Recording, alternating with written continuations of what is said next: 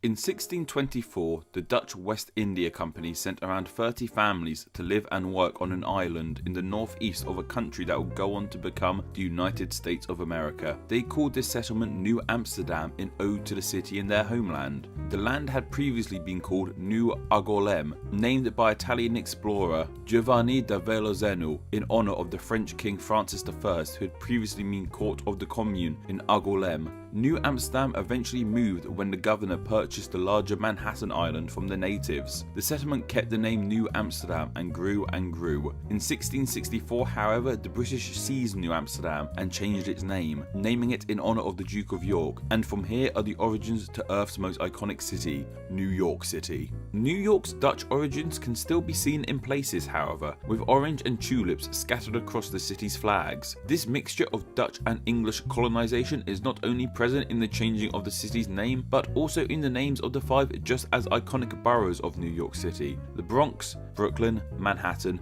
Queens, and Staten Island. NYC's interwoven multicultural history explains to us this eclectic collection of names. The Bronx actually comes from a family name, a name belonging to Jonas Bronk. Jonas's early life seems to be a bit of a mystery. Swedish born, though this is still up for debate, he eventually emigrated to Denmark, then to the Netherlands, eventually marrying a Dutch woman and sailing to New Amsterdam as it was called at the time. This migration was due to the local economy in the Netherlands falling to pieces thanks to, and trust me, I'm not making this up, tulip mania. Jonas and his wife flourished here.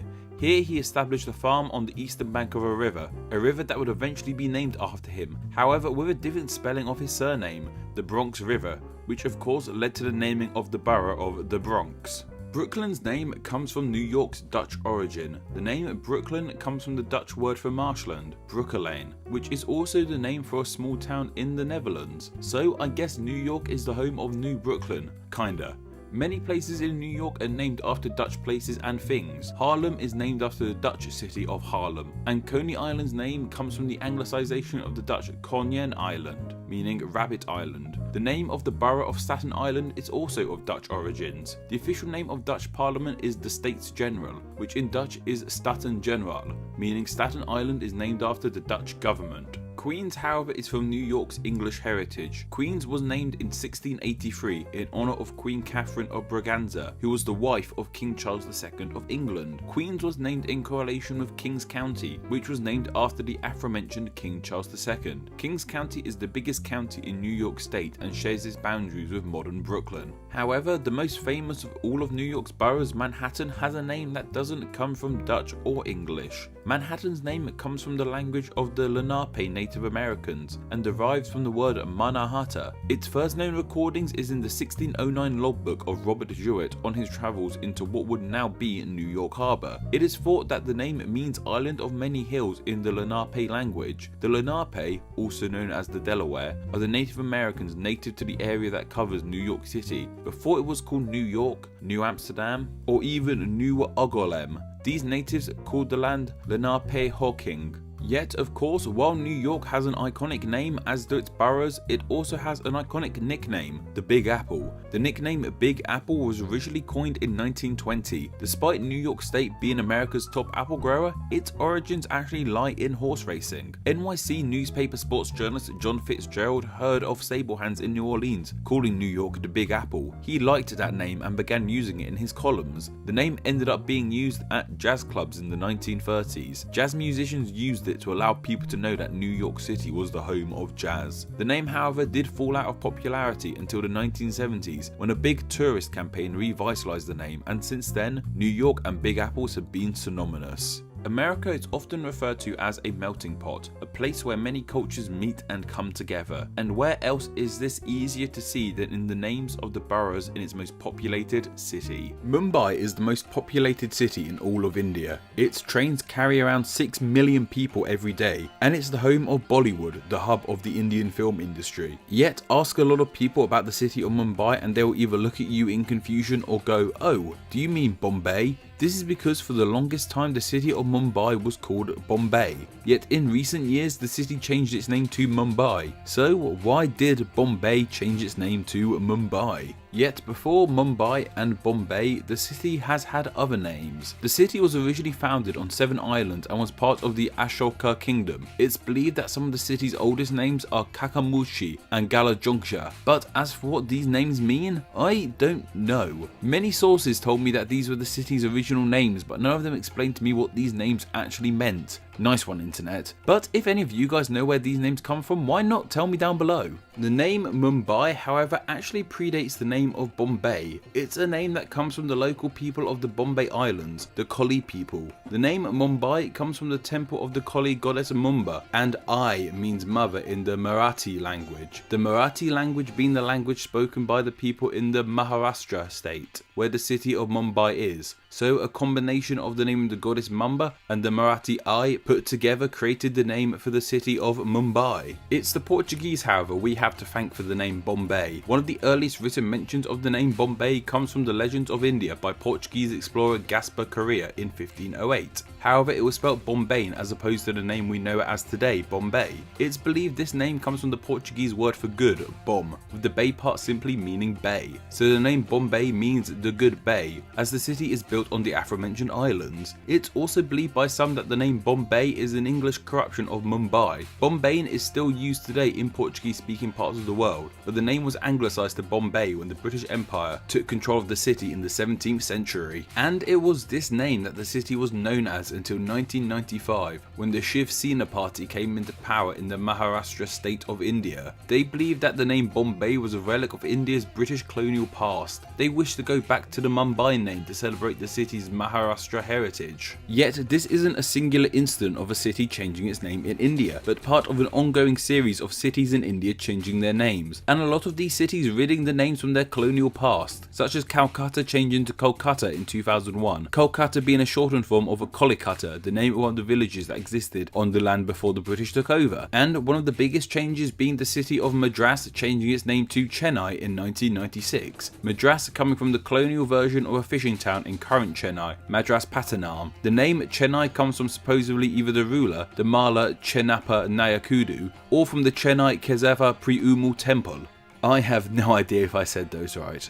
Yet it seems that the changing of Bombay to Mumbai is the one that has caught the most attention from the non-Indian world, with Bombay still being a word frequently seen within the English language. But as they say, Mumbai is a city, Bombay is an emotion. And of course, it's still called Bollywood, not Mollywood. So a while back, I looked into the names of the 5 boroughs that make up New York City, and while 5 boroughs is certainly impressive, London has 33. So let's stop wasting time and take the tube on this etymological whistle-stop tour of the capital city of my home country, London. In the centre of Greater London lies the city's ancient core, still maintaining more or less its original boundaries that were placed in medieval times. Greater London includes all of its boroughs, but this core borough is also called the City of London, and just to make things more complicated, it's not technically a borough. The City of London borough is pretty weird, but we're here to look at its name. The name London has its root in the Roman name for the city. They gave the city the name Londinium. However, where this name came from remains a mystery, although we have a couple ideas. 2 of those ideas come from the names of mythical people, one of these being the pre-Roman king of Britain, King Lud, another being that it was named after someone of mythology called Londino, this name coming from the Celtic word wild or fierce. Yet some think that the name comes more from geography than people, with the idea London was originally Lindin or Lindane, coming from the Welsh term Lakefort, referencing London being situated by the Thames. However, this video is about all the boroughs of London, not just the City of London itself. The City of Westminster Borough is next to the City of London, and is home to things like Big Ben, Buckingham Palace and Trafalgar Square. The name is to be named after the minister of the famous Abbey Church, now also known as Westminster Abbey, with the West coming from the fact that the borough is west to the main city of London. Kensington and Chelsea, despite having 2 names, is just one borough. Both these names are Anglo-Saxon in origin. Kensington is thought to come from Cheneston, the town of the Chenesi people who originally lived on the land. Chelsea is thought to come from the Anglo-Saxon Chelchafi, meaning chalk landing place. Like the previous Kensington and Chelsea, Hammersmith and Fulham are one borough with two names. Hammersmith has perhaps one of the most obvious names. It was a place of importance for metal workers, also known as metal smiths, who would of course have worked with hammers. Fulham comes from the word full and ham, being the place of fouls/mud, as Fulham occupies a bend in the River Thames, and when the river would flood, the land would get rather muddy and full of water birds. Going south from the city of London, we have the borough of Wandsworth. The name first appeared in the Domesday Book, which was a nationwide survey in 1086, so no, not as scary as it sounds. The name in the book, however, was Wondersword, meaning an enclosure of a man named Wyondl, who is believed to have been a person of importance in the land at the time. Lambeth, east of Wandsworth, has a rather simple etymology. The name means landing place for lambs, coming from originally Llanfairpwllgwyngyll, though it doesn't seem to be quite as full of farms or lambs anymore. Historically, the borough of Southwark was part of the county of Surrey, and its name relates to this. The land was originally settled by Romans and originally recorded as these names. I'm not attempting to say any of those, and translates to the defensive works of the men of the south, those southern men meaning the men of Surrey. Tower Hamlets is quite simply named after one of the most popular landmarks in the borough, the Tower of London, with the Hamlets part of the name referring to the small villages and hamlets that surrounded the tower in ancient times. Despite clearly not being an island, the borough of Hackney's name comes from a word for an island, or at least a raised piece of land in marshland. The name was first recorded in 1198 CE as Hocken-leg, meaning Hacker's Island. This is thought to be an island that is on the River Lea, which runs through the modern borough of Hackney. So who is Hakkar? Hakkar is thought to be the name of a Dane who owned this island at the time, with the name of the island coming to be the name for the entire area. Some feel that Islington should actually be called Islingdon, as Don is the suffix for a hill and can be seen with other London places such as Wimbledon. The land was formerly governed by Mr. Gisler, and the land being called Gislardon in 1005 CE. As time went on, the G was dropped and the name transformed to Islington. Camden is perhaps most famous for its market, yet the name of Camden is thought to come from the man who owned the land in the late 18th century, that being Charles Pratt, 1st Earl of Camden. His seat as Earl was in Camden Place, which was in Kent, named after William Camden, who lived there in 1906. The borough of Brent got its name from the river that runs through it, the River Brent. The name Brent is incredibly old, perhaps one of the oldest names in London, predating the Anglo-Saxons and the Romans. It is thought to come from the Celtic word meaning holy one or high place. Ealing has its name rooted in the name of the Anglo-Saxon settlers who are thought to have settled there in the first place. These settlers were the Gilla people, and their land was called Gillangas. While this sounds nothing like the modern name we know, this name shifted over the years from Yealing to Zealing to Ealing, until Ealing, the name we know it as today, was settled upon. Hounslow's name isn't as clear to us. It could either mean an area of land fit for hunting, or named after a hill claimed by someone called Hund, or even a whole tribe called the Hundi. Some of these etymologies unfortunately lost to the ravages of time. There are two boroughs that end with upon Thames to differentiate themselves from other places in England with the same name. The first of these being Richmond upon Thames. Richmond upon Thames was named after King Henry VII, who before being king was Earl of Richmond, named after the town of Richmond in Yorkshire. The second upon Thames is Kingston upon Thames, the birthplace of a certain etymological extraordinaire. Like Richmond, there's also a Kingston in Yorkshire, and Jamaica now that I think about it, so the upon Thames helps differentiate them. Its name is pretty obvious. It comes from the title of Legia Villa, meaning the king's town. Merton's name comes from one of two possible sources. It was either named after someone called Merlia, meaning Maria's homestead, or from the Saxon term farm by the pool. There's more logic in this latter idea, as Merton is on the banks of a river, hence why the term pool might be involved due to flooding at the time. Sutton's name too comes from farmland, first recorded in the aforementioned Domesday Book, recorded this time as Tutton, coming from the Old English Soth and Ton, meaning south farm, as Sutton is one of the most southern boroughs of London. Yet the southernmost borough is Croydon. Now, despite Croydon being known as something of a concrete jungle, and Croydon even sounding somewhat like concrete, the name couldn't be further removed from this concrete image. The name actually means the valley where wild saffron grows, coming from the Old English crow, which is connected to the modern name for the plant crocus. The flowers were thought to grow on the land 1,200 years ago. Next to Croydon is Bromley, which is the largest borough in all of Greater London. London. Bromley's name is actually related to brooms, though not the kind witches and wizards will ride, but the shrub called brooms. The name means the open field where the broom bushes grow.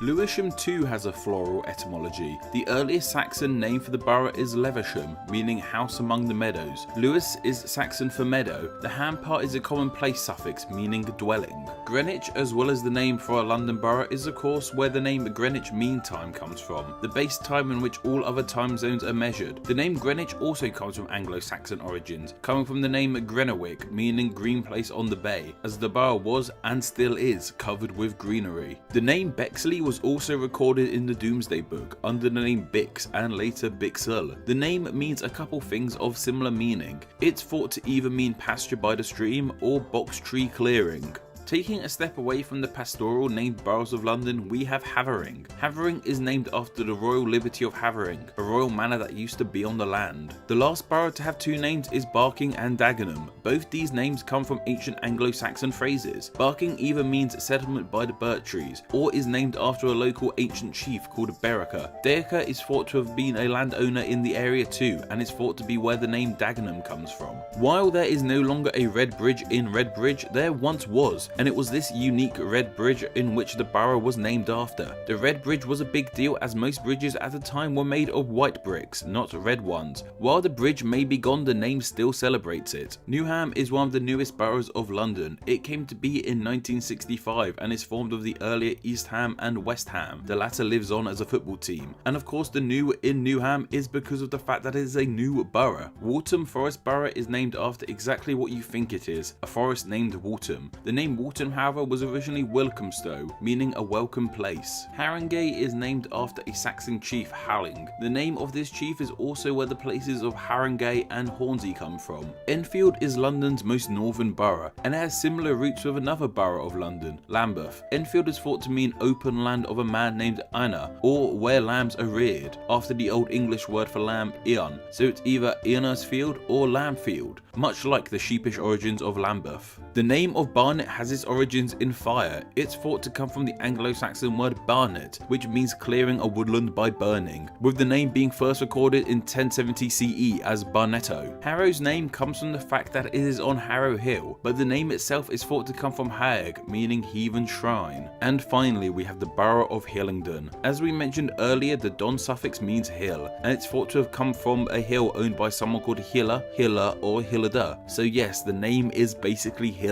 Wow, that was a lot of names explained, and you know, despite being born in London, I had so little knowledge of the city. Before making this video, I didn't know my Enfields from my Suttons, but now I understand the geography and locations of London so much better. I guess the next step will be a series of videos on each line of the London Underground, explaining how each station on that line got its name. That's definitely not something I've been thinking about for a while, but would you guys be interested? The name of Jamaica comes from the Arawakan name for the island. This original name is thought to mean land of wood and water, land of springs, or even rich in springs, as the island is home to incredible natural beauty. Over time, this name changed to the name we know it as today, Jamaica. Now, this is a satisfyingly Caribbean etymology for a satisfyingly Caribbean island, yet it's here the Caribbean names of the country seem to fall a lot at the wayside. If you look at a map of the towns, villages and cities of Jamaica, you will notice that a huge amount of these settlements will have either an English or a Spanish name. Let's have a look at some of these names. Of course, we have the capital of the island, Kingston, which shares its name with the borough of London, Kingston upon Thames, which in turn gets its name from a town in Yorkshire. It's a whole thing. But beyond that, we have the three counties of Jamaica, called Cornwall, Middlesex and Surrey. This is so bizarre to an Englishman like me, as Cornwall, Jamaica looks like this, and Cornwall, England looks like this. Jamaica even has its own West End. This West End, however, is a beach paradise and not full of musicals. Yet also in the Cornwall county, we have the country's second biggest city of Montego Bay, and its traditional county town is called Savannah La Mar, which in Spanish means plains by the sea. I think what perhaps makes my point most clear is that in the Middlesex county of Jamaica, we literally have a town town called Spanish Town, though Spanish Town is actually the name given to the town by the British. The Spanish actually called it Villa de la Vega or Santiago de la Vega. But anyway, I'm sure you guys are understanding just how odd this situation is. So why do so many settlements in this Caribbean paradise have names that originate from a country in the Mediterranean and a country that prides itself on moaning and its rain? Well, the short answer to this is empire, specifically the empires of Spain and Britain. It was the Spanish who were the first Europeans to find and settle the land, led of course by Christopher Columbus. Columbus's exploration of the New World are perhaps some of the most well-known explorations in our history. The part of his travels we need to look into, however, is when he landed on the island of Cuba. The story goes that the Cuban natives weren't too happy with Columbus and his men on their land, so to try and get him away, they told Columbus of an island south of theirs that was rich with gold. With figurative dollar signs in his eyes, Columbus and his men left Cuba and set sail for this gold-laden island. But of course, when they got there on the 3rd of May 1494, there wasn't as much gold as he was initially told about. Nevertheless, the Spanish settled on the island. Columbus named it Santiago, but this name didn't really catch on. The Spanish unfortunately enslaved, murdered and raped many of the indigenous people of the island. There are some absolute horror stories about what the Spanish did to these people. Some stories tell us that the Spanish would compete to see if they could cut their heads off in one stroke, and letting their dogs hunt them, allowing them to tear them apart. The first Spanish settlement on the land was founded in 1509, named Sevilla la Nueva, New Seville,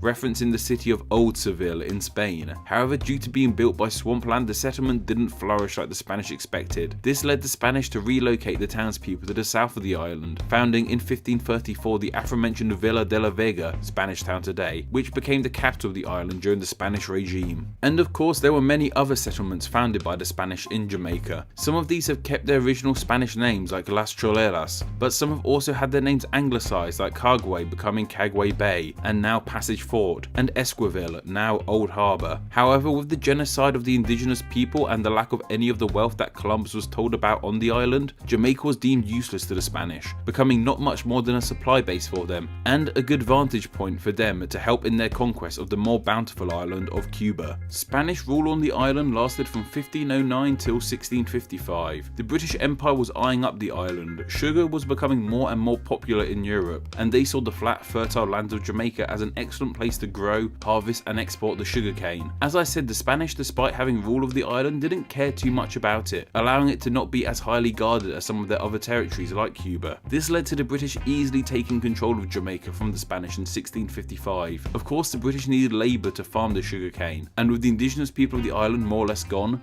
the British turned to transporting slaves from West Africa to do the work. Unfortunately, these slaves weren't treated by the British much better than how the Spanish treated the natives of the island. When they were captured in Africa, they were herded and branded like cattle and forced onto ships heading to Jamaica. The British put bans on the slaves, not allowing them to celebrate their African culture in any way, banning their music, languages and religion, being taught Christianity by the English in an attempt to remove their minds from their homeland. Of course, as well as being horrendous to West Africans, the British made many settlements in Jamaica, most famously the country's capital to this day, Kingston. As I said, named after Kingston here in England. Kingston was founded in 1692 in the fallout of an earthquake that devastated much of the land. From here it grew into the island's centre of trade and business like we know it today. It was later on during the British rule of the island in 1758. The 3 counties of Jamaica were named by the British too. These were of course Cornwall, Middlesex and Surrey. Other English names cover the island too, like the city of Falmouth, Jamaica, the Manchester parish of Jamaica and Twickenham Park in Jamaica. There was British rule in Jamaica till 1962, when on the 6th of August, Jamaica became an independent nation and is still part of the Commonwealth to this day. But it's not just English and Spanish names that cover Jamaica. With the British conquest came Scottish settlers to the island, naming parts of Jamaica things such as Aberdeen, Dunkeld and Torlock. Welsh names too like Pembroke and Cardiff Hall. The National Library of Jamaica have an amazing page on their site that explains many of the names that cover Jamaica. It will be down below, so go check it out. Yet it's mainly English and Spanish names that cover the land. And while it must seem peculiar and somewhat comical to any Englishman or Spaniard today, these names are a reminder.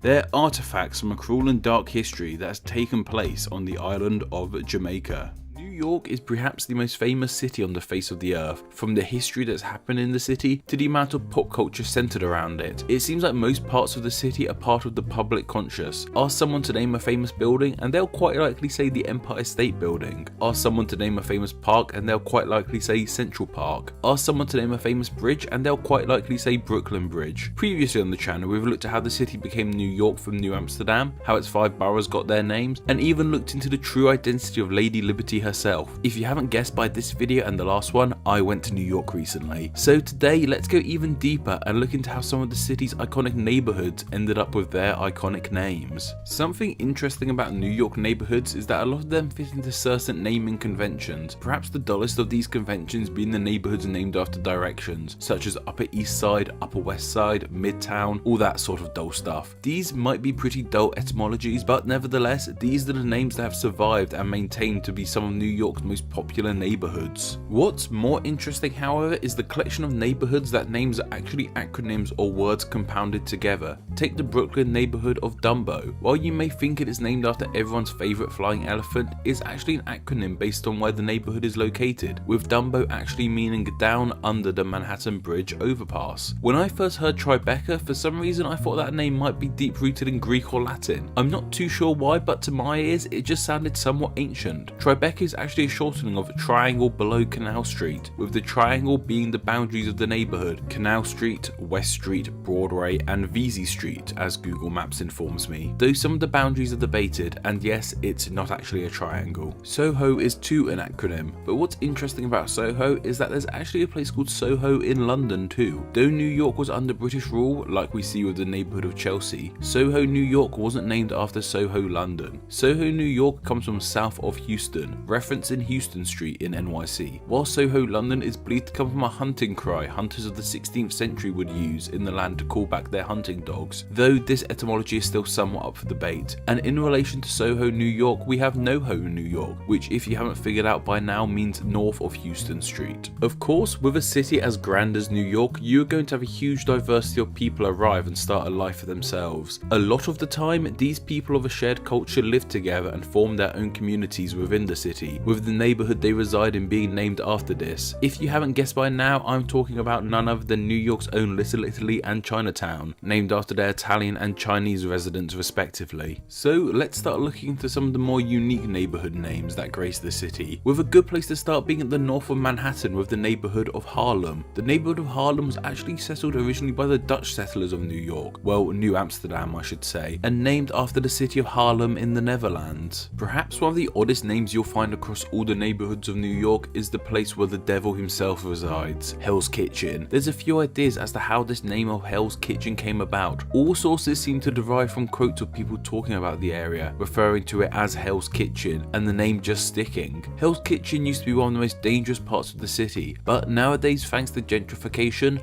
I need to make a video on that term. The neighborhood is far more safe. American frontiersman Davy Crockett talked about the Irish slums of New York, explaining how, in my part of the country, when you meet an Irishman, you'll find a first-rate gentleman, but these are worse than savages. They are too mean to swab Hell's Kitchen. Then the name first appeared in print later in 1881, in a New York Times article looking into a multiple murder, when it is once again called Hell's Kitchen. And apparently the most well-known story of its origins is with Dutch Fred the Cop, a veteran police officer who was out in the neighborhood with his rookie partner. The rookie said, "This place is hell itself," with Fred merely retorting that, "Hell's a mild climate, this is Hell's Kitchen." Whichever of these stories are true, they all seem to relate to what a crime-ridden area Hell's Kitchen once was, specifically implying that being in Hell's Kitchen is worse than being in hell itself. Anyway, let's move on to the neighborhood of Astoria in Queens. Astoria was named after, of all things, a fur trader, John Jacob Astor, who was one of the richest men in America at the time. This name was given by fellow fur merchant Stephen A. Housey, who hoped that by naming it after the multimillionaire it would persuade him to invest in the area. Before this, however, Astoria went by a different name, Hallett's Cove, named after Englishman William Hallett.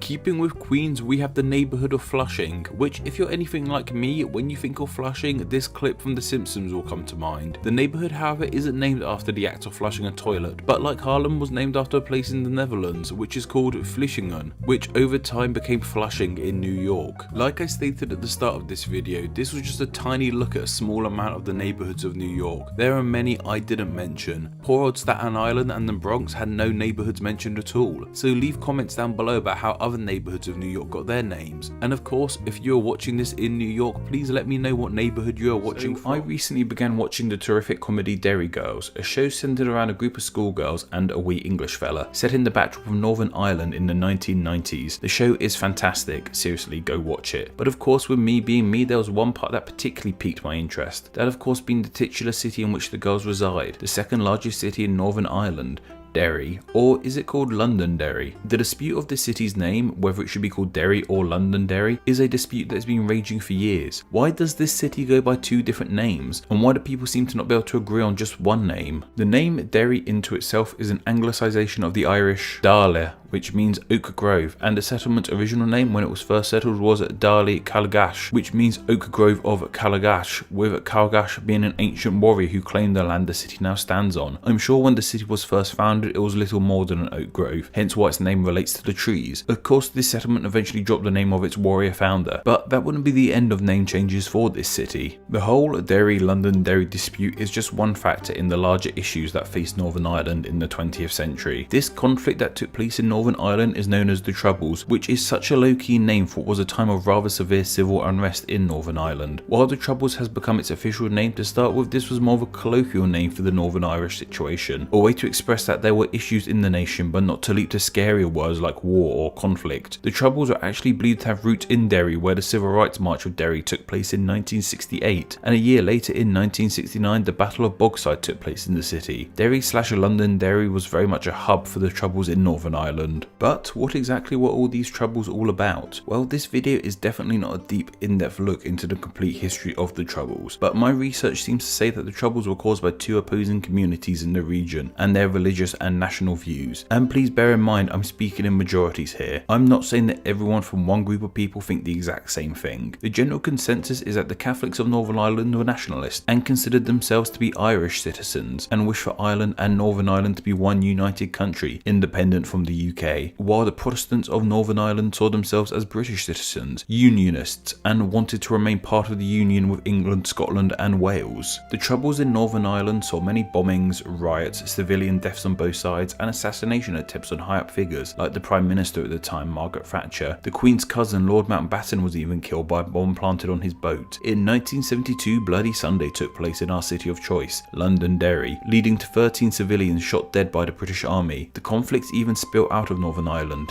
Even in my hometown in the south of England, a bomb was set off, outside of Woolworths of all places, just shy of a month before I was born. Thankfully, no one died. While the Troubles were primarily an issue during the latter half of the 20th century, we need to go back further in time to look into how Derry became Londonderry. This changing of name began taking shape in the plantation of Ulster all the way back in 1608, with Ulster being the collective name for the 9 regions in the north of the island of Ireland, 6 belonging to Northern Ireland and the other 3 belonging to the Republic of Ireland. The plantation of Ulster was an attempt by the British Crown to claim land in the north of Ireland and make a loyal population in the land. Once the British Crown had its land, it was split up and given to various guilds to manage. The county Derry resided in was given to the London Guilds, who after investing a lot into the city dubbed it Londonderry by royal charter. Unsurprisingly, it was Londoners who added London to the start of Derry's name. And so that name stands to this very day, with different people using the name Derry and others using the name Londonderry. Of course, the name you choose to use all depends on your views on the matter and where you are on the island of Ireland. Street signs in Northern Ireland refer to it as Londonderry, while signs to the city in the Republic of Ireland use just Derry. Londonderry is the preferred name of choice for Protestant Unionists, who as we mentioned want Northern Ireland to remain part of the UK, so are happy with the UK's capital being part of their city's name, while the name of just Derry seems to be the preferred choice for the Catholic nationalists, who are annoyed that the UK are forcing their capital's name on their city. However, while this might be the case, it doesn't seem to be as black and white as that. It appears that many, regardless of political and religious beliefs, simply refer to the city as just Derry, at least informally, though officially the city is still called Londonderry. I'm going to leave you with some lyrics from the song Sunrise by my favourite band, The Divine Comedy. Their frontman and writer, Neil Hannon, grew up through the Troubles.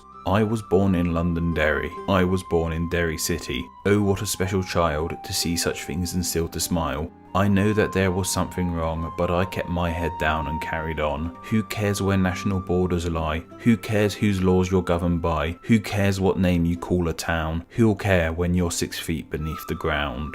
We often look at places that once had one name but now have completely different names, and of course a great example of this would be with the capital of China, which was once called Peking but is now called Beijing in the English language. It's not hard to see that these are quite clearly two completely different names. Now this might sound crazy, but what if I told you that despite the city famously going through a name change, it actually never changed its name? Crazy, right? Well, hear me out. To start with, let's look at that original name of Peking. What does this name actually mean? In Hanzi, the name of the Chinese writing system, this is spelt like this, which breaks into the two Chinese words meaning north and capital, meaning this original name of Peking means north capital. Despite being the only capital in China now, it was the northern capital when China was split into various dynasties, with the city of Nanking's name meaning south capital. However, if we look at the city's modern name of Beijing, you may notice a similarity. The names of Peking and Beijing in Hanzi are spelled exactly the same, and once again the name Beijing breaks up into the two Chinese words for north and capital. So I'm sure you can understand a bit more now when I say that despite the city changing its name, it also didn't. How on earth can this etymological oxymoron be the case? The Peking to Beijing name change isn't a name change like we usually look at. This wasn't an outright changing of names, but rather a changing of pronunciation. Each character of any given language more or less always has a set sound it represents, or at least a vaguely similar sound. Even here in the English language, every character doesn't make the exact sound all the time. Look at our letter of O. You can hear it make different sounds depending on what word it's being used in. It can be a short sound like we hear in dog, a long sound like we're in old, or a reduced sound like we hear in above. This video actually has nothing to do with the O sound in the English language, but it's just a great example of how a single character of a language can produce so many different sounds. And in the grand scheme of writing systems, English is pretty simple, and of course with English being the lingua franca that it is, it means words of languages from around the world that don't use the Latin alphabet like we have in English have to be transliterated into English, which means we don't only need to figure out how to write words in English that derive from non-Latin alphabet, but also how to pronounce them. And in Chinese, multiple ways of transliterating Hanzi to English have been formed, leading to various Chinese words being able to be spelled and pronounced differently in English. The transliteration method that gave us Peking in the English-speaking world is called the Chinese postal map romanization method, which was based heavily on the Wade-Gall system of transliteration, with this system being founded by Sir Thomas Francis Wade and Herbert Allen Giles. Their system of transliteration easily allowed the characters of Chinese to be transferred into English, with the name of the northern capital becoming Peking thanks to this system. And while it was this name that took off in the English-speaking world, the northern capital was and has never been called Peking in its home nation of China. If you called Beijing Peking to a Chinese person, there's a high chance they'll have no idea you are talking about their capital city. In Chinese, this city's name has always been pronounced as Beijing. However, the city's name remained Peking in much of Europe all the way up until 1979, when the Chinese government of the time grew tired of outsiders referring to their capital city as what they saw to be the wrong name. They insisted that instead of using the Wade-Gall system of transliterating the name, they used the pinyin transliteration method, which more accurately translates Chinese names into English and maintains the original Chinese pronunciation. And in pinyin, Peking became Beijing, which is now the name for the city used in the English-speaking world. However, the name Peking can still be found. Beijing Airport's location identifier still references the name Peking, and of course Peking can still be seen in Chinese cuisine, like we see with Peking duck. While this city is firmly established as Beijing now in the English-speaking world, the name Peking can still be found in other nations across the globe, with languages like French, German, Spanish, Russian, and Japanese, to name a few, still using names that reflect the capital's past as Peking. But for us in the English language, while it might seem like the city changed its name, it actually never did. It was just the pronunciation that changed. The fear of schoolboys across the English-speaking world to be asked by other schoolboys one simple question: what is the capital of Thailand? Of course the answer is Bangkok, which when told would result in a bang in the, well, you know. However, if this question were to be asked by schoolboys in the nation of Thailand itself, then thankfully the end result would be less painful, as Bangkok isn't called Bangkok in Thai. As in Thai, the city is called Krung Thep Mahanakhon, but is often simply shortened to just Krung Thep. And if you thought that first name of Krung Thep Mahanakhon was long, then this four-word name for the city is actually a shortened version of the city's four-word ceremonial name, a name that I'm not even even going to attempt to pronounce, but luckily others on the internet have.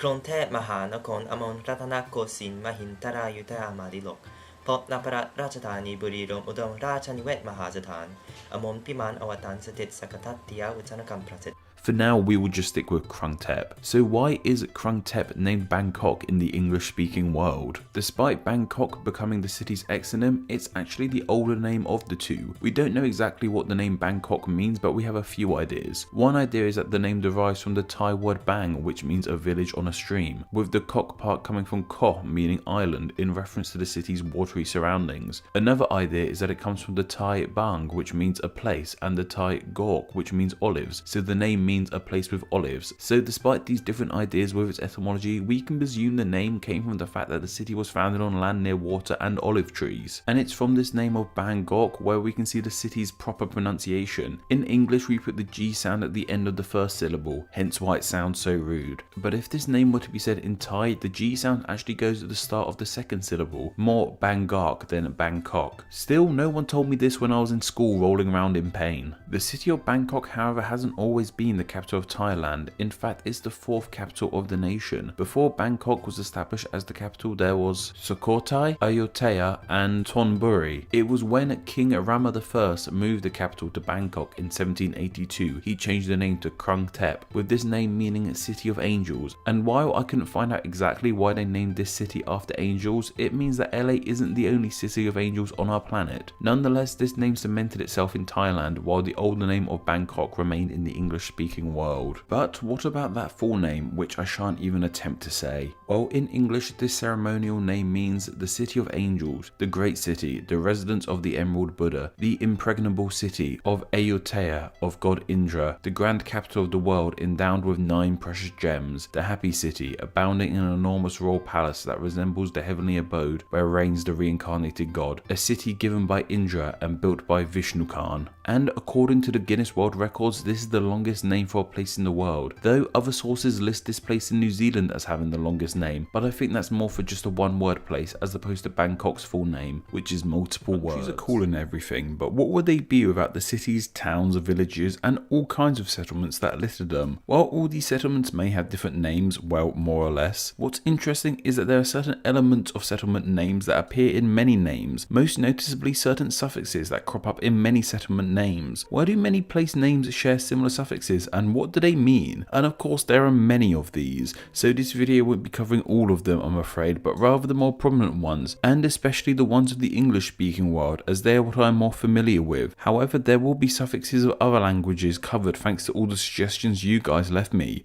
Thank you all. So why did these elements of language pop up so often? Well, I guess that will make more sense when we look into them, as these suffixes usually refer to specific features of that area. A great example of this will be with the suffix of muff, like we see with Portsmouth, Plymouth and Bournemouth, to name a few. This suffix refers to a place as the mouth of a river or large opening of water, hence why the majority of places with this suffix are by water. Another example would be the dale suffix, like in Rochdale, which is an Old English word for a valley. The mouth places I just covered are all UK based. Well, there's others in the US and other places, but I think that's more due to the whole British Empire thing. However, here in the UK we have loads of place suffixes that pop up all over the country. What's interesting about these is how they're geographically laid out. Take the Cester suffix as an example. Most of these appear in the South and Midlands of England, like with Winchester, Chichester, Leicester, Gloucester, etc. This comes from Latin meaning camp. It makes sense this comes from Latin, and it would mainly be in the more southern side of England, as the Romans with their Latin would have come into the nation via the south. While the B suffix is Norse, meaning settlement or village, and can be seen in Derby and Grimsby, which are all northern and where the Vikings would have entered the nation from, though this doesn't line up perfectly with Manchester using a variation of the Ester suffix being in the north, and Rugby being more southern than Leicester, so my hypothesis might not work out perfectly, but it's an interesting quirk. One that pops up often too is Bury, like we see of Glastonbury and Canterbury. This suffix means fortified enclosure. What's interesting about the Bury suffix is that it's changed over time, becoming bra, bruh and bruh. These suffixes are so weird to pronounce if you're just doing them on their own, as we see with Middlesbrough and Edinburgh up in Scotland. However, what's interesting about this is that that across the pond in the USA, this suffix has changed pronunciation to become Berg, like we see with Pittsburgh and Gettysburg. In fact, Gettysburg has taken it a step further and changed the spelling to be more phonetic to this pronunciation. There's even a new Edinburgh in Ottawa, Canada, and this name is often pronounced as Edinburgh as opposed to its native Scottish pronunciation. A lot of these common suffixes, however, just mean city or town in other languages, which have gone on to be used in English. Like with ville, which was originally French/Latin, we see this stateside with places like Knoxville, Gainesville, and Charlottesville. We also have the Greek term for city, which has been picked up in America, polis, a suffix seen in Minneapolis and Indianapolis. What about in the non-English speaking world? Well, like I said, you guys were amazing and left loads and loads of suggestions. Sorry we won't be covering all of these, perhaps we can do another one of these in the future. Anyway, let's look at the Dutch suffix of dam, like we see in Amsterdam, Rotterdam and Leerdam. The dam in these names reference how these cities are built by or across bodies of water, in the same way we and beavers use dams. While most prominent with Stockholm, the holm suffix is not only found in Sweden but other northern European countries too, like with the Danish Bornholm and the German Danholm. This word element comes from the Old Norse holma, meaning small island, which of course makes sense as Stockholm is a city built on islands. The German Danholm is literally just an island in the Baltic Sea. Finally, I want to cover the Slavic grad. The grad part of these names simply mean things like town or city. Places with grad in their name can be found in countries like Bulgaria with Zlatograd. In Croatia with Biograd,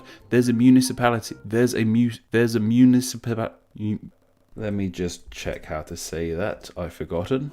Municipality. There's a municipality in Slovenia just called Grad, and of course there's the many grads of Russia, Kaliningrad, Petrograd, Leningrad. However, those last two names are different names for the same city, which is now called St. Petersburg. However, that's a story that can be saved for another time. It seems to me that there are a few other cities on our planet that have gone through as many name changes as the largest city in Turkey, Istanbul, from Byzantium, Constantinople to the modern name we know it as today. And while these are three of the most recognizable names the city has gone by, there are actually many more. The reason this city has gone by so many names is due to the long history of different empires who have ruled over the city, and I feel its geography plays a huge role in this. Turkey as a country is in a really interesting spot. It's something with a bridge between Europe, the Middle East, and Asia as a whole, with the country as a whole representing a clash of these cultures. Apparently just 5% of Turkey is in Europe, with the remaining 95% in Asia. A while back I read Bill Bryson's Neither Here Nor There, Travels in Europe. He ended his travels in Istanbul. Reflecting on his time in Europe and looking across the city, he wrote, "I'd clearly come to the end of my own road. That was Asia over there. This was as far as I could go in Europe. It was time to go home." He went on to write, "I had quite an irrational urge to just keep going. That was Asia over there after all, right there in my view.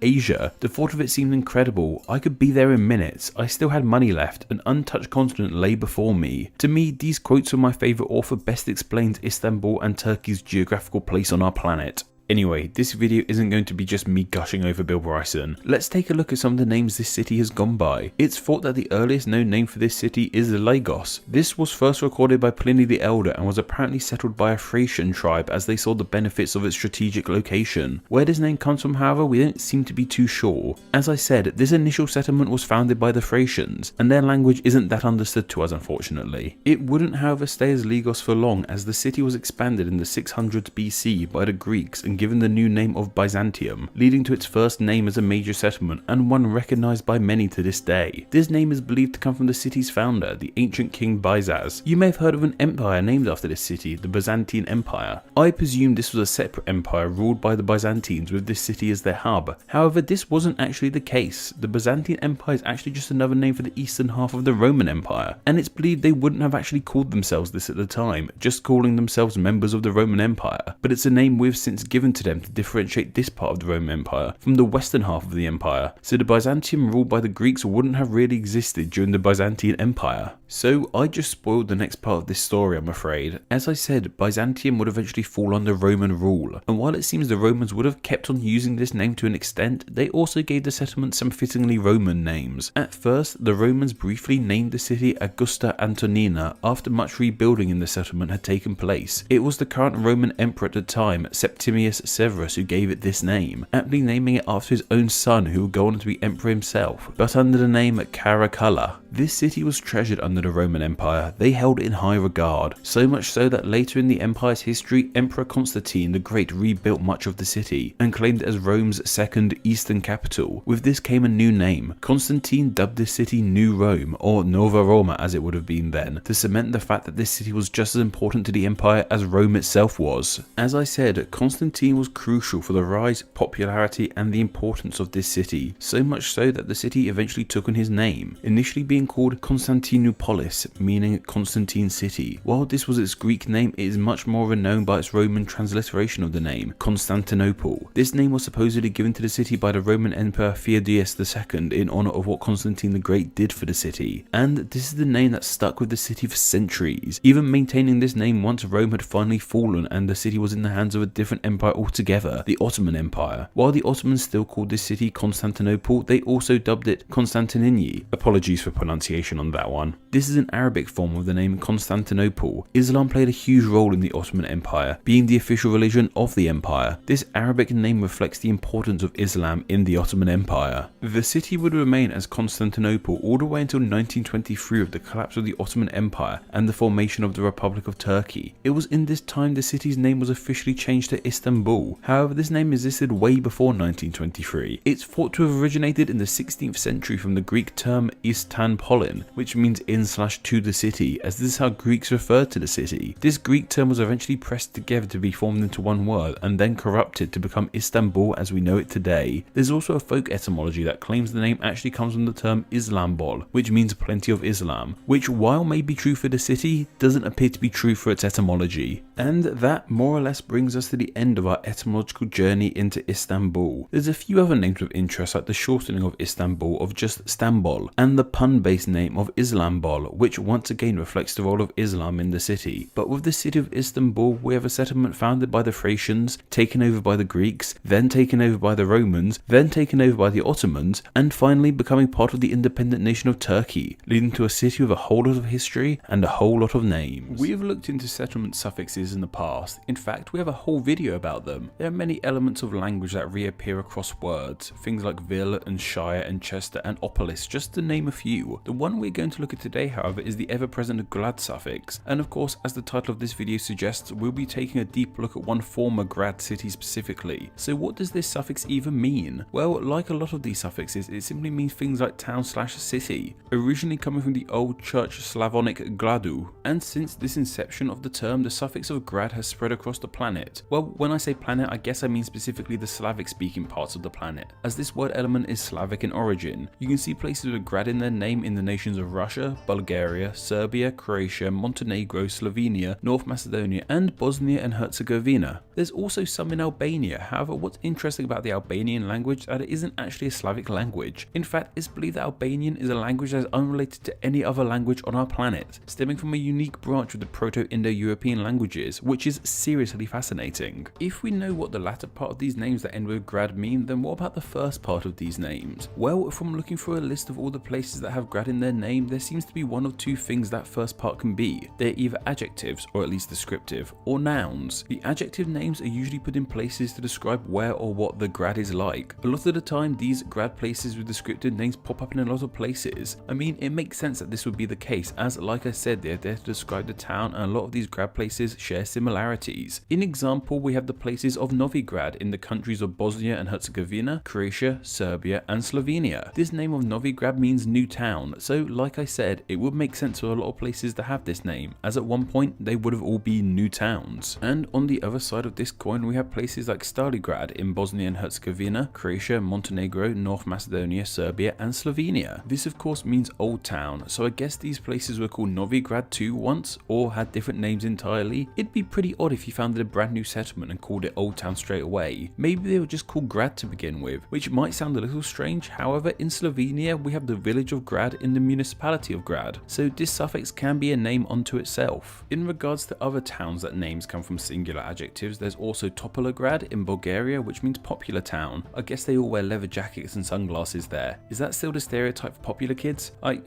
I don't know anymore. We also have the Gornji grads of Slovenia, Croatia and Serbia, which means upper town, and the Donji grads of Croatia and Serbia, which mean lower town. And one at the end of these names we have the settlements of Gladak and Gladek, which both mean small town, and these can be found in Bosnia and Herzegovina, Croatia, Montenegro, Serbia, Slovenia, Albania and North Macedonia. There's even a Gradek in Austria. Well, sort of. The Austrian city of Graz is called Gladek in Slovene. The last of the names that have just one adjective at the start are Biograd in Croatia and Beograd in Serbia. Both mean white town. If you're an English speaker like myself, you'll most likely know the Serbian city of Beograd by its English name of Belgrade, the nation's capital. And fun fact, this makes it the largest city on our planet with grad in its name. And like I said, there's a couple names that don't consist of a single adjective but still describe where these places are. These are Podgrad, which are across Slovenia, which means below the castle town, and Pogradek in Albania, which means below the small town. Now, on the whole, these seem to be most the grad places with an adjective or descriptive name, though I'm sure there are more, so leave the ones I missed out down below. But like I said, there's also the ones that start with a noun. The reasons these start with a noun is simply because on the whole they are named after a specific person who played a large role in these areas, though they aren't always named after specific people, with Zatuglad in Bulgaria, which means gold town, Dravograd in Slovenia named after the Drava river, and Filmski Grad, a part of Belgrade where a lot of Serbian film production takes place. On the whole, there's usually only one of each of these noun grad names, unlike the adjective kind, and this too makes sense as the people they are named after are usually only of significance to those places. However, we have Dimitriov Grad, the name of 3 places, one in Bulgaria, Russia and Serbia. All 3 of these places are named after the same person,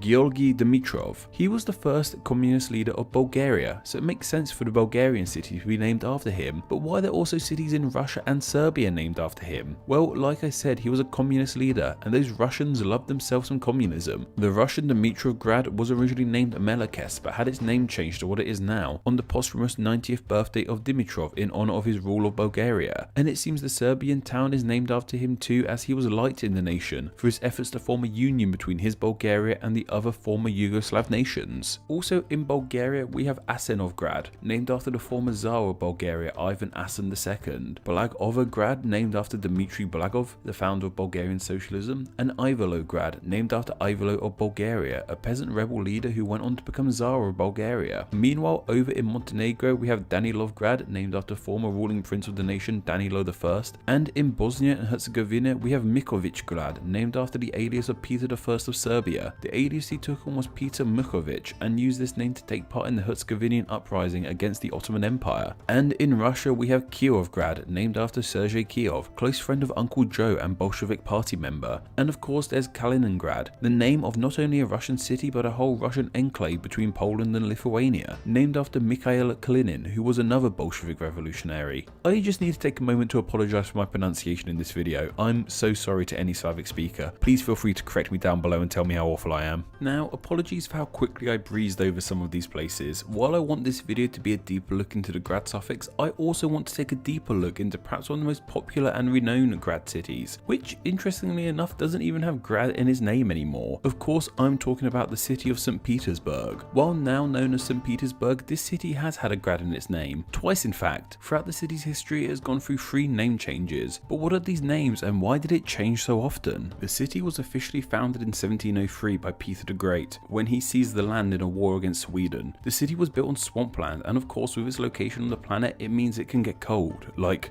really cold. However, this didn't stop Peter the Great, and by 1712 the city became Russia's capital, with many people moving to the city to start a new life. At its founding, the city was called Sankt Peterburg, which translates into St. Peterburg, the name as it is now minus an S. Now, what's interesting about this is I thought this name was Peter the Great being somewhat arrogant, not only dubbing himself a saint but also naming a city after himself. However, while he was called Peter and this city was also called Peter, they weren't one and the same Peter. Peter the Great named Sankt Peterburg after St. Peter, which now saying out loud sounds really obvious. I'm stupid. But on the whole, it seems to be a coincidence that they're both named Peter, though he could have also alluded to his own name too. The city went on to have its first name change in 1914, in the outbreak of the First World War. This is because on the Eastern Front, when war broke out between Germany and Russia in August 1914, it was thought that the initial name of Sankt Peterburg sounded too German, and the then ruler of Russia, Tsar Nicholas II, wanted the name to change to remove all accusation with it sounding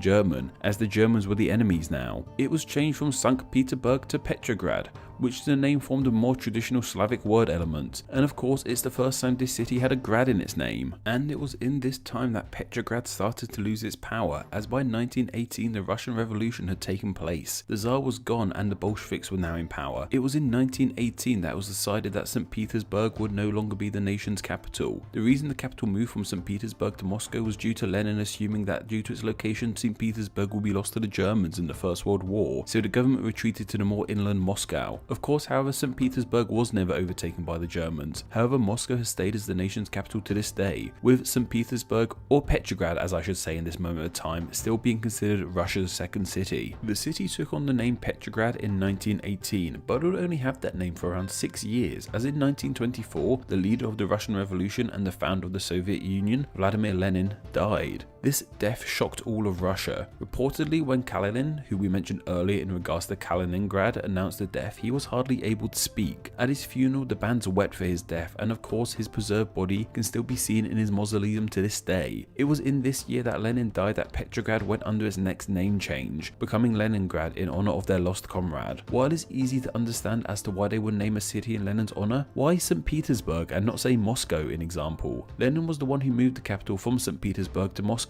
Surely it would have made more sense to name Moscow Leningrad. Everywhere I look it simply says it was named in his honor, but not why this city specifically. If anyone does know why, please tell me down below. It was while the city was named Leningrad that the surrounding area around it was established into an oblast, with oblast being the name that the regions of Russia are split into. This oblast was named the Leningrad Oblast as it contained the city of Leningrad, and even though Leningrad the city still no longer bears this name, the oblast to this day is still called the Leningrad Oblast, and of course many streets and places in modern St. Petersburg and Russia as a whole are still named after him. The city would remain with the name Leningrad all the way until 1991. It was this year that the USSR came to an end and Russia held their first actual elections to vote for their leader. The Soviet era of Russian history had come to an end, and it seems like the nation wanted to remove remnants of this past. And this of course came with changing the name of Leningrad. So what name did they go with? St. Petersburg, or St. Petersburg in English. Yep, after all the time that had passed and the many name changes, the city was back to square one in regards to names, and that's the name it has stuck with to this day, though a sparing thought has to be given to all the sign makers of St. Petersburg, who had to go around the city and change everything every time it went through a name change. While that may be the end of the many name changes the city has gone through, the city has other names too, nicknames.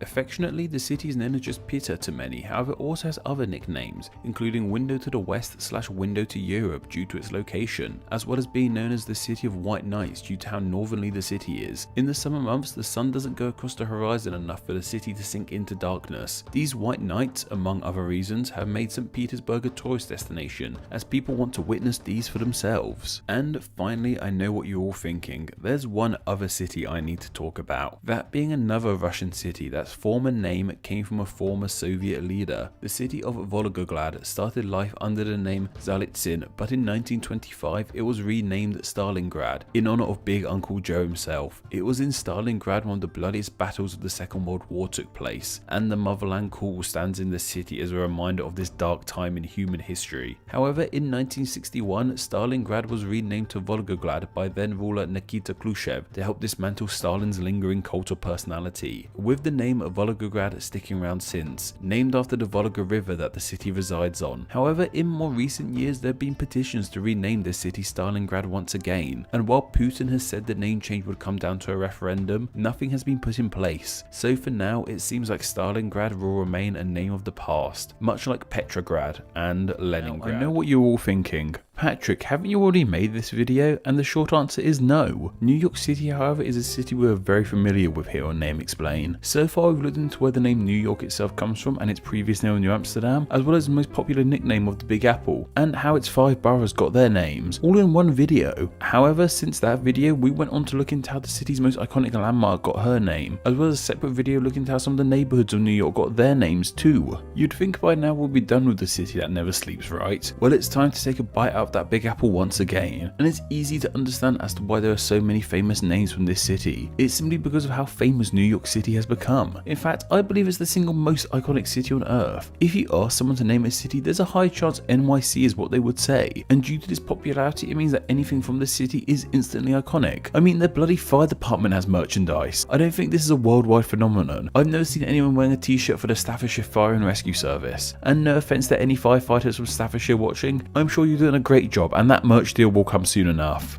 So what part of NYC shall we be looking into today? Well, I'm sure you already know from the title of this video, but of course the streets. New York City unsurprisingly has hundreds of streets within its 5 boroughs, so of course we won't be looking into all of these. But yes, thanks to New York City's iconicness, even its streets have become known throughout the world, thanks to the history and the popular culture that have taken place there. So today, let's look into how some of New York's most iconic and interestingly titled streets got their names. Though again, I can imagine you are thinking to yourself, but Patrick, don't a lot of the streets in New York have really boring names? And the short answer is yes. Yes indeed. Lots of these streets in New York are simply named after numbers, which in all honesty isn't the most exciting of ways to name things, with a lot of these number streets coming from the Commissioner's Plan of 1811. Though it does serve some purpose, it can really help with navigating this concrete jungle, especially in a time before smartphones. When I was in the city, I didn't get to see any of the sights. I was too busy looking at Google Maps and hoping I wouldn't get lost. In example, if you knew you were on 19th Street and were meeting your friend on 21st Street, you know you'll need to go 2 streets across to reach your destination. However, not all these numbered streets are actually called streets. Instead of being a number followed by the word street, they are often a number followed by the word avenue, e.g. 1st Avenue, 6th Avenue, 10th Avenue, stuff like that. In fact, there is logic behind this. It's not just that some are called avenues and some are called streets. So how do you know when to call a road a street or an avenue? It's simple really. Avenues are the roads that go from south to north, and streets are the roads that go from east to west. Well, in all honesty, they don't exactly go north to south and east to west due to the angle that Manhattan Island is at, but nevertheless, this is how it is seen. A lot of tourist maps of Manhattan even have it straightened up so it makes it seem more northern, and the numbers of the avenues ascend from east to west, so you'll find 1st Avenue on the east of Manhattan Island and 12th Avenue on the west, while the street numbers ascend from south to north, with 1st Street being in the south and 228th Street being in the north in the Bronx. Once you understand this system of road naming, it can really help with navigating the city. With simply knowing what street/avenue you are on and what street/avenue you need to get to, you can figure out how many streets you need to go across and how many avenues you need to go up or down, making this metropolis a cakewalk to navigate. They may not be the most fun names, but they are helpful, which reminds me of a certain other country and its nomenclature. And these names and the layout of NYC seem especially organised to myself when I compare it to the mess that is the capital city of my nation. Though despite how neat and organised all these streets and avenues may seem, this isn't always the case. If you were asked what avenue lays between 3rd and 5th Avenue, I'm sure a lot of us will come to the same conclusion, 4th Avenue. However, there is no 4th Avenue in New York City. Between 3rd and 5th Avenue, we actually have 3 avenues which don't go by numbered names, but rather go by Lexington Avenue, Park Avenue, and Madison Avenue. Park Avenue was initially called 4th Avenue, however. In the 1830s, the New York Central and Harlem Railroad was built, running down 4th Avenue. The trains that ran this railway were initially pulled by horses, but soon enough steam locomotives took their place. Though the residents of the city were not happy with this, and soon enough complaints about the steam and the danger it could bring came rolling in. Eventually, part of the rail line was closed and moved underground. Where the train line had once been above ground, however, was covered with a park, leading to the section of 4th Avenue by the park to be dubbed Park Avenue, and then the entirety of 4th Avenue was also dubbed Park Avenue. Madison Avenue is named after Madison Square, which in turn is named after James Madison, the 4th President of the United States. I really like the fact it's named after Madison. While he isn't one of the more well-known presidents, it's cool to see he has left his name in the most popular city on earth, and in turn the most famous arena on earth, Madison Square Garden. Lexington Avenue, however, is named after the Battle of Lexington. The town of Lexington in Massachusetts is known as the site of the first shots of the American Revolutionary War, so I can understand why the most renowned city in the USA would like an avenue named after it. It seems that these 2 avenues were constructed after the others, so initially it would have been just 3rd, then 4th, then 5th Avenue like the rest of them, but over time 4th was changed to Park and Lexington and Madison were added, leading to the odd situation we have today. Also, just to add a little bit more confusion to the east side of Manhattan, 6th Avenue is technically not actually called that, but is really called the Avenue of the Americas, but it seems no one actually calls it that. One of the most famous streets in the entirety of New York City, and quite possibly the world, is Wall Street. Wall Street is the financial hub of the city. I would show a clip from The Wolf of Wall Street here, but due to the nature of that film, I'm pretty sure any clip from it would demonetize this entire video. As well as the actual street called Wall Street, the entire area is somewhat known as Wall Street, and the term Wall Street unto itself has become synonymous with money and trading. Wall Street is towards the south of Manhattan, and the name is believed to refer to an actual wall that was constructed in the area by the Dutch while the city was still New Amsterdam,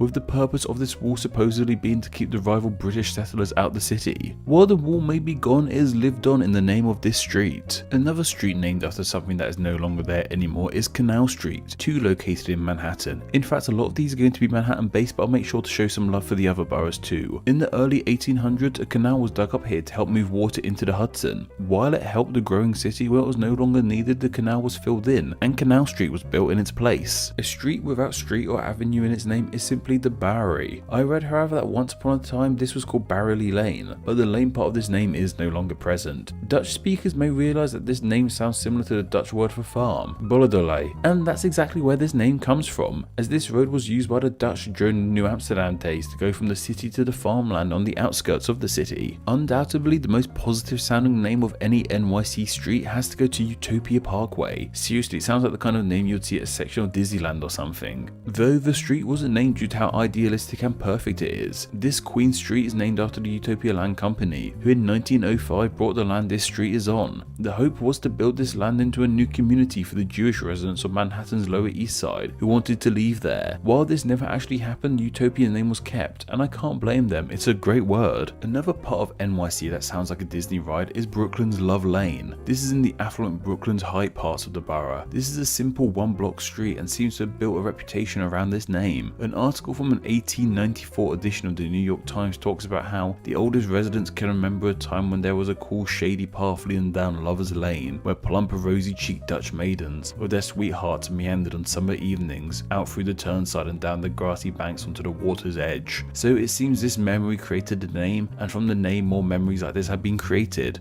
Why lovers chose this lane to saunter down, however, I don't know. I'm name explain, not lane explain. Also in Brooklyn Heights we have 3 streets that have common grounds within their names. They are all named after fruits. These are Pineapple Street, Cranberry Street and Orange Street. These 3 silly names are in a rather posh area of Brooklyn, and it's thought that they once had posher names. But the story goes that one resident named Lady Midgar, who was also quite posh herself, grew sick of these pompous names, so in the depths of night she changed the signs of these streets to have fruit names instead, and those names have stuck around. Up in the Bronx we have a street name that reflects the Native Americans who too shaped New York City, this street being Mosholu Parkway. This is an Algonquin word which means smooth/small stones and relates to the nearby brook, now called Tibbetts Brook. And down in Staten Island we have Victory Boulevard, a name given to the street in celebration of the victory of the First World War. Though perhaps the most famous street in the entirety of NYC, perhaps more so than Wall Street even, is of course Broadway, the home of theatre in the city that never sleeps. To be on Broadway as a performer means you have made it. This is one of the main roads in Manhattan and it's oldest, so it has a lot of importance. In the past this would have been the main road in and out of the city. In fact it still does go beyond NYC and upstate New York itself. So this is why it comes from the Dutch term Beledenven, which means broad road, as broad means covers a wide area, as this road does. However, a fun naming fact I enjoy about Broadway is that in 2019 the intersection between Broadway and West 63rd Street received a new name, with that new name being Sesame Street, in honour of the 50th anniversary of the television show which is based in New York. Can you tell me how to get to Sesame Street? Yes, it's between 63rd and Broadway. Finally, I want to end with this street. Now, from looking at this, I'm sure you can see that it has an identical name to a city in Texas, and while they are spelled the same, they aren't pronounced the same, which, believe me, I found out about in my Neighborhoods of NYC video. In Texas, we have the city of Houston, while in NYC we have Houston Street. Though I must wonder, is there any connection between the two? Well, yes and no.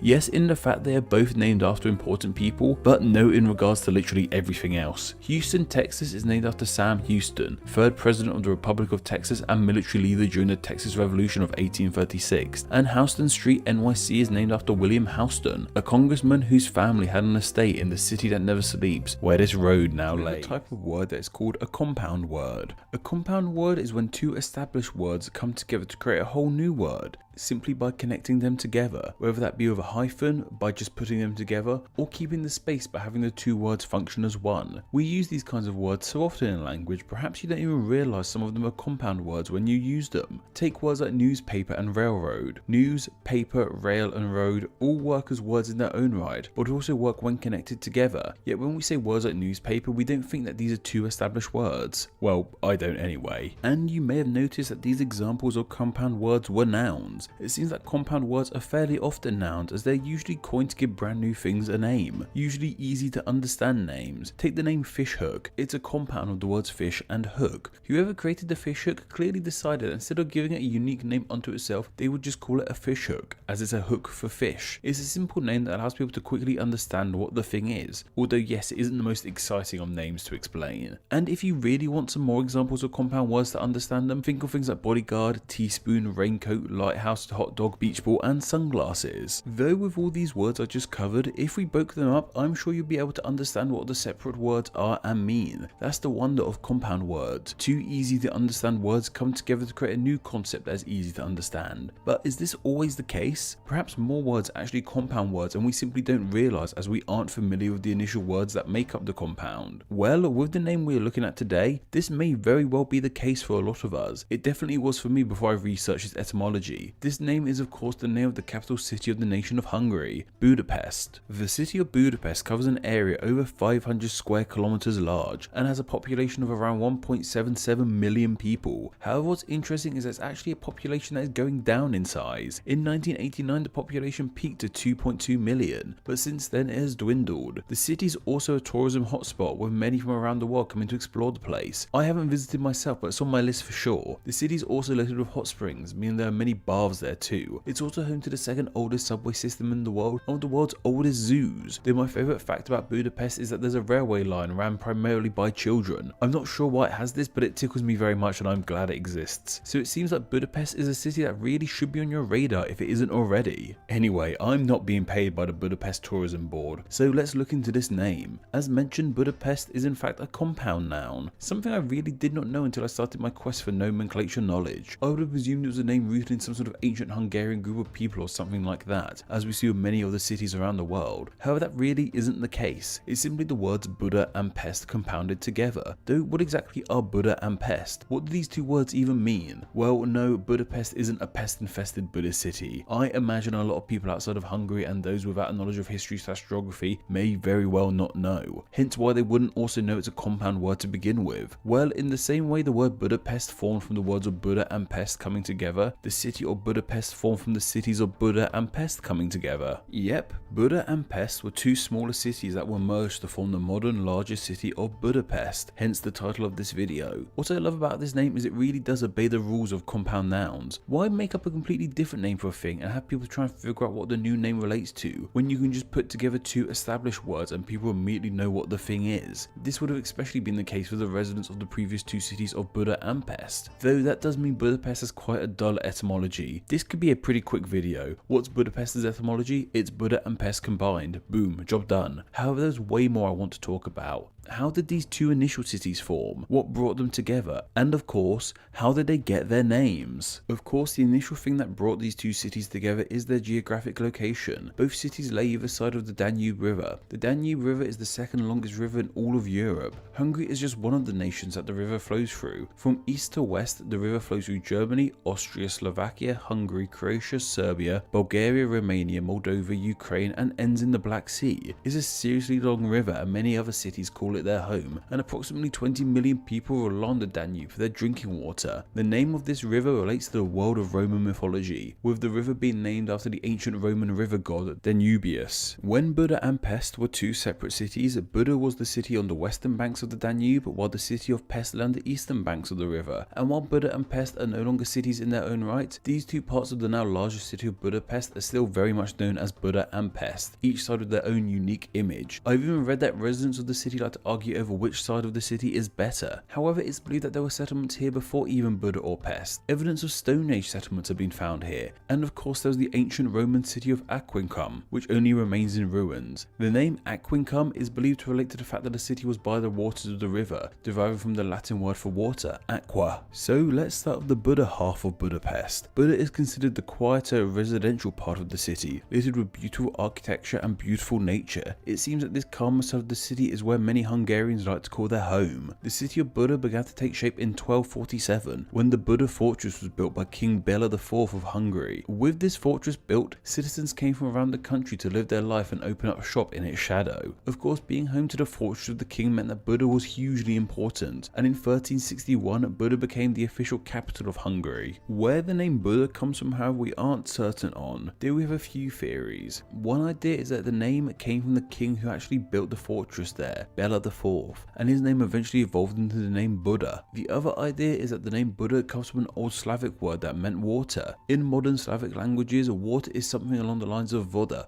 or a variation of that. I could see how Voda could become Buddha, and it makes sense they would name it after water. I mean, the Romans did the exact same thing with their settlement that was there many years before, as we mentioned. And of course, across the river from Buda we have Pest. One article I read had the line, when night falls, Buda goes to sleep and Pest wakes up. And this seems to be the best way to explain the difference between the two halves of the city. Pest is the city's home of nightlife. It is much more lively with bars, cafes and restaurants. It seems to very much be the heart of the action in the city, though this means that not as many people choose to live here, especially those with families who don't want their kids living next to a nightclub. Despite the fact that Buda became the capital of Hungary and Pest is the latter part of the modern name, it seems that Pest as a settlement is actually older than Buda. The fortress of Buda was constructed in 1247, and we have written mention of Pest coming from writings as old as 1148. That's almost 100 years before Buda was created. As for Pest's name, it seems to relate to a Slavic word meaning things along the line of furnace, oven and cove. Why the settlement was named after a furnace, I'm not too sure. I've read it could relate to caves where there were fires in a nearby area, or even to the kilns and smiths that the city would have had. It's a name from the 1100s, so it's understandable as to why we aren't too sure on it. Nevertheless, this is where the two separate names of Buda and Pest are thought to come from. And these two cities, despite being so close, stayed separate for the longest of times, developing independently each other with their own ideas and geography, which can still be seen with the modern city today. However, the cities becoming one started to take shape around the turn of the century, between the 17th and 18th century. It was in this time the royal German family, the House of Habsburg, took over Hungary. This Habsburg rule led to the formation of the Austro-Hungarian Empire. I feel really bad brushing over the formation of a whole new empire, but we don't really need to go into too much detail for it in this video. I'm sure there are many great YouTube videos by creators far better than myself on the formation of this empire, so go check them out. Of course, this brand new empire really helped boost the stature of Hungary and made the nation a much bigger player on the world stage, meaning it needed an equally impressive capital city to represent the nation. This meant that the two cities of Buda and Pest grew exponentially and were being developed to be one of the capitals of the Austro-Hungarian Empire. Of course, if they were to be a capital, it meant they had to be one singular city. A bridge had to be built between these two very different but very close cities. And I'm not talking about metaphorical bridges or symbolism or anything like that, but a literal bridge over the Danube that will connect Buda and Pest. The Sirchenia Chain Bridge was opened in 1849, and it was the first bridge in the hundreds of years of these cities coexisting to be built between Buda and Pest over the Danube. The name comes from István Széchenyi, a Hungarian politician, a key supporter of the construction of the bridge, and considered by many as the greatest Hungarian. The bridge is seen as a symbol of progress and unity between the east and west of the city. So weirdly, I guess this bridge is a literal bridge between Buda and Pest, and the metaphorical bridge between the two as well. Finally, 24 years later in 1873, the two cities of Buda and Pest finally became one, forming the city of Budapest as we know it today. However, what I failed to mention is there's actually a third city in all of this, that being Óbuda. This name means Old Buda, and it was on the western banks of the Danube along with just Buda. Nowadays, Old Buda isn't so much its own part of the city but a district in the Buda part of Budapest.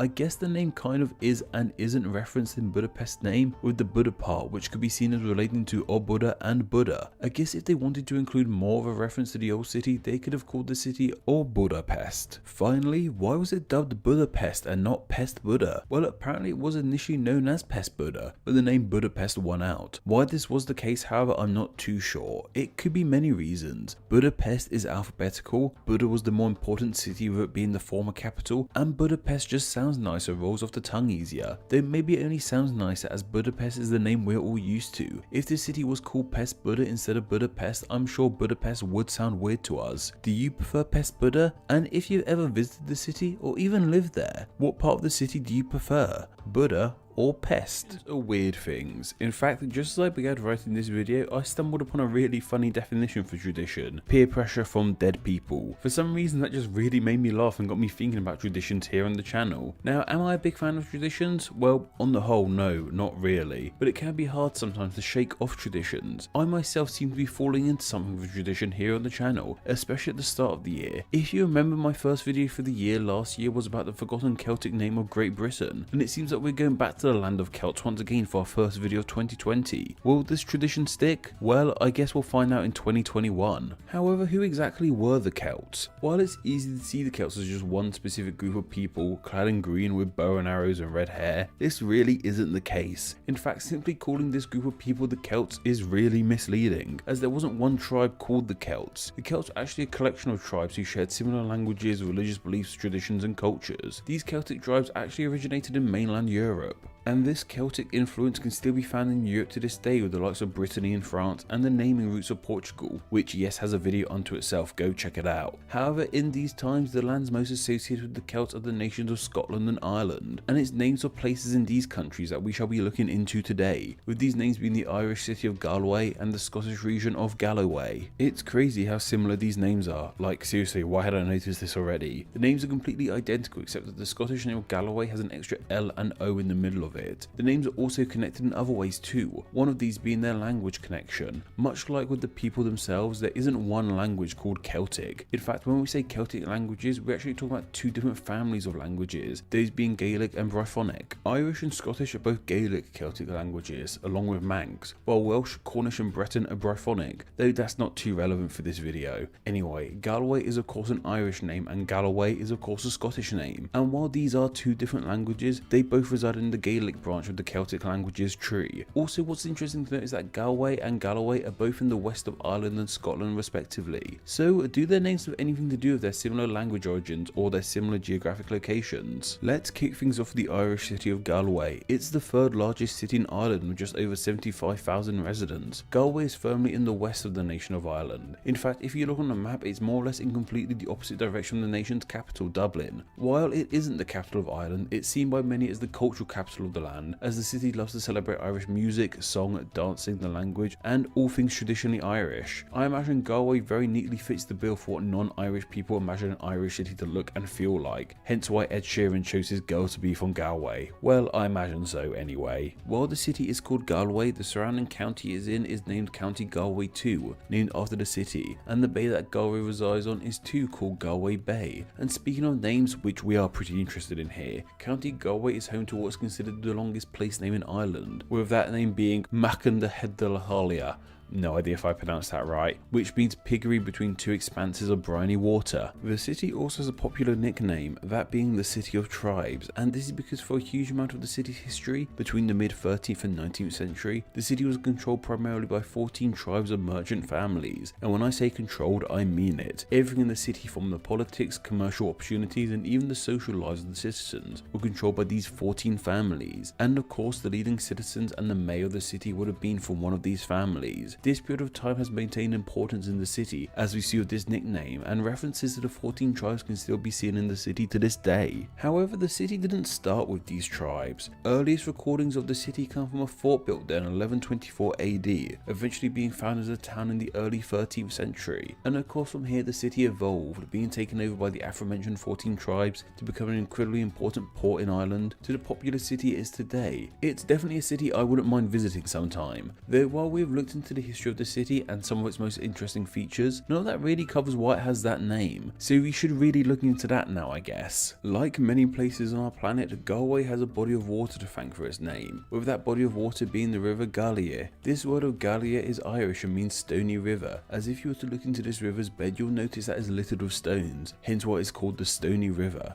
However, if you were to look at a modern map of Ireland, you will not find the river Gallia anywhere, and that's because it now goes by a different name, River Colib. So while the river may no longer have this name, the city that borrowed its name and eventually adapted it into Galway does. While this is seen as the most realistic idea as to where the name comes from, there is another hypothesis on the name that I found which seems to be a more traditional explanation. I read that in ancient Irish a catch-all term for foreigners was Gals, so it's also thought that the Gall in Galway comes from this term, as due to Galway being a port town, a lot of foreigners would have arrived by boat and settled there, and it's also traditionally seen that before King Henry II of England came to the land, Galway was just a small fishing town with a different name entirely, Ballinshran, which means a town of the little streams, so logically this etymology makes sense too, as in this story the settlement got the name Galway only when foreigners, aka Gals, settled the land. If this or the river story is true, I don't know. However, this Gal/foreigner etymology ties in nicely with the second place we'll be looking at today, Galloway. Unlike Galway, Galloway isn't actually a single city but rather an entire region of Scotland, though Galloway is more a traditional historic county of Scotland as opposed to one with legislative power. Galloway as a region is actually made up of two smaller regions, Kirkcudbrightshire and Wigtonshire. These two come together to form Galloway, and then Galloway comes together with the other historic county of Dumfriesshire to make up the modern county of Dumfries and Galloway, which is actually really boring now that I think about it. Why did I think talking about counties and their borders would make fun content? This county of Dumfries and Galloway has a population of just under 150,000 people, with of course the most populous place in this region being the town of Dumfries. It seems however that unlike the vibrant happening city of Galloway, Galloway is much more rural, being made primarily up of countryside, though I did find some interesting facts on the location. In one town in Galloway resides the world's oldest post office, and Scotland's oldest working theatre is in Dumfries, and if you search Galloway in Google Images, nothing but pictures of cattle will come up. This is because the region has lent its name to two breeds of cattle native to this land, the Galloway cattle and the belted Callaway. Click on the video for names but stay for the county borders and cattle talk. I try to never disappoint. Galloway's history and its name are actually rather intertwined. Remember how I mentioned that ancient Irish foreigners were called Gauls? Well, the ancient Irish had a name for themselves too, Gaels, and it was around the 5th century AD that groups of Gaels from what would now be Northern Ireland set sail to find new land to live in. They would eventually find themselves in southwest Scotland, which of course is now Galloway. The Irish Gaels settled these lands nicely and spread their Irish Gaelic language, leading to large parts of western Scotland to become Gaelic speaking. However, this land wouldn't stay under the possession of just the Irish Gaels, as centuries later another group of people settled in these lands too, seafaring Vikings from the north. The Vikings settled among the Irish Gaels, and as generations of people went on they became more mixed, and because of this mixed Norse and Gael population in these lands, the area received the name from the Irish Gaels in their native Gaelic,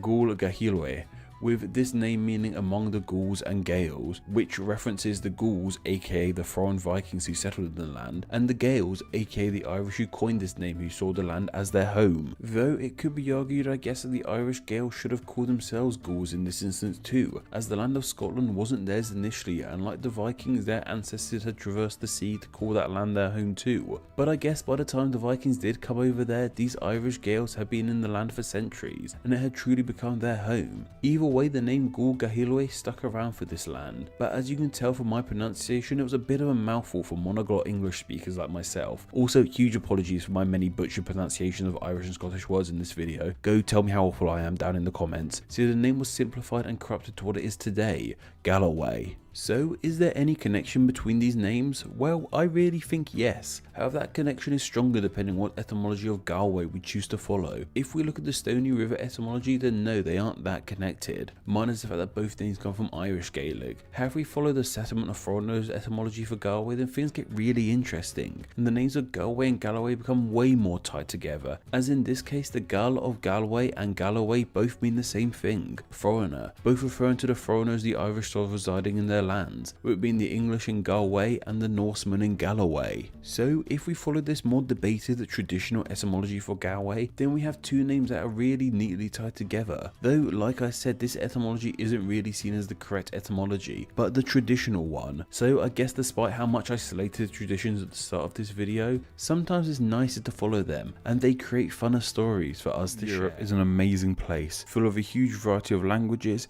histories, cultures, ways of life, and people. Personally, I've had many wonderful memories from freely exploring these nations myself, and as someone from the United Kingdom, I'll always consider myself a proud European citizen. And of course, there's something else all these nations of Europe have in common too: capital cities, and in some cases more than one. Some of these capital cities are huge, world-renowned iconic sites, some of the most well-known and well-beloved cities on this planet. Others are a little bit more low-key, but of course they're all still important cities. So to celebrate this wonderful continent, let's take a whistle-stop tour around the nation of Europe and see how all the capital cities got their names. However, before we really delve into this, I just need to set up a few ground rules. When I say Europe, what exactly do I mean? There are many different ideas as to where Europe starts and ends, which countries are European and which aren't. So for this video, I'm using this Wikipedia page of European countries by land area as a guide. If it's on this list, it's in this video. This includes nations that everyone will agree are European, like France and Poland, and nations that have some land in Europe, like Turkey and Russia. So if you're annoyed by any of the countries I've talked about / not talked about in this video, don't complain to me, complain to Wikipedia, or do complain to me, I don't care, I'm not too fussed. And I must also mention to long-time name explain viewers, you may have heard some of these etymologies before as they've been covered in videos unto themselves or as parts of other videos. And just because a city is covered here doesn't mean it won't be covered in the future. I'm sure many of these cities could have videos about their names unto themselves. As I stated, this really is just a whistle-stop tour around these places and names, with over 50 names to look into. And finally, if you're wondering about what order these are going to be in, it's alphabetical order of the names of the nations they're in, as opposed to the names of the cities themselves.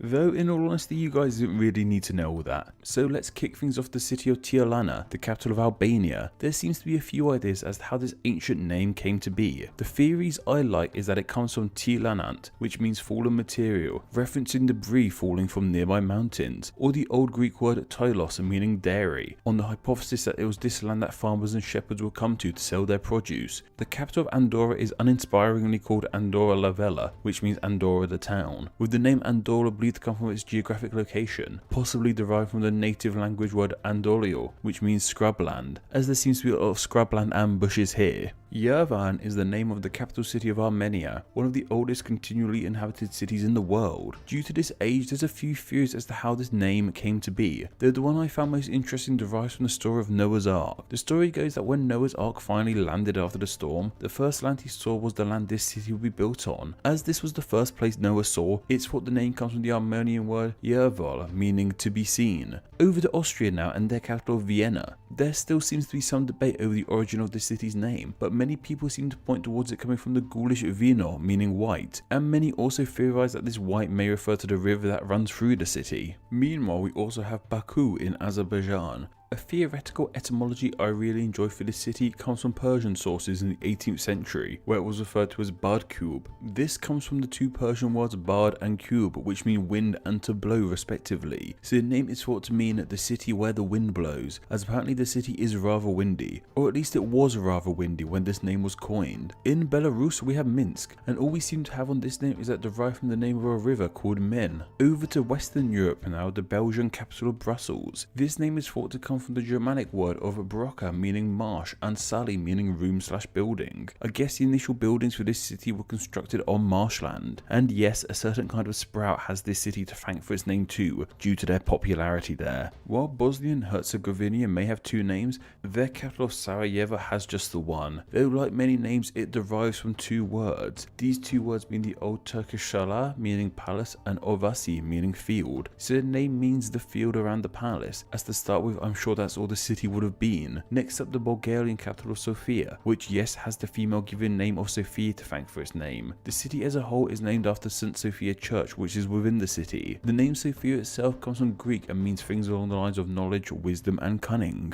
Zagreb is the capital of Croatia, and while we don't know its origin for sure, there's a pretty fun folk story with this one. The story goes that a city governor was thirsty and demanded to have water scooped out a well for him to drink, and because of this the city ended up being named after the term Zagreb, meaning to scoop. It's actually rather debated as to whether Cyprus is a European country or not, but it was on Wiki's list, so here it is on my list. And the capital's name is Nicosia. This name is apparently an English corruption of the Greek name Lefkosia. There's theories about how this name came to be too, and the most popular one is that links to the Levki tree, which apparently once covered a lot of this city. In Czechia we have the city of Prague. There's two main ideas behind this name. One is that it comes from the Czech prasity, which is a term they have for clearing woodland with fire, as that may have been done to clear space for this city, or that it comes from the Czech pra, meaning threshold. That's a threshold for the river that runs through it. Our first visit to Scandinavia is with the Danish capital of Copenhagen. This name means merchant's port, derived from the Danish korba meaning merchant and haven meaning port. And east of Copenhagen we have Tallinn, the capital of Estonia. This name is thought to come from Danish too, believed to come from Tani Linn, which means Danish town / castle. And finally going north of Estonia, we have Finland and their capital of Helsinki. This etymology doesn't seem to be too clear. The vague general consensus seems to be that the name derives from the Swedish settlers from the Swedish province of Hälsingland. France is the most visited country on the planet, and of course the most visited part of France is their world-renowned capital of Paris. This name of Paris derives from the name of the Gaulish tribe the Polizzi, who called this land their home. Where their name came from, however, is uncertain. In Georgia we have Tbilisi. The story goes that an ancient king was hunting in the area and noticed there were many hot springs in the land. So impressed by these hot springs, he gave the land this name, which means a warm place in Georgian, which makes sense as hot springs tend to be rather warm. From Georgia to Germany with the city of Berlin. While the city of Berlin may have a deeply rich history, its name doesn't seem to be as deep. The classic folk etymology is that it derives from the German bar, meaning bear. Its flag still bears a bear, but realistically it most likely came from Old Slavic roots for words like marshes, as the land would have been pretty marshy when it was first settled. The Greek capital of Athens is of course named after the Greek goddess of wisdom, Athena. Hungary's Budapest has a name that came from the two smaller cities being pushed together, Buda and Pest. Iceland's Reykjavik means Bay of Smoke in reference to the hot springs there too, though of course this would have been steam, not smoke. And Ireland's Dublin comes from the Irish words dub meaning black and linn meaning pool, referencing the dark waters of the river. And interestingly enough, there's a town in England literally called Blackpool too. Like with the capital of Greece, Italy's capital of Rome too has a mythological etymology, with the city being named after their legendary founder, King Romulus, who founded the city after killing his brother. It's a whole thing we don't have time to get into today, I'm afraid. Kazakhstan is a country that has just a sliver of land in Europe, well enough to make it into this video anyway. Their capital was recently renamed to Nur-Sultan in ode to the nation's long-ruling president, Nur-Sultan Nazarbayev. A hotly disputed capital is of course the capital of Kosovo, Pristina. There doesn't seem to be too much clarity into where this name comes from. I've read it could come from Proto-Slavic origins meaning spring of water, or that it could derive from a personal name. We simply don't seem to know. Likewise Riga, Latvia's capital, too has a name that is a bit up in the air. It may come from the term linga meaning loop, as the river forms a loop where the city is. Liechtenstein is a tiny country, but they still have their own capital city, which goes by the name Vaduz, and the only info on its etymology I could find was via Wikipedia, where it says it could mean water in Romansh, or come from Latin or Germanic origins. In Lithuania we have their capital of Vilnius, which has a name that derives from the river that surges through it, the Vilnia River. Tiny Luxembourg very creatively called their capital city Luxembourg City, though the smallness of Luxembourg is even present in its name, as it comes from the Germanic Lotilla meaning little, and Burg meaning fort / castle. Though even smaller than Luxembourg is Malta, and their capital Valletta. This city is named after French nobleman Jean de Valette, who played a large role in the formation of the city. Moldova's capital is called Chisinau, and from what we know its name could derive from meaning spring / source of water, as the city was built around a small spring. Like Luxembourg and Andorra, the tiny state of Monaco has a capital of the same name, Monaco City. The name Monaco derives from the Greek monikos, meaning single house, which is believed to emphasize their importance of being independent. Montenegro's capital of Podgorica has quite a literal etymology, much like the nation itself, with the name meaning below Golica, with Golica meaning little hill, as a little hill overlooks the centre of the city. Trust the Netherlands to be the black sheep in all this. While the nation is known under two names, Holland and the Netherlands, they also technically have two capitals too. Well, kind of. The capital is Amsterdam, but the government seat is in The Hague, and this city is too seen as their capital. Amsterdam's name comes from the fact that it was initially a dam built over the river Amstel, while The Hague's name is a shortening of Glavenhaag, meaning the Count's Hedge. At this time a hedge was the name for an enclosed hunting ground, not just a fancy bush as we tend to use the word today. Over in North Macedonia we have the nation of Skopje. This is a Roman name for the city and comes from Skopje, where they founded a military camp. Northwest of North Macedonia, however, we have Oslo, the capital of Norway. This name comes from the Old Norse Os, meaning river mouth, as Oslo was built at the mouth of a river. The capital of Poland, however, Warsaw, seems to be a completely unknown name, though one source theorizes the name could mean belonging to Wars, with Wars being a given name. Portugal's capital Lisbon has a legend tied to its name. The story goes that legendary Greek king/hero Ulysses founded and named the city after a Phoenician term for enchanting port. Romania's capital Bucharest has a legend surrounding its name too, but instead of being named after a legendary king, it's named after a legendary shepherd. Bucur the shepherd supposedly founded the city and lent it his name. Russia's capital of Moscow is simply named after the Moscow River, but beyond that we don't know. And from the largest country in Europe to one of the smallest, San Marino's capital is just called San Marino, named after its founder, St. Malinus. Serbia's capital of Belgrade simply means white fort. What's so white about it, however, I'm not too sure. Slovakia's capital of Bratislava is apparently named after a founder or chief, but what their name was initially I couldn't find out. While Slovenia's capital of Ljubljana has a name that seems to be up for more interpretation. I've read it could have come from meaning flooded river in Latin, evolved from its German name Labach, or that it could simply mean beloved. Spain's Madrid has a few possible etymologies, though most of these relate to the name meaning water in various languages, like with the pre-Muslim word majlis or the Arabic al-Maglit. Sweden's Stockholm simply means Stake Islands, as Stockholm was founded on one of Sweden's many islands, and the stakes refer to wooden stakes that would have been used throughout the city. And the name of the capital of Switzerland is nothing. Technically it doesn't have a capital, but Bern is seen as the nation's de facto capital. This name has similarities to Berlin, as they both come from Germanic roots meaning marshy place, and both have folk etymologies saying the name comes from German words for bear. Turkey is one of those nations that are somewhat in Europe and Asia, but we'll cover it here to be thorough. Its capital is called Ankara, and this name is believed to derive from a Greek term for anchor. Why it was named after anchors I couldn't find out though.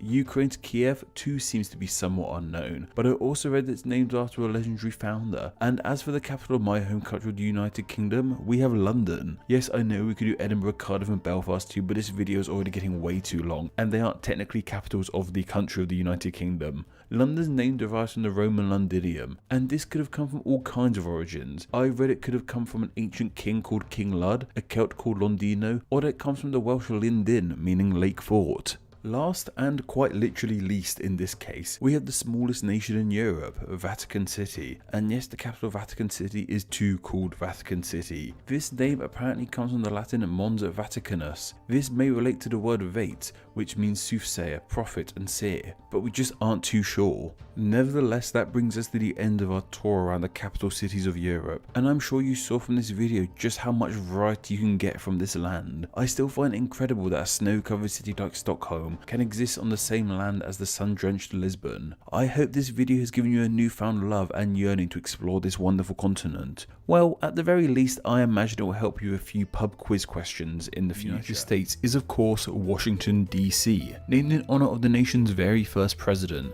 George Washington. The DC part of this name means District of Columbia, named in honor of Christopher Columbus, and the city of Washington has this at the end of its name as a unique district unto itself, and not really a part of any of the states. However, Washington DC isn't the only capital city in this nation. The United States of America is a series of states that united in America.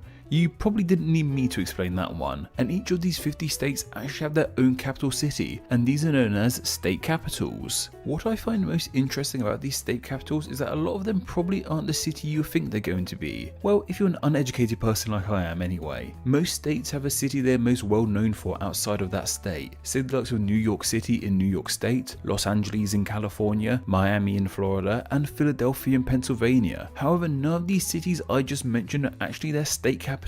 What are their capitals? Well, carry on watching and find out. So let's take a whistle-stop tour of the land of the free and find out how all 50 of these state capitals got their names. This will be in alphabetical order of the state names, and we have a lot to get through, so these are going to be very brief explanations. However, I'm not opposed to covering some of these names in more detail in the future in videos unto themselves, and I've actually already covered some in more detail. If you've seen the Capitals of Europe video, you should have a good idea how this video will play out. And also, yes, I know I haven't made a video about how all 50 50 states got their names yet. I know many of you want to see it. It's quite possibly my most requested video, and because of that I'm saving it for when we finally hit our main goal of $1,000 a month on Patreon. So if you want to see that video, then why not consider supporting there? Just $1 a month supports the channel in a huge way, gets you extra name and fame awards, and gets us closer to seeing that video. Now however, let's look into those state capitals, starting with Montgomery, the state capital of Alabama. This city was named in honor of General Richard Montgomery, a figure who became a war hero in the American Revolutionary War, while Alaska's capital of Juneau comes from the name of a Canadian prospector, Joe Juneau, who discovered gold in the area and persuaded fellow miners with drinks and money to name the area after him, while Phoenix, Arizona is named after the mythical phoenix, a creature known for rising again from its own ashes, as this city was built on the site where an older settlement once stood. Arkansas's capital of Little Rock is named after a small rock formation by the Arkansas River. This name was initially coined by a Frenchman, so it was originally La Petite Roche. California's capital is actually Sacramento. This city is named after the Sacramento River, and Sacramento is the Spanish word for sacrament, as in the Holy Sacrament of Christianity, while Denver, Colorado was named after Governor James Denver by General William H. Laramie, who named it after him in the hopes of getting in the governor's good books. Hartford, Connecticut was named in honor of the English town of Hartford in Hertfordshire, named in honor of this town as the city's founder, Reverend Thomas Hooker, had an assistant from this English town. Delaware's state capital of Dover is too named after somewhere in England, that being Dover in Kent, and the state capital of Florida is Tallahassee, which isn't named after a place in England but is believed to come from Native American roots, and it's thought to mean old rancid tribal town. Atlanta, Georgia was named by railroad engineer J. Edgar Thompson, and he even named it after the Western Atlantic Railroad the city served as a terminus for, or after the middle name of a local governor's daughter, Martha Atlanta Lumpkin. Honolulu is the capital of the newest state, Hawaii, and the island state has its own language, Hawaiian, and in this language, Honolulu means either sheltered harbour or calm port. Idaho's capital of Boise has a name of French origin, with this name meaning wooded in French, as 19th century French hunters would trek down its heavily wooded river, which they called the Boise River. Springfield is a popular settlement name in the USA, and the Illinois capital has this name too. The name derives from the nearby Spring Creek River. Indiana's capital is Indianapolis, creatively named after the state it is in, with the Greek polis suffix meaning city. Iowa's Des Moines, however, has multiple theories as to where the name came from. It was initially Fort Des Moines, but the Fort part was dropped. The name is thought to either be a French corruption of the Algonquin name for the river by it, Moingona. It could possibly come from French meaning the middle, as it's between the Missouri and Mississippi rivers, or it may come from the Moine de la Trappe monks who lived in the area. Kansas's Topeka is too not entirely known. It apparently either means smoky hill or a good place to dig potatoes. Frankfort in Kentucky is actually a corruption of Frank's Ford, named in honor of frontiersman Stephen Frank, who died at a river's ford in this area. Baton Rouge in Louisiana comes from French too, unsurprisingly, and if you know your French you'll know this means red stick. The initial red stick of Baton Rouge was apparently a tall red pole adorned with fish bones the natives put up to signify the end of their land. The name in Maine that we need to explain is Augusta. This name comes from the daughter of Revolutionary War General Henry Dearborn, with her name being Pamela Augusta. Another state capital named after a woman is Annapolis in Maryland. This city is named after Queen Anne of Great Britain, and once again we see the Greek polis suffix meaning city. And Boston, Massachusetts is named after Boston, Lincolnshire in England. Michigan's capital of Lansing was initially just called Michigan too. However, this name was changed to honor John Lansing Jr., a notable statesman from New York. St. Paul, Minnesota was of course named after St. Paul of Christianity, and Jackson, Mississippi was named after American soldier slash statesman slash president Andrew Jackson. Missouri, Jefferson City is named after President too, that being Thomas Jefferson. Helena in Montana is reportedly named after a variety of things. I've read it was named after a town called St. Helena in Minnesota, the island of St. Helena, or that a miner called it Helena due to a woman he loved having that name too. And with Lincoln in Nebraska we have another capital named after a president, this of course being Abraham Lincoln. Carson City in Nevada is named after famed frontiersman Christopher Carson. New Hampshire's Concord has a name that came from a land dispute in the area. Once this land dispute was settled, the city was named Concord, as this word means an agreement slash harmony between people. New Jersey's capital is Trenton, and this name came from a corruption of its original name of Trent Town. This name came from William Trent, who was a key landholder during the formation of this city. New New Mexico's capital has a name from Spanish, with it being called Santa Fe, with this name meaning Holy Faith in Spanish. The Spanish settlers in the New World gave a lot of their settlements religious names. New York State has the city of Albany as its state capital. This name came when the British took over the land from the Dutch and named it in honour of their Duke of Albany, with Albany being an old name for northern Scotland, and Raleigh in North Carolina is named after none other than Sir Walter Raleigh. Bismarck in North Dakota has a very German sounding name, and that's because it was renamed this in 1873 in honour of Otto von Bismarck, in hope to attract German investors into the city for their railway. Columbus, Ohio is named after you-know-who, and Oklahoma's Oklahoma City is named after the state it's in. Salem, Oregon, not that Salem, is thought to mean place of rest in a native language. Harrisburg in Pennsylvania is named after a father-son duo, both called John Harris. Father John Harris settled the site initially, and son John Harris laid out the city. Rhode Island's Providence has a religious meaning too, as this word means God's protective care. It has this name as it was named by settler/minister Roger Williams. South Carolina once again has a capital named after you-know-who, as it's called Columbia. South Dakota's capital Pierre was named after fur trader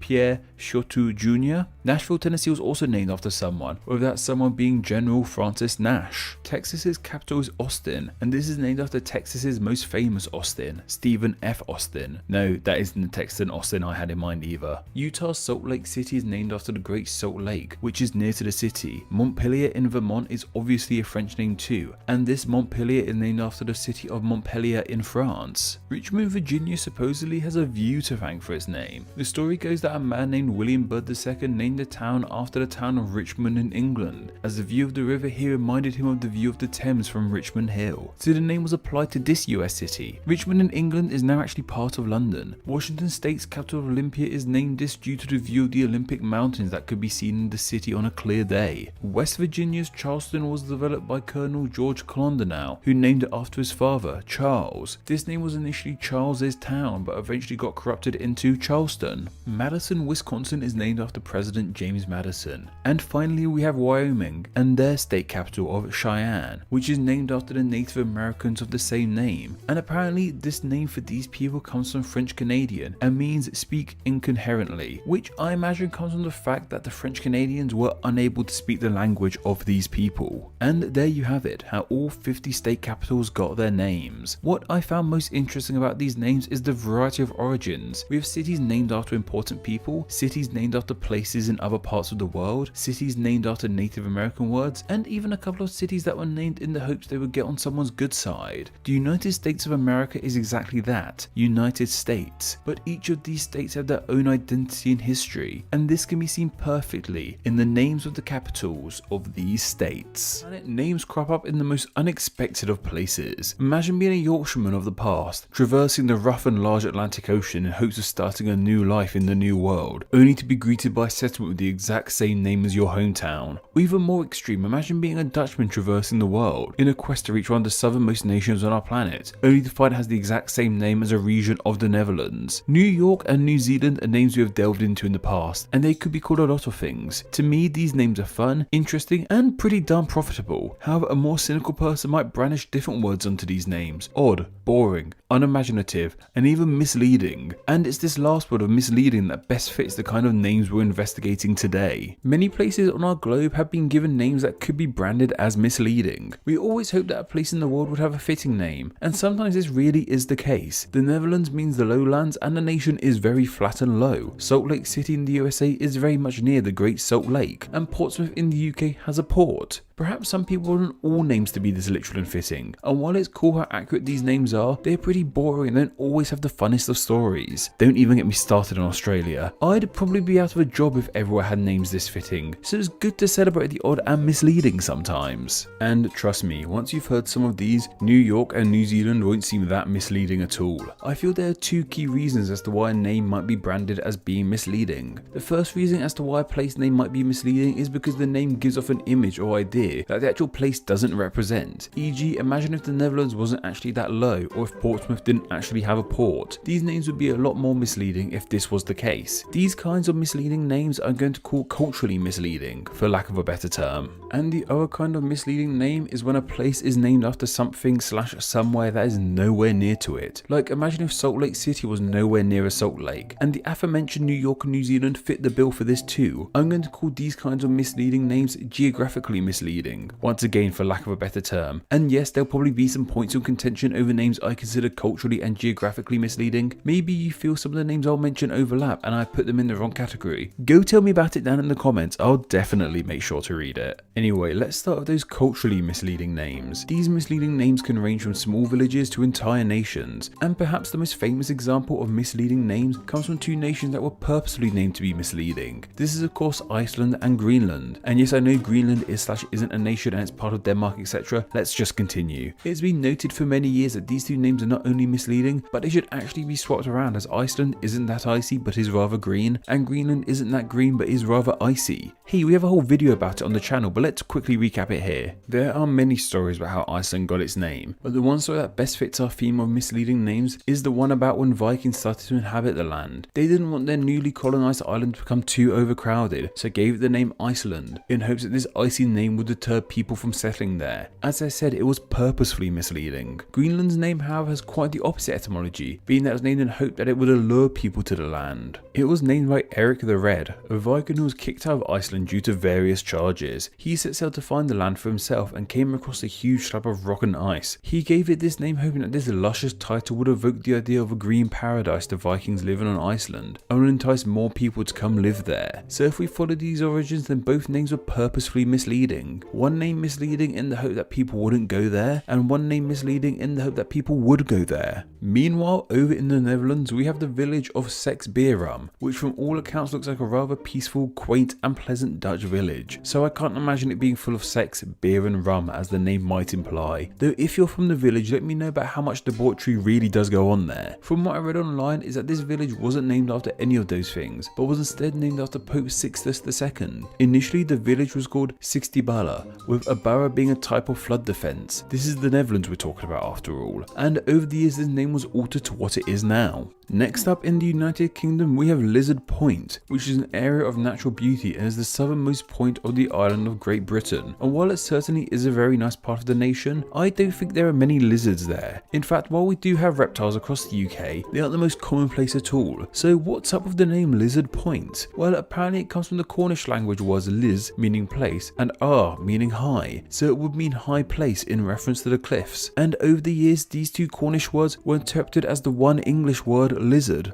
In Greece, we have Lagonissi. This is a small seaside town on the Greek mainland, full of sandy beaches and luxury homes. So despite how nice the town looks, it definitely is not an island, and it's definitely not full of rabbits. Yet for some reason, Rabbit Island is what this name translates to in English. Unfortunately though, I couldn't find out how this name came about to begin with. However, this name does remind me of one of Spain's possible etymologies, which is rather misleading. The name Spain comes from the Latin name Hispania, and this is thought to mean island of hyraxes, with hyraxes being a type of mammal. When the Phoenicians arrived in the land, the rabbits they saw there reminded them of the hyraxes in their homeland, and as they came by sea, they thought Spain was an island. So the name Hispania and in turn Spain are misleading, as this island of hyraxes isn't an island, and it isn't full of hyraxes but rabbits. High Point, Florida in the USA isn't the highest point in Florida. Why it has this name I'm not too sure, but still it's rather misleading. And if you must know, the highest point in Florida is Britton Hill, which is around a 6-hour drive away from High Point, Florida according to Google Maps. So the name doesn't even come from the fact that this town is near the highest point in the state. But from the southeast to the northeast of the USA, we have Buffalo, New York. It seems that buffalo, as in the animals, are naturally occurring in the west of the USA, meaning that when the city was first settled, there most likely weren't any buffalo around. It's thought that the city was named after the nearby Buffalo Creek, and this name is a corruption of the creek's French name, Bu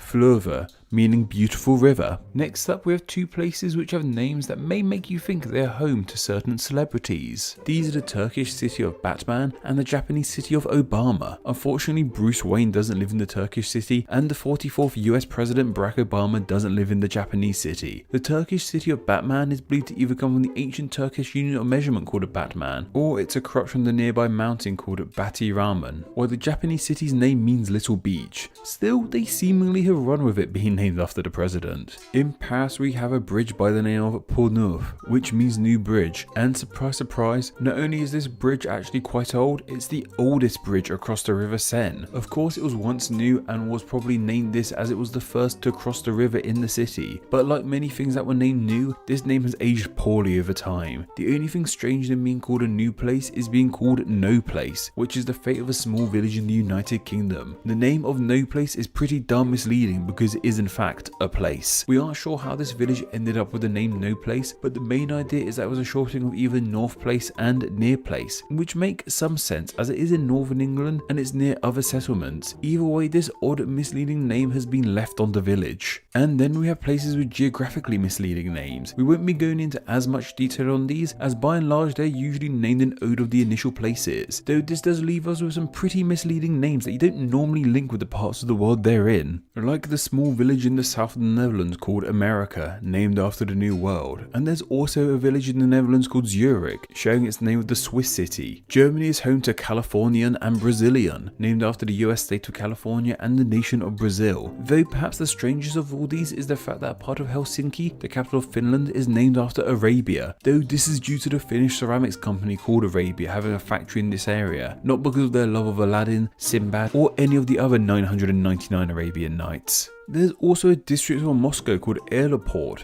that doesn't have an airport. It was once there, but when it moved, the name didn't move with it. And there's a place in Slovenia called More, meaning the sea, which is pretty much as far away from the sliver of coast Slovenia has as it could be. And here in the UK, we have Leeds Castle, which is in Kent, roughly 230 miles away from the city of Leeds. However, it is close to a small village also called Leeds, so maybe not as odd as we thought. Though, why is this village called Leeds? That's just as misleading. While these names I just covered are all in Europe, one nation in particular takes the cake for having places named after places in other parts of the world: the United States of America. There's literally a whole Wikipedia list of US places named after non-US places. There's the obvious inspirations that make sense with the USA's history, places named after places in the UK, Ireland, France, Spain, the Netherlands. However, names from more unexpected parts of the world show up in the US too. There's Copenhagen, New York, named after the capital of Denmark, Quito, Tennessee, named after Ecuador's capital, Pekin, Illinois, named after the former name of the capital of China, Tangier, Virginia, named after the city of Morocco, and there's even Baghdad, Arizona, named after the capital of Iraq. There's names from pretty much every corner of the globe in the USA, all of which are rather misleading.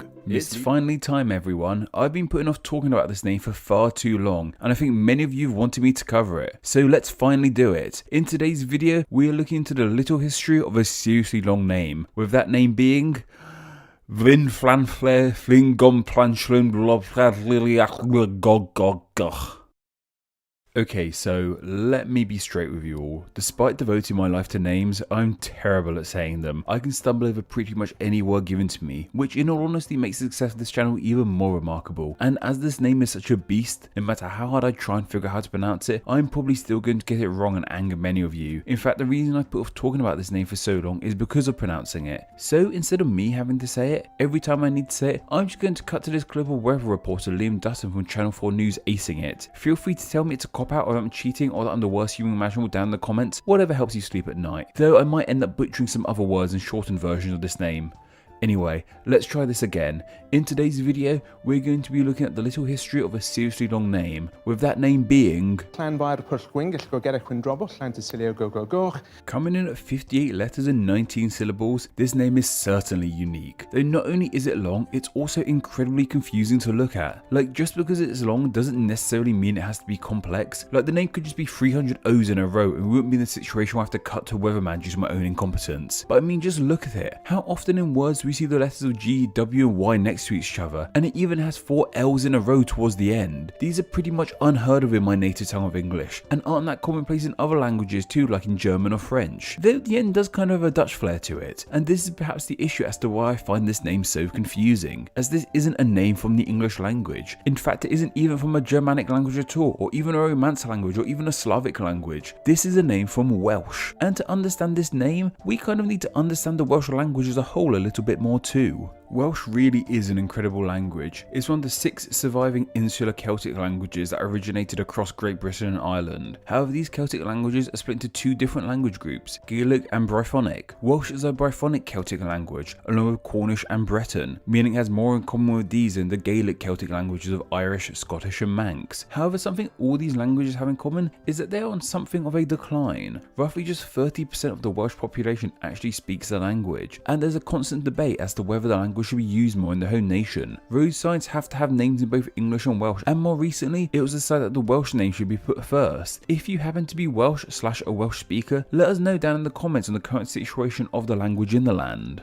What Welsh does have in common with English and many other languages is the script they use, that being the Latin alphabet. And like English and many other languages, Welsh words are made up of 2 types of letters, consonants and vowels, and in English there are 5 vowels, A, E, I, O and U. Most English words contain at least 1 vowel, and by and large it's rare that you get more than 3 consonants in a row in any given English language word. But if we look at the name of Llanfairpwllgwyngyll, we can see these rules don't seem to apply. Just look at this part of the name, which is 14 consonants in a row. While this may look crazy to English speakers, this is actually pretty normal in Welsh, as Welsh actually has 7 vowels, the same 5 in English, plus W and Y can be vowels too. So this string of 14 consonants in English actually contains 4 vowels in Welsh. Welsh also has a lot of digraphs that we don't use much in English too. Digraph, by the way, being the fancy name for when 2 letters make a single sound, like CH making the ch sound. Digraphs like double L, double F, double D and RH aren't that commonly seen in English, though in Welsh they are much more present. The name we are looking at even starts with a double L. Though these digraphs are made of 2 characters, they are considered single letters, meaning the Welsh alphabet has 29 letters, and because of this, the name of is seen as having just 51 letters in Welsh, as opposed to having 58 letters that we may see it as having in English. Still, 51 letters is nothing to be ashamed of. And of course, these digraphs aren't pronounced as you might expect them to be if you were treating Welsh like English. The double D in Welsh makes what we would call a soft TH sound in English, and the double L makes a kind of hissing SH sound for lack of a better explanation. It's a sound that isn't present at all in English. Luckily, there's many people pronouncing it on YouTube, so go listen to it for yourself. Even some single letters are pronounced differently too. In Welsh, F is pronounced like the English V sound, hence why Welsh has the double F to make that traditional F sound, and the C's and G's are always pronounced hard like in cat and gate, and not like in centre or giant. Also K, Q, V, X and Z are not part of the Welsh alphabet, but are sometimes used in borrowed words. That's just an incredibly simple look at this incredible language, but it can help us make a bit more sense of the name we're looking into today, and it helps us decipher it more. Though what is even the name of? Is the name of some sort of advanced Welsh civilization, or some sort of ancient historic Celtic site of great importance? Well, no. It's the name of a small village in the northwest of Wales, on the Welsh island of Anglesey to be exact. The village has a population of around 3,000 and has a few places to eat and stay, some nice sights to see, and is near to an aquarium. Most people visit the Gawk at the station sign, but that's about it. Aside from its name, it's not very different to many of the other small villages in Wales, but by gosh, that name really does make it unique in its own special way. So how did this unassuming small sleepy village in a corner of Wales end up with such a long bizarre name? Well, here's the odd thing about it all. They actually went out their way to give this village a seriously silly name. The area where the village stands is thought to have been inhabited since the Neolithic period. That's about 4000 to 2000 BC. It stayed as a small settlement for some time. By the 16th century, there were just 80 people living in the village. However, over the years, things started to build up more, seeing a huge increase in the 19th century with the creation of a new road and railway that allowed more people to explore the village. It was here that more people and businesses like shops, a post office, and even a few schools started to pop up, shaping the village into what it is today. It was also in the 19th century that the name it has today was given to it. As mentioned, the village was around the 16th century, and back then it was just called Llanfairpwllgwyngyll, which means the Mary Church by the pool near the White Hazels. So why was the name elongated in the 19th century? Well, it has a lot to do with that new railroad I mentioned earlier. This allowed people not from just Wales but from all across Great Britain to visit their village more easily. But it wasn't just their village they could visit. So much of Wales was now open for people to explore. Why would someone visit their village when there are many others just like it? The townspeople wanted to do something that would give people more of a reason to visit their village as opposed to one of the many others. For this, a committee was put together to think of ways to tempt tourists and trains to visit. And it seems that the genius idea they decided on was a new name. Who thought of this name exactly we don't seem to be too sure of. Some sources tell me it was a local cobbler, while others tell me it was a local tailor, so seemingly someone who worked with clothing. The theory was if they gave their village a long, complex, ridiculous name, that more people would be intrigued to visit this village because of the name alone. So that original name was elongated into Llanfairpwllgwyngyll. And in the same way that initial name was descriptive, this name is just even more descriptive. It translates from Welsh into English to mean the Church of St Mary in the hollow of white hazel trees near the rapid whirlpools by St Cecilios of the Red Cave. So this name doesn't come from some deep ancient Celtic roots or history, it's literally just an 18th century marketing ploy to get more people to visit their village. Kind of like when celebrities give their kids ridiculous names. And it seems that this tourism marketing scheme has been a huge success, as here we are talking about this one specific village right now and not any of the other small villages at Little Wales. And it's not only me who has talked about this, there are tons of articles and videos about this village and explaining why it has such a silly name. I even wrote about it in my book. And it seems that as well as people talking about it online, many people go to visit the village. I read that around 200,000 tourists visit the village every year, primarily to gawk at the settlement's name, especially at the sign in the train station. Not too shabby for a centuries old marketing trick. And it seems that others have tried this naming trick too, but haven't been as successful as have been. In 2004, another small Welsh village tried to give themselves a silly long name. However, it doesn't appear to have taken off, and despite how much everyone loves this name, it seems that the people who use it the least are the residents of the village themselves. Unsurprisingly, the village has a couple shortened forms of its name that are spoken more often and used on road signs. These include that original name of Llanfairpwllgwyngyll, but also just Llanfairpwll, and even the shorter name of Llanfairpwllgwyngyll, which I probably still butchered even though they are way shorter. Nevertheless, the village of Llanfairpwllgwyngyll has been plucked out of obscurity and is now become famous across the globe thanks to this incredibly long and complex name, and people like myself who like to share interesting facts on the internet, and is even cemented itself as the longest single word settlement name in the world. However, settlement is the key word in that. When I say settlement, I mean things like towns and cities and villages. If we are talking about places in general, then there's actually one place with a longer name. That being this hill in New Zealand, which once again has a name I'm not even going to attempt to say, but you can find people better than me saying on the internet. This Maori name translates into English to mean the summit where Tamatea, the man with big knees, the slider, climber of mountains, the land swallower who travelled about, played his koa to his loved one. But as this place is just a hill and not a whole settlement, it doesn't get the title of longest settlement name. That title firmly belongs to...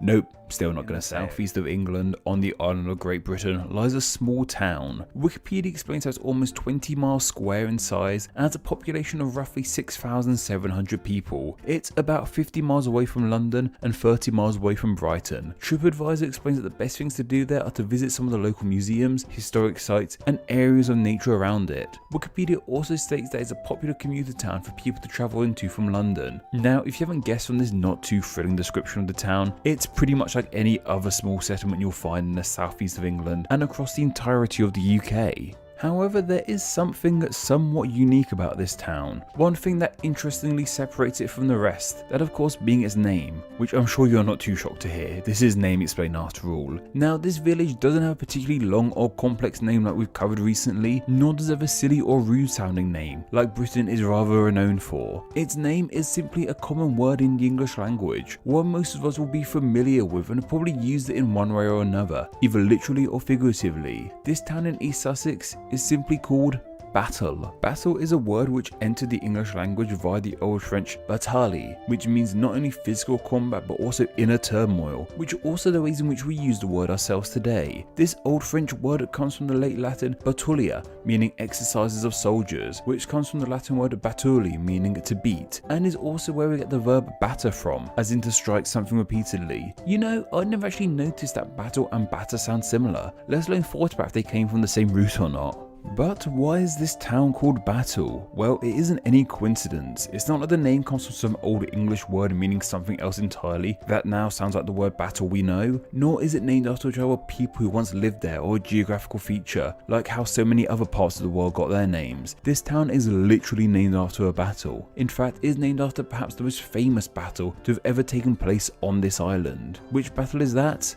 Well, if you haven't guessed by now, I'll give you one more hint. As well as being close to London and Brighton, there's another town that's extremely close too, that being Hastings. Yep. The town of Battle is named after the infamous Battle of Hastings. The Battle of Hastings really is one of those defining moments in British history, and truth be told, this video is just an excuse for me to gush about this fight. But thanks to the town of Battle, we can give this video an etymology-centric lick of paint to justify it being a name explain video. Though I have seen some of you guys ask if I can make more general history related videos, as opposed to just focusing on names. So this is that, I guess. And funnily enough, in my recent Cockney video, I gave a way oversimplified retelling of this battle. There's only fair we retell this battle in a tad more detail. Hope you enjoy. A great place to start is with the two key players in this fight, those being Harold Godwinson, King of England, and William, Duke of Normandy, who, spoiler alert, would go on to become William the Conqueror. However, before these two we had Edward the Confessor as King of England. This king had no children, meaning he had no true heirs to the throne, leaving people in not just England but across Europe wanting to fill his boots once he died. Harold was born sometime in the 1020s. His father was Earl of Wessex, and this was a title he took on in 1053.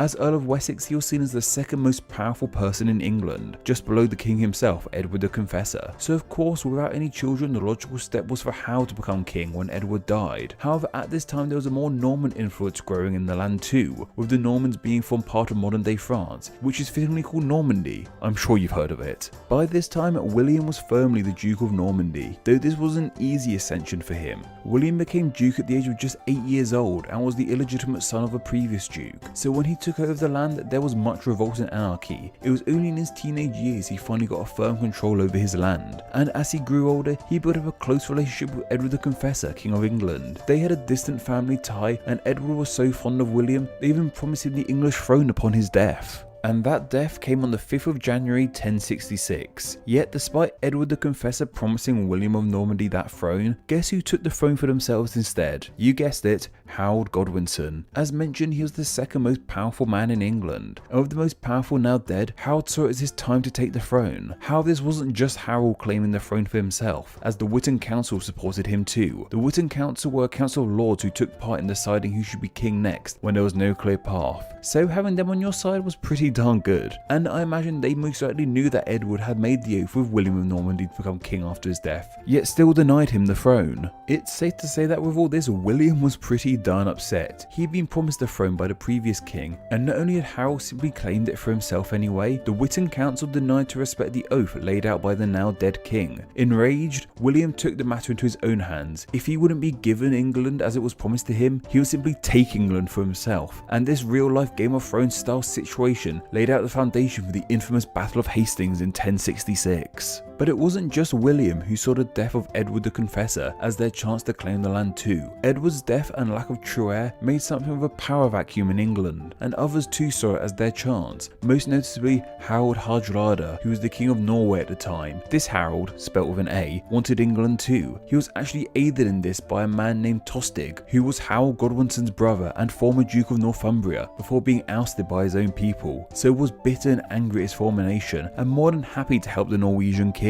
Hardrada landed in York on the 25th of September 1066. England's Harold had only been king since January and was in London when this happened. London and York are pretty far away from each other. It takes around 3 hours to drive there today, so it's pretty remarkable that Harold and his men arrived there in just 4 days, which was super quick at the time. Though during this journey, Godwinson was aware that William was planning to invade the south, yet he still made the choice to secure York from the Viking invaders. Hardrada, Tostig, and 300 ships full of of 11,000 Vikings arrived in the north of England, they were sure that Godwinson wouldn't be there. So when Godwinson was there, he and his men were completely off guard, and this gave Godwinson the advantage. This battle is now known as the Battle of Stamford Bridge. It would have been a fierce battle, yet despite the might of the Vikings, both Hardrada and Toskiv were defeated and their Viking army all but destroyed. Of the 300 ships that sailed from Norway, only 24 sailed back. It was a tough, tiring fight, but Harold Godwinson and his men made sure that Yorkshire wouldn't fall to the northern invaders. As I said, this battle took place on the 25th of September 1066, and while I'm sure they would have wanted to rest up and celebrate their victory, that was not on the cards, as just 4 days later,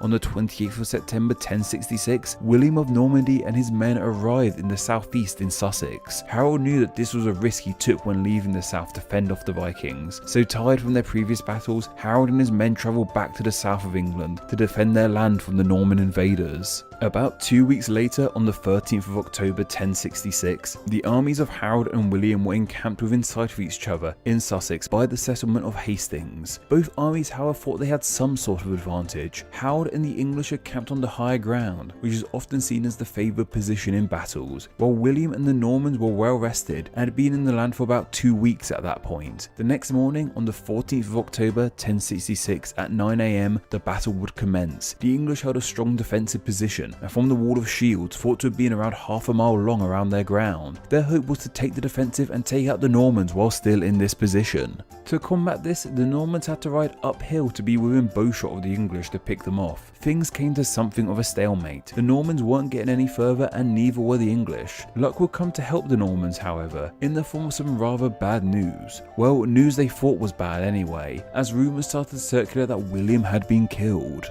Upon hearing this news, groups of Normans fled in panic upon hearing their duke was dead, and those fleeing Normans were chased by English who broke line. William was of course not dead, however, but upon seeing that this rumour caused the English to break formation, he used it to his advantage, and the Normans used this fleeing tactic multiple times to break up the English troops. This led the Normans to gaining the advantage, as the hill they fought on became more covered with fallen bodies. As the day was coming to an end, the Normans gave one final push to oust the fallen English defences, and it was during this final assault that King Harold of England was finally killed. There were conflicting stories as to how this actually happened. Some say he was taken out by 4 Norman knights, but of course the popular story is that he was killed with an arrow to the right eye. Either way, without a leader, the English forces panicked and fled, and after a day of battling, William and the Normans were seen as the victors in this battle. He eventually took on the title of William the Conqueror and became King of England, and England, Great Britain, and the United Kingdom as a whole, as it would become, will set on a path that would change it forever. And that's the Battle of Hastings. Though I'm no military history expert, and I'm sure there are far better explanations of the battle you can find out there. But let's go back to that town of Battle. Why is this town called Battle when the fight itself is called the Battle of Hastings? This name implies that the battle happened at Hastings. It's not called the Battle of Battle. Well, that's because the town of Battle was established way after 1066. So at the time of the Battle of Hastings, the land where this town now is was just empty, and as Hastings was the nearest settlement, the battle was named after it. So yes, the town of Battle was literally built over the battlefield of the Battle of Hastings, hence why it has the rights to be called Battle, even though the battle itself isn't named after the town of Battle.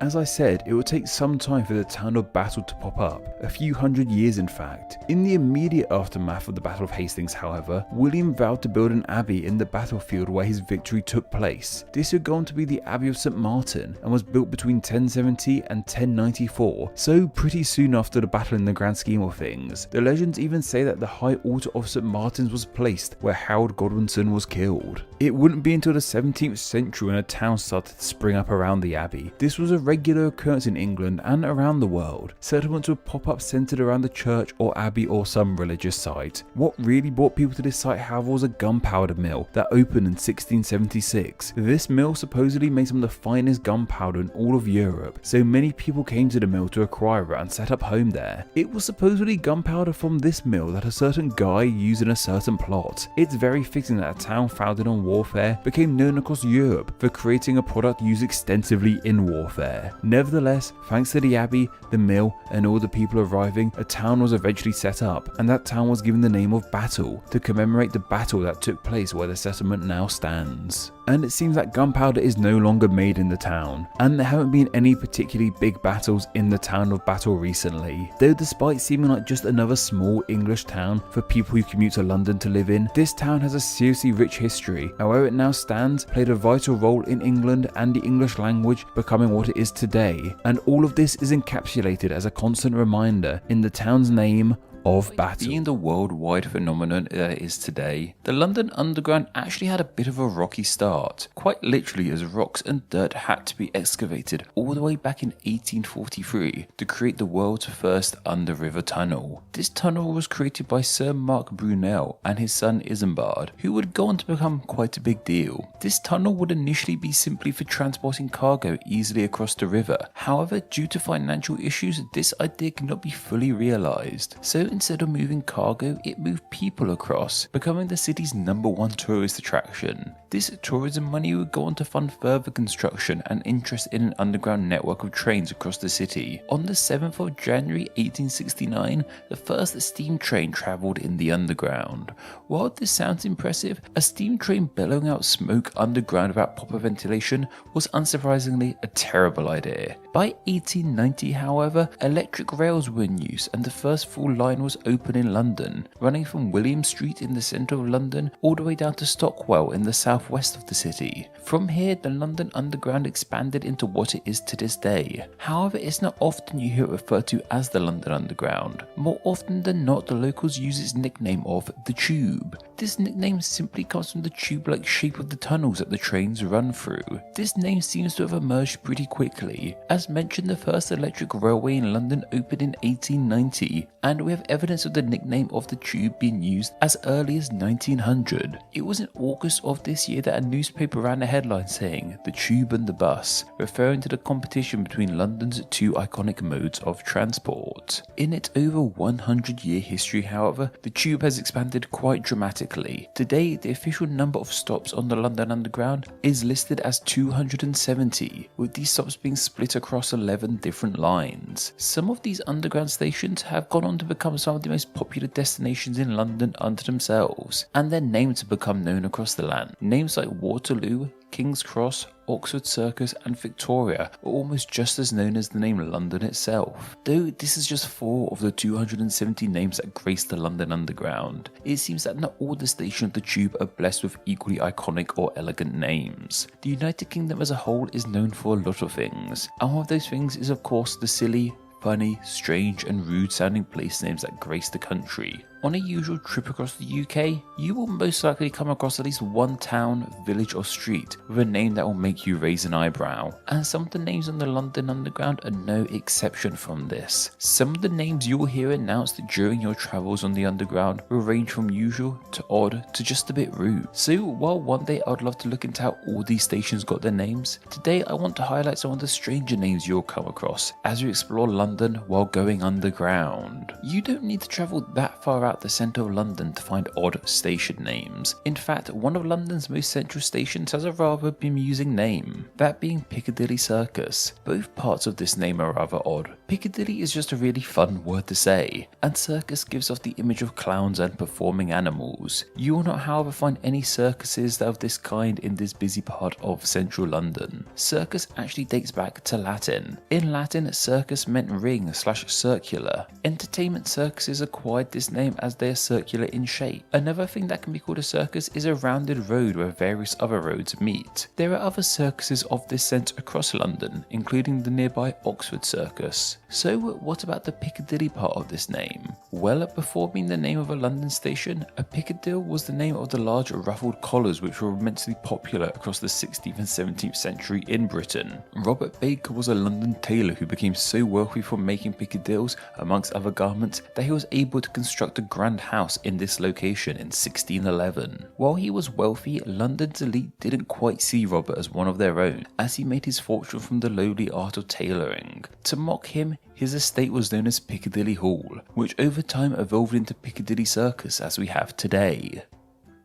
Further out in Greater London's east we have Barking. While this town is now part of Greater London, it is historically seen as a part of the county of Essex. What I find so odd about this name is at first it seems that this part of London is named after the sounds dogs make when they are excited to see you. As great as it would be, Barking is not named after the barking of dogs, though I'm sure there is plenty of barking in Barking. The earliest recording we have of this name has it as Berasingas, and this name is thought to either come from an ancient local chieftain who resided here called Beraka, or it simply means the settlement by birch trees. The Dockland Light Railway, known as the DLR, is something of a black sheep on the underground map. While it is on the map of the rest of them, the majority of the line isn't actually underground, so while some may be angry I'm including them in this video, others will understand why. Plus, I could not miss the opportunity to mention the name of Mudchute, which is a station on the DLR. This name is pretty odd as it relates to mud, something places do not tend to be named after. However, for the dirty-minded amongst you, I'm sure it's not too hard to connect the term Mudchute to a certain part of the body. Mudchute, as well as the larger area of London of Mudchute in general, are named after Mudchute Farm and Park, which is unsurprisingly a farm and a park. This farm got its name as in the past it was a dumping ground for mud from the nearby docks. The chute part of this name comes from the fact that kind of pump/chute was used to transport the mud from the docks to the farm. While this park and farm seem rather pleasant today, that unpleasant name has stuck around on this area and its tube station. Another DLR station I have to talk about is Pudding Mill Lane. Pudding is just a funny word, isn't it? Pudding Mill Lane Station is named after the nearby Pudding Mill Lane, which is named after a nearby water mill called St Thomas's Mill. This mill was also known as Pudding Mill as supposedly it was shaped like a pudding. How it would have looked like a pudding exactly I'm not too sure. However, another name it went by in the past was Knob Mill, probably due to its shape once again.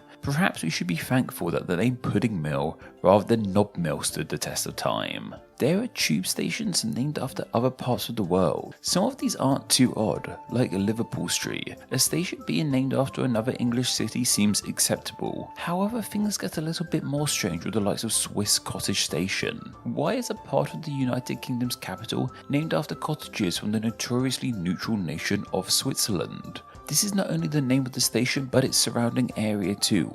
This name derives from an inn called the Swiss Tavern that was built in 1804. This tavern was built in the style of a Swiss chalet. Later on, however, the inn's name was changed from Swiss Tavern to Swiss Cottage, and from there the name stuck around. This goes to show just how some of these iconic and prestigious areas of London can be named after something as simple as a pub. There's another tube station named after somewhere that's even further than Switzerland. That's been the station with this title of East India. And yes, this is another DLR station, so not technically part of the tube, I know. This station is named after the former East India docks. These docks were specially constructed for trading with East India. Luckily they're in the east of London too. So yes, you can technically be in the city of London in the UK and be in East India at the exact same time. There's also the West Indian Quay station, but their name isn't as to the point as East India is.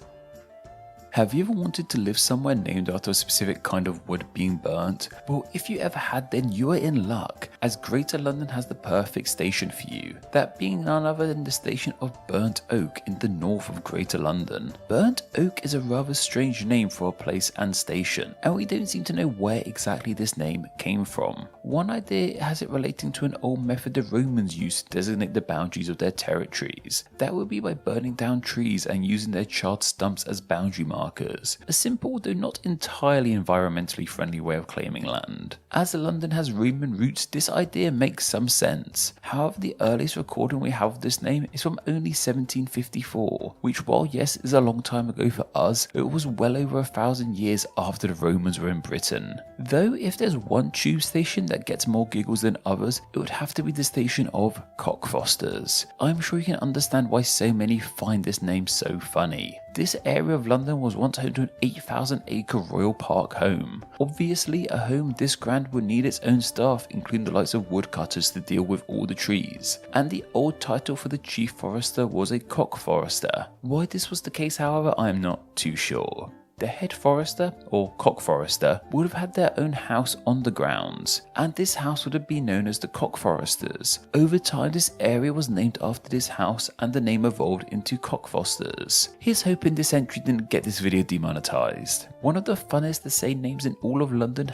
has to be Pimlico, an area in central London. As fun as this name is, however, we don't seem to be too sure where exactly it comes from. The popular legend is that it comes from one Ben Pimlico, a supposed 17th century alehouse and tea garden owner who set up shop in this part of London. This is just a theory, however. Another idea is that it comes from the Pamlico natives of North America, who supposedly exported timber to this part of London. Both ideas are quite peculiar, that's for sure, almost as peculiar as the name of Pimlico, though perhaps the most popular odd underground name has to be Elephant and Castle, two words that aren't that strange on their own, but create a very odd image in one's mind when put together. This station and the wider area of London got its name from a pub once again. Never underestimate the importance of pubs in London. How the old Elephant and Castle pub got its name, however, seems to be a bit of a mystery. There are a handful of ideas as to where this name came from. This pub was around in at least 1765, and some theorise that the elephant in the name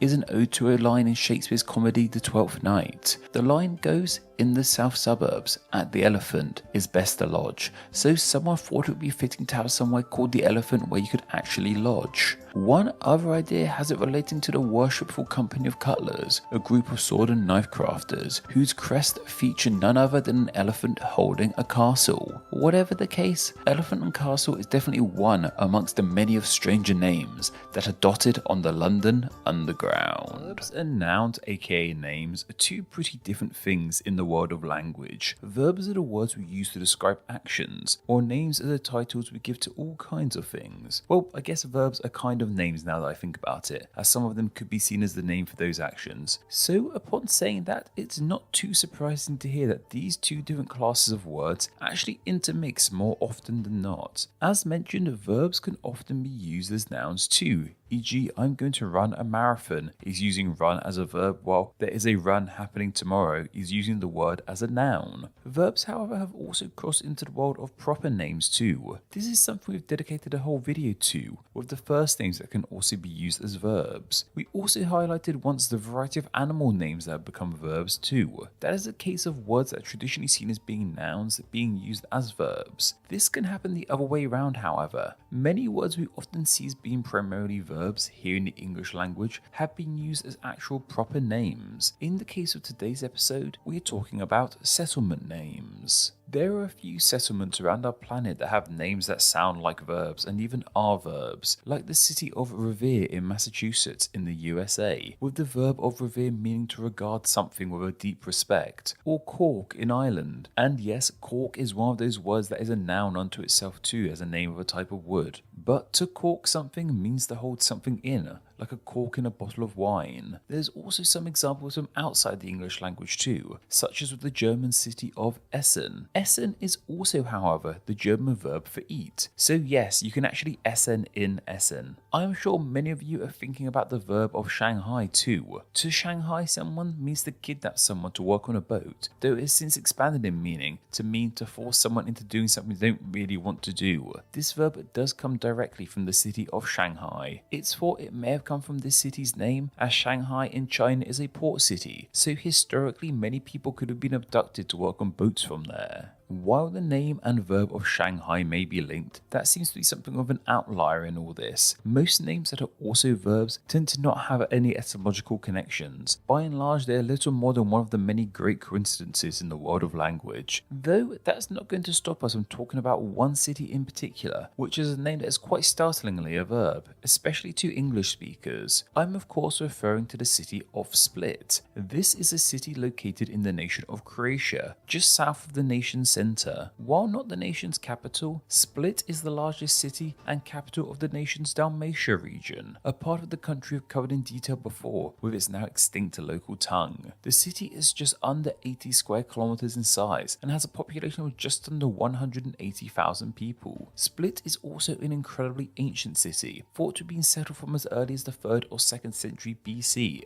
However, Split really found its footing as one of Croatia's biggest cities in 305 AD to be exact. At this time, the land that would become Croatia was still under Roman rule, and as the ancient historians among us watching this video will know, it was in 305 AD that Emperor Diocletian, who's actually born in modern day Croatia too, would do something little to no other emperors ever would do. He retired. His retirement was spent at his palace, which was erected in this part of the world, primarily spending his time gardening, as many still do. Diocletian would eventually die in 311 AD. However, his palace remained, with what became the city of Split growing around it. And to this day, Diocletian's palace is still one of Split's leading tourist attractions. Also, shameless plug alert, me and my co-host Paul have actually been covering Diocletian's rule of Rome extensively in our podcast AD History. Also, yeah, if you didn't know, I run a history podcast called AD History, where we are covering the world of history from 1 AD to now, decade by decade. It's a huge undertaking, that's for sure, but every step of the journey has been fascinating. We just wrapped up the 3rd century, so Diocletian has played a really central role in our journey at the moment. I don't talk too much about it here, but please do go give it a listen. It's a really fun time. Anyway, that's enough history talk. This channel is more for names, and it's that name of Split we are focusing on today. At first glance, Split is a really strange name for a city, especially to English speakers like myself. When most English speakers hear this word, a city in Croatia probably won't come to mind. Instead, the verb of split will, meaning to separate something into 2 or more sections. Split as a verb can be used in a literal sense, e.g. to split a bar of chocolate between 2 people. However, it can also be used in a metaphorical sense too, e.g. to split the bill at a restaurant. Splitting a bill doesn't actually entail ripping the bill up into multiple pieces. It can have some negative meanings however, like split up, meaning to end a relationship. It should be of no surprise that split as a verb comes from pretty ancient murky origins. Words similar to split with the same meaning have appeared in other Germanic languages like the Middle Dutch splitten. What's interesting however is that this word is not found in Middle English, which implies that it was most likely a more recently acquired loan word to English. Well, I say more recently in the grand scheme of things. The word seems to ultimately trace its roots back to the Proto-Indo-European term of shblir, which means to split and splice. Of course, where this word came from, however, is a mystery. This Proto-Indo-European word, however, is also thought to be the precursor to the word flint, as in the kind of rock known for helping start fires. Perhaps they come from similar roots, as this kind of rock was split up into smaller pieces in the fire-making process. Whatever the case, split is definitely one of those ancient words that has seemingly always just been, in one form or another. That brings us back to the city of Split in Croatia. Why does it have that name? Was the city founded on some large ravine or crevasse, e.g. a large split in the ground? Or perhaps it's a tale from history. Maybe there were once a wealthy ruling couple here, and when they divorced, one of them got the city in the separation, with the city being named after this split. Well, as fun as those ideas would be, they of course aren't the case. As with most cities with names that are also verbs, this is just another coincidence. The verb of split and the city name Split have no etymological ties. This really should come of no surprise, however. Croatian is a very different language to English, and their word for the verb of split is different to ours, being podjela. Of course, the city isn't called this in Croatian, still maintaining that name of Split in its native tongue. However, this is a part of the world that is being ruled by a variety of different people with different languages. Of course, for a long time, it was Roman territory, meaning the place had a Latin name, which was Spalatum/Aspalatum. Once Rome fell and the Middle Ages began, other languages shaped this name in a variety of ways. During the Middle Ages, the city was called things like Spalathum and Aspalathum, the major difference here from the Latin name being that additional H. And in its native Dalmatian, the city acquired the name of Spalatro, while it was actually the city's Italian name that became its most popular for some time, that being Spalato. Spalato seems to have been the city's name to the wider world for quite some time. It was only in the 19th century that its Croatian name of Split, which is also seen spelt as Spljet sometimes, came into popularity and was solidified as the city's actual name with the formation of Yugoslavia. I imagine Yugoslavia wanted this Slavic name as opposed to the Romance name of Spalato, as Yugoslavia was a combination of a large variety of Slavic-speaking places, so it would be strange if one of the cities had an Italian name. We've seen places change their native names in the past in other parts of the world too, usually as a tactic to raise national pride of some sort. I imagine that was the case here too. However, this name has its ultimate roots in Greek. It was ancient Greek settlers who gave this land a name that would eventually evolve into Split. These Greeks called it Spalathos/Aspalathos. This was also the Greek name for a type of flower that in English is known as the spiny broom, and in Croatian as Belenstra. When the Greeks got to this land, the hills that the city now stand on were supposedly covered in these little yellow flowers, so the location's name is an ode to this flower. This is the most popular idea as to where the city's name came from. However, some argue that it can't be true, as it was not spiny brooms which grew here, but a different kind of yellow flower, known in English as Spanish brooms, which grew here instead. To be honest, these two kinds of brooms are pretty similar looking, so I can understand how this confusion may have occurred. For a long time, there was also a non-flower related theory that the name of Split ultimately came from the Latin word for palace, in ode to Diocletian's palace that was so vital to the development of this city. However, this theory has since been debunked, which is pretty understandable to be fair, as the Latin word for palace is palatium, which is quite far removed from the name it has now. So while this ancient and incredible city might have a name that is identical to a verb to us English speakers, it has nothing to do with the verb of split. It instead relates to flowers of all things. I still think that's pretty cool, however, though I did set this video up under the guise that this city's name was also a verb, when it turns out it wasn't. Perhaps that will split opinions of where they live, or at the very least they feel indifferent about the name. In all honesty, I wonder how many people have actually stopped to think about the name of the town or city they live in. I imagine it's a lot less than I may think, as I suppose not everyone is as obsessed with names as I am, though the people who definitely do spend a lot of time thinking about their town's name are those who dislike the name of the place they call home. Places can have names that are deeply irksome to some of the locals. This could be for a variety of reasons. The name may just sound rude or funny or dumb. This happens more than you might realise, though there's another reason as to why citizens may despise a name, and that's because the town is named after someone they don't particularly approve of. Interestingly enough, this seems to be happening more and more often. More people are becoming aware of the actions of people places are named after, and in turn wanting those names removed. This can also include streets and buildings having their names wiped off them. Today, however, we are focusing on one town in particular, that being the town of Maxwell in New Mexico. You may not have heard of this town, and that's completely understandable. I hadn't either until this video suggestion was given to me, so let me introduce to you all the town of Maxwell. If it had to be described in one word, that one word would be tiny. This is a town with a population of just over 250 residents. It was established in the year 1879 as a train stop on the large Santa Fe Railway, which covers much of central and southwest USA. From what I can gather, Maxwell, New Mexico looks like quintessential small town America, with all the local trappings of such. Their adorable website highlights their most famous resident, one Stafford L. Warren, a radiologist who invented the mammogram, which has helped millions detect breast cancer at a much earlier stage. However, I imagine the most impressive thing about this town is its awe-inspiring American Southwest surroundings. I'm sure many will come to this town just to feel like a real cowboy. The town of Maxwell is of course named after someone with the name of Maxwell. Though while we may think of Maxwell as a first name now, this Maxwell actually had the name as his last name.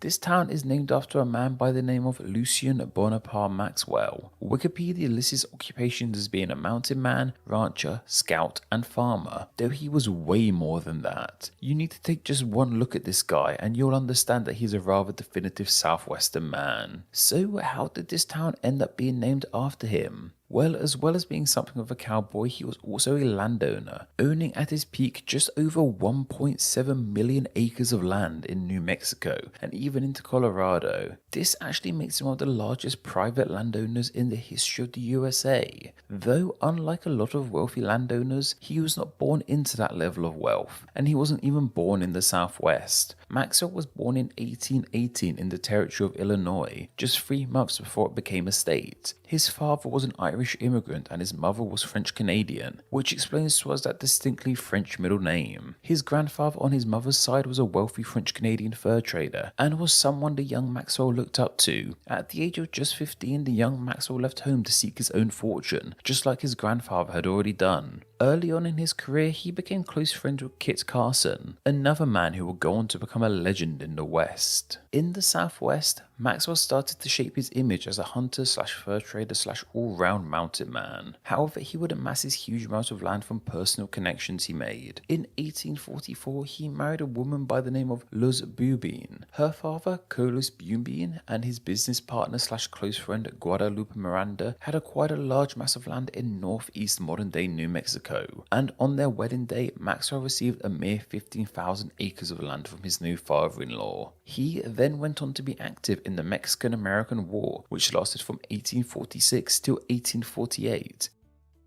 It was during this war that he started to manage his father-in-law's land more. He clearly found himself in the good books of Carlos Bumbin and Guadalupe Miranda, as by the time that his father-in-law died in 1864, all of the land he owned transferred over to him. From here, the then called Bumbin Miranda land grant became known as the Maxwell land grant, all 1.714 million acres of it. As mentioned, this land grant lay between New Mexico and slightly in Colorado from a modern perspective. From what I can gather, this land grant made up a large western chunk of the northeastern Colfax County in New Mexico. This really puts into perspective just how gigantic the USA is for me. 1.7 million acres sounds like and is a huge amount of land. Yet in reality, this is just one section of a county of a state in an entire nation. America, stop being so big. Suffice to say that owning all this land came with a lot of riches, from the discovery of gold in the land he owned to building various forts and houses. The legend of Lucien Bonaparte Maxwell was being cemented in his own lifetime. When state and country borders started to become more solidified, however, Maxwell's land grant came under pressure. In 1869, the aforementioned Colfax County came into being, and the higher-ups of this county noticed that Maxwell's land grant slipped into Colorado. Suffice to say, this caused all kinds of bureaucratic issues. The Wild West was clearly becoming less wild. After mounting pressure from Colfax County, Maxwell agreed to sell his land to the county for $650,000, which according to one inflation calculator would be equivalent to just over $13 million today. It would be just 6 years later, however, that Maxwell would unexpectedly pass away in 1875. Today, it's thought that it was kidney failure that led to this untimely death. However, in death, he has become one of the Southwest's many legendary figures, and most sources portray him in that light. So why have they said that the town that bears his name seems to dislike him so much? Well, it should come as no surprise that you don't amass a huge amount of land and wealth without making a few enemies, and Lucien Bonaparte Maxwell was no exception to this rule.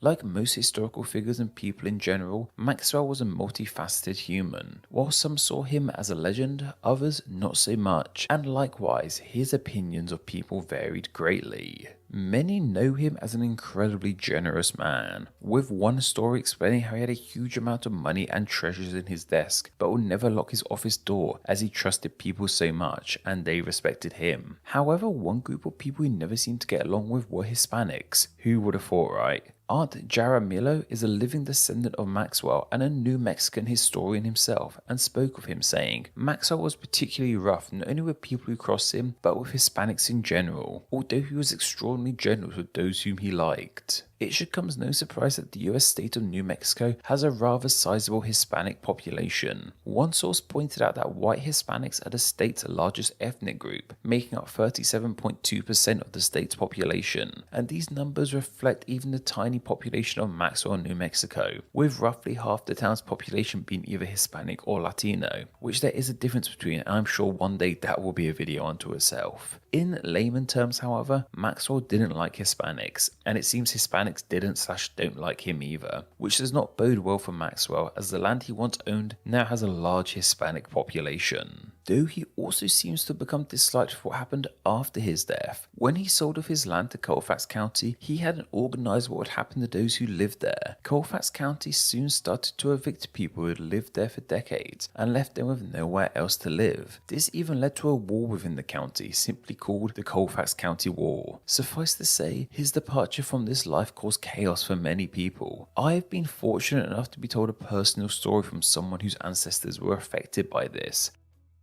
A family of Hispanic origins arrived in this area from the late 1800s and had the right to be there under the Homestead Act. For those unaware like myself, the Homestead Act was passed by Lincoln in 1862 and allowed anyone to claim 160 acres of land in the West for a small fee. It was set up to incentivize people to settle in this area of the USA. This family had the absolute right to be there and had paid what they owed. It was very much their land. Yet they were still forced out of their own land and home due to the actions of Maxwell and the Colfax County. On top of this, the family had 13 children. I'm sure if you had 13 kids and were forced out of your home, you would not be too happy with the people who did this. And people who felt the negative impact of Maxwell's land grant are now living all across New Mexico, including in the small town of Maxwell itself. So it's understandable as to why the residents of this tiny town may not enjoy the fact that it's named after someone who ruined the lives of their ancestors and many other people. Now, okay, I fully understand that this has been a pretty one-sided video against Maxwell and his actions in New Mexico, especially due to the fact that a personal story of his actions was shared with me, and that story casted Maxwell in a pretty negative light. Perhaps it has been somewhat unfair for me to imply that everyone in the town of Maxwell hates him and their town's name. There clearly are many who see him as a hero of the West, despite how his land grant upheaved many people from their lives. And of course, his known dislike of Hispanic people may affect how people of that ethnic group view him. So if you're Hispanic and your family were affected by him, I imagine you have some pretty big issues with the man. Though of course, I'm sure there are many Hispanic people who do like him too, and people whose family were disrupted by him like him. As I said, Maxwell is a multifaceted human, as are we all. So please do let me know all your thoughts on this man if you have any about him, especially if you happen to be watching this very video from that tiny New Mexican town of Maxwell. The award for the single city of the highest amount of names has to go to none other than the city of Jerusalem. This is a seriously ancient city, which means it's had a huge variety of names after the thousands of years that it stood on our planet. When I say it has had many names, I'm not just talking about names it's had in the past. This city is considered to have many names even today. Don't quite believe me? Well, what if I told you that in just Hebrew alone, the city is seen as having 70 different names? Some sources even point to this being 72 different names as opposed to just 70. These 70 plus names of course include the name Jerusalem itself, but also names like Bashan, meaning fruitful, or Hadlahach, meaning dwelling. How in use all 70 plus of these names are, however, I'm not too sure. Like, if you were to ask 2 Hebrew speakers who live in the city as to where they live, are they going to give you 2 different names on this list, or both just say Jerusalem? If you happen to be living in the city, please do give us a clear insight into this aspect. I always love hearing from people who directly relate to the topic of my videos. Also, there's a complete list of these 70 names down in the description. We won't be covering all of them here, but feel free to go check them for yourself. I genuinely cannot think of a city with more names than Jerusalem, though if I'm missing out something obvious here, once again, let me know down below. And away from these 70 plus Hebrew names, there are even more names from other languages in the city's past. A variety of languages and cultures have called this city home in the past and still do to this day, and these different languages brought along their own names. So today, let's look into the history of this city and find out about the many names that came, went, and stuck around. Before we look into that, however, it's worth asking ourselves why this city has been under control of so many different people to begin with. While there aren't many cities as old as Jerusalem, there are still some pretty old cities on our planet, yet these other ancient places haven't been claimed as many times as Jerusalem. What makes Jerusalem so desirable? Well, there seems to be a couple main reasons as to why people have battled over this city for so long. One of those being strategic importance. Jerusalem is located in a very ideal spot. It's nestled neatly between the east and west, a location many people sought after and has proven useful in the past. Though of course it's religion that has made this city so desirable. Jerusalem is an incredibly holy city for 3 of the largest Abrahamic religions, Judaism, Islam and Christianity. Safe to say, all 3 of these religions wanted a slice of the city to some degree or another. All this however has led to the city being captured at least 20 times. However, for us, it's probably sensible to go back to the start with the very first name we know of for the city. At least what we think might be the city's oldest known name anyway. that being Rash Alimam. This name comes from a list of enemies of the Egyptian pharaoh in the late 19th century BC. That's about 5,000 years ago. We're not 100% sure, however, if this even is modern day Jerusalem being referenced in this name. If it is, however, then this is the oldest known name for the city we have. We just don't know, however, what it means. So, what's the oldest name we have for this city that we know is definitely a name for the city? Well, that one goes to the name of Ursalim. The earliest recording we have of this name dates back to the 14th century BC, so around 3,000 years ago. It was found in something known as the Amarna letters. I'm sure you can tell from the sound and shape of this name that this is a direct precursor to that modern name of Jerusalem. This initial name would tumble through history, being picked up by different languages and cultures. They would change it and corrupt it to suit their own tongue, before it eventually became the name we have today. But where did this initial name come from? And what does it mean? Well, it's believed to come from the compounding of two Western Semitic words, with Western Semitic being an ancient language/language family. Modern Semitic languages include the likes of Hebrew and Arabic, the two languages spoken across modern Jerusalem. The two words this name is thought to come from are Yaru, meaning to establish, and Shalom, the name of the Canaanite god of dusk. This means that the name of Ursalim means something along the lines of the city established by Shalom, or even more simply, just Shalom City. If this theory is to be believed, it means that this city, that is so important to three of the world's largest religions, is named after a god from a completely different, ancient and barely followed religion entirely. There is another theory around the name, however. This theory ties it closely to the Hebrew language. It's theorized that the latter part of this name comes from the Hebrew word for peace, shalom. While they definitely sound similar, especially with the modern version of the name Jerusalem, there isn't too much to support this idea. The timelines and what the Hebrew word for peace was at the time just don't quite add up. Unfortunately, we can't really get away with calling this city Jerusalem. From its ancient origins, the city started to grow, eventually becoming a Yebusit city. The Yebusites were an ancient group of people from this land. They simply called the city of Yebus, which gives us a pretty self-explanatory name for the city. However, this city would soon come under new rulership, that being King David. I read David got hold of the city in a couple of ways. Some sources say he purchased it from the Yezbuit, while other sources say he simply conquered it. Whatever the case, it was under his Jewish rule now and established it as his capital. It was here that the city gained a new name, which is also pretty easy to understand. Under King David, the city became known as the City of David. As a Jewish city, many other Jewish names for the city started to appear. It's from here we got names like Zion, Moliah, and Shalem for the city. These were all names for just parts of the city that went on to be usable for the entire city itself. An example, Zion was initially the name for the Temple Mount, but then got applied to it all. These names are part of those aforementioned 70 plus Hebrew names of Jerusalem. A distinctly non-Jewish name that the city got next, however, was Alia Capitolina. This was a name of Roman concoction and was given to the city once they had conquered the city for themselves in the 2nd AD during the Bar Kokhba revolts. This revolt is something that was covered extensively in an episode of my podcast, AD History. During this episode, we had Sam Aranau on to talk to us all about it. Sam is a YouTuber himself and a bastion of knowledge of Jewish history. Go listen to that episode of the podcast and then go watch all of his videos. I'll make sure to link them down below. Plugging aside, why did the Romans call this city Alia Capitolina? The first part of this name comes from the title of Aelius, one of Emperor Hadrian's titles, as he was empowered during this revolt. The latter part of this name comes from the Roman god of Jupiter Capitolinus, who they dedicated the city to. This seems to have been the name of choice for Rome. However, it would fall to the wayside when the city was captured during the Muslim conquest of the 7th century, but more on that a little later.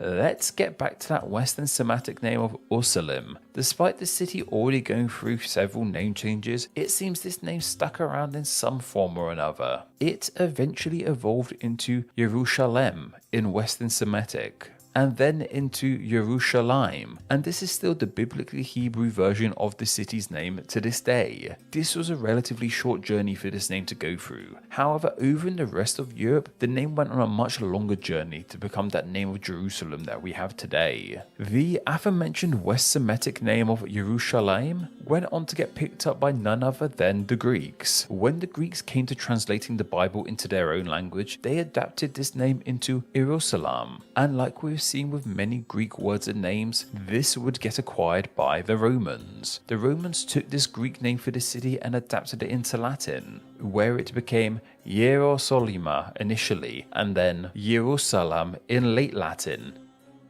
Western Rome would of course eventually fall, but Latin would live on. Well, kind of. Latin would go on to birth a variety of languages all across Europe, one of those being French. The earliest form of French we now call Old French, and it was in Old French where the Latin name for this city became Jerusalem. At around the 500 AD mark, however, things started to change in Old French, specifically the sounds certain letters would make. One of those changes affected the letter I, which for some reason Old French started to pronounce somewhat like a soft G sound we have today, like we see in words such as giant and urgent. This meant that the Old French name for the city of Jerusalem started to be pronounced differently too, with a soft G sound at the start. This name finally reached the shores of Britain and the English language, however, in 1066 with the Norman conquest. From this moment in time, French stuck its claws into the English language, which has made a lasting effect on the tongue.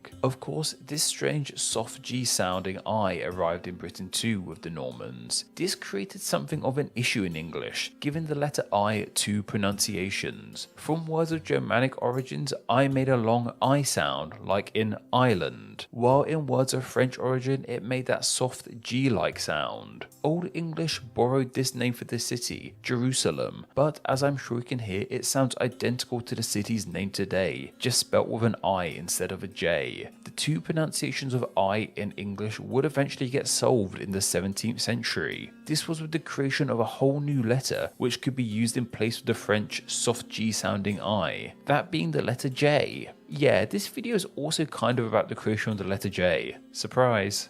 This meant that many of the words in English that use this French soft G sounding I could instead use the letter J to help differentiate them more easily. This included that name of Jerusalem being changed to start with a J instead of an I, finally giving us the name Jerusalem as we know it to this day.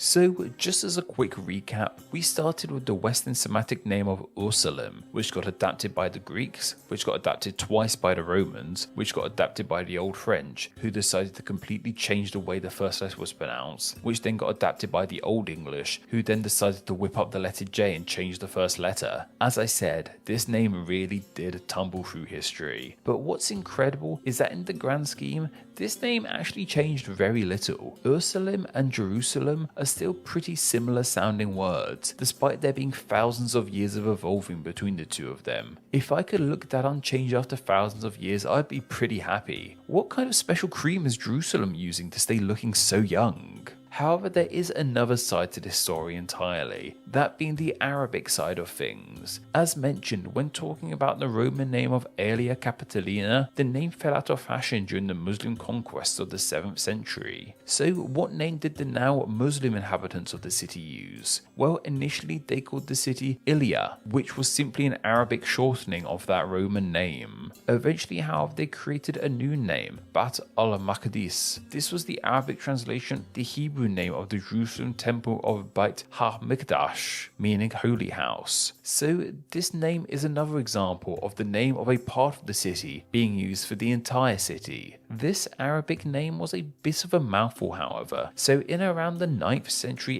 AD it was shortened to just Al-Qudus, meaning the holy. This name really picked up traction in the city's Muslim community and is today seen as the Arabic name for the city. As I mentioned, this is a seriously ancient and seriously interesting city with a serious amount of names. listeners. Is one of the most fascinating and amazing cities on our planet. It's also my favourite place in the whole world, so apologies if I sound a little biased here. Yeah, I'm a big weeb. The Greater Tokyo metropolis area has a population of over 37 million people, making it the most populated city in the world. Despite this huge population, it only has an area of just over 2,000 square miles. Suffice to say, Tokyo is a pretty densely populated place. Tokyo is a city most people are able to form an image of in their mind too, from the skyscrapers with Fuji behind them to the neon radiating through the night. My personal favourite thing about Tokyo is how each train station has its own jingle that plays when a train arrives. This compilation of the Yamanote Line jingles on YouTube is my happy place. In regards to this city's name, well, we've covered Tokyo before and it simply means East Capital. This is a reference to when Kyoto was originally the nation's capital city, but when the imperial family moved eastwards to a city that was called Edo, it was then dubbed the Eastern Capital, aka Tokyo. We covered this in way more detail way back. The sheer scale of the city means that it has to be split up into smaller areas just to make the whole thing somewhat more manageable. Tokyo seems to be split in a variety of ways. It seems that the most official way in which this city is split is into 23 special wards. While these wards are interesting and all have very cool unique flags, the names of these wards aren't particularly well known to a larger audience. Well, minus a couple of them. Wikipedia even lists that this city is split into 26 cities, 1 district and 4 sub-prefectures, as well as special wards. Suffice to say, we aren't covering any of these names. Instead, we're focusing on the neighborhoods of Tokyo. These are also sometimes called districts, it would seem. Maybe neighborhoods and districts different things, I have no idea. Whatever the case, I'm calling them neighborhoods. It's a funner word.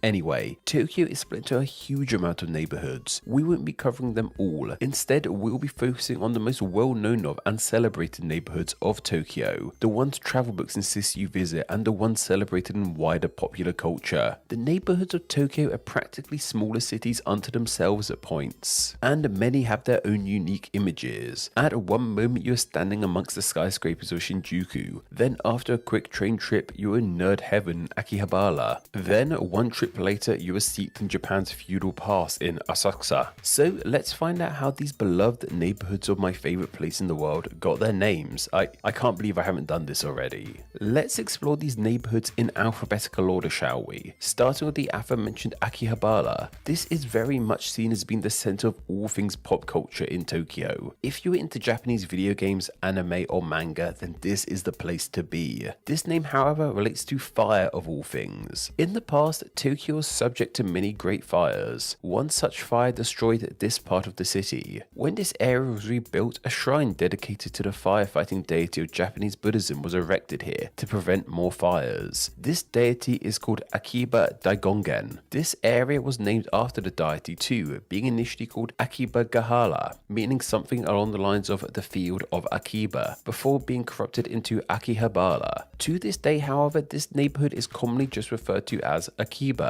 that deity's name. The neighborhood of Asakusa in Tokyo is most known for the traditional Japanese shrines and market that dominates this area. If you want to see pagodas in the heart of the city, this is the place to go. There seems to be conflicting ideas as to what exactly this name means, but the most popular ideas have it meaning things like lowlands or low grass. The low part comes from the fact that this part of the city is pretty flat. The grass supposedly relates to the fact that this area once had a lot of grass, which may have been lower than some of the longer grass in other parts of the city. Ginza is one of the more affluent neighborhoods of Tokyo. It's where you'll find all the luxury brand shops. Most cities have areas like this. This is a very big money part of the city, and the name even has roots in money too. Ginza comes from the Japanese words for silver and guild. This is because the Japanese government in the 17th century transferred the nation's silver mint to this part of the city. Money is literally in this neighborhood's name.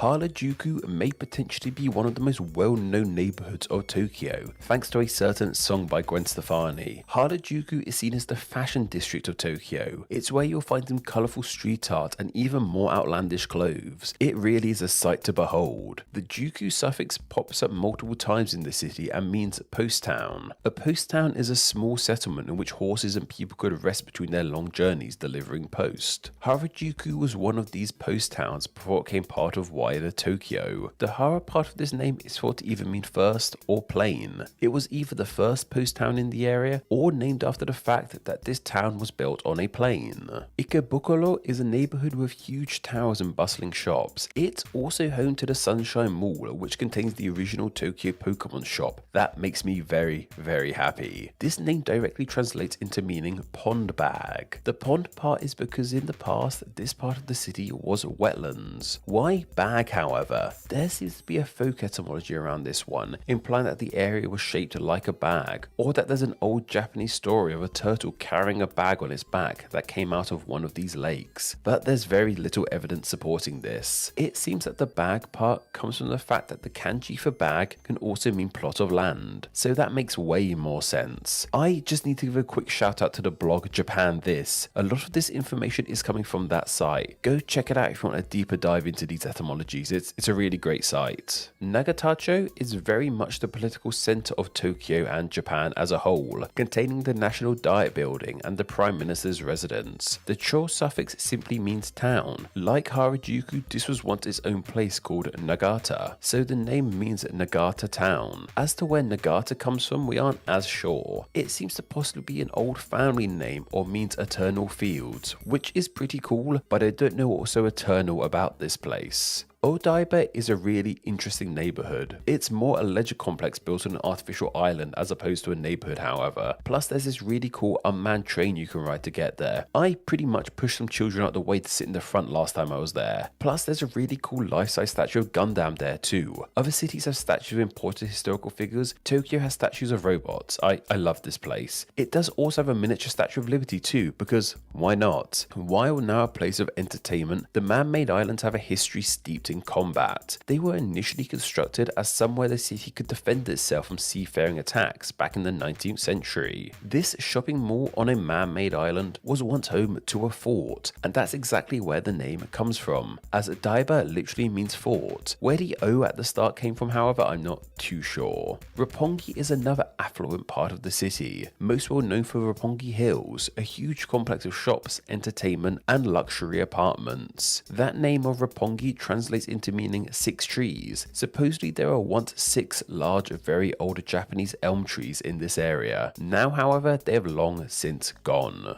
The neighborhood of Ryogoku is very much seen as the sumo center of Japan. Here there are many sumo stables and a world famous sumo stadium in this part of the city. This neighborhood resides by a river which has a bridge also named the Ryogoku Bridge. It seems that this area is named after this bridge as the name means 2 provinces. The bridge seems to have brought together these 2 provinces once separated by a river. The fact that Ryogoku is known for sumo fighting, and the fact that the name sounds like a combination of 2 of Japan's most famous fictional fighters, however, seems to be just a coincidence. The neighborhood of Shibuya is most well known for its famous, extremely busy freeway pedestrian crossing. People come to just watch people cross this thing. It gets so busy and so many people want photos there that there's actually a fake Shibuya crossing people use too for photography and filming. The name literally means something along the lines of harsh/bitter valley. But why exactly is it so harsh? Well, it doesn't seem to do with the harsh scramble that can occur while crossing the streets. One theory is that there was once a river here, but it has since dried up, leaving in its place a valley with harsh terrain to traverse. I imagine that was still easier to navigate than traversing the crossing, however. Shinagawa is another bustling neighborhood of Tokyo full of shops and skyscrapers. It's also right next to the river and seems to have a history as an old port in the city. The latter part of this name seems to mean either port or docks, and Shina is an old Japanese word for China. It's theorized that this is the port in which goods from China arrived at.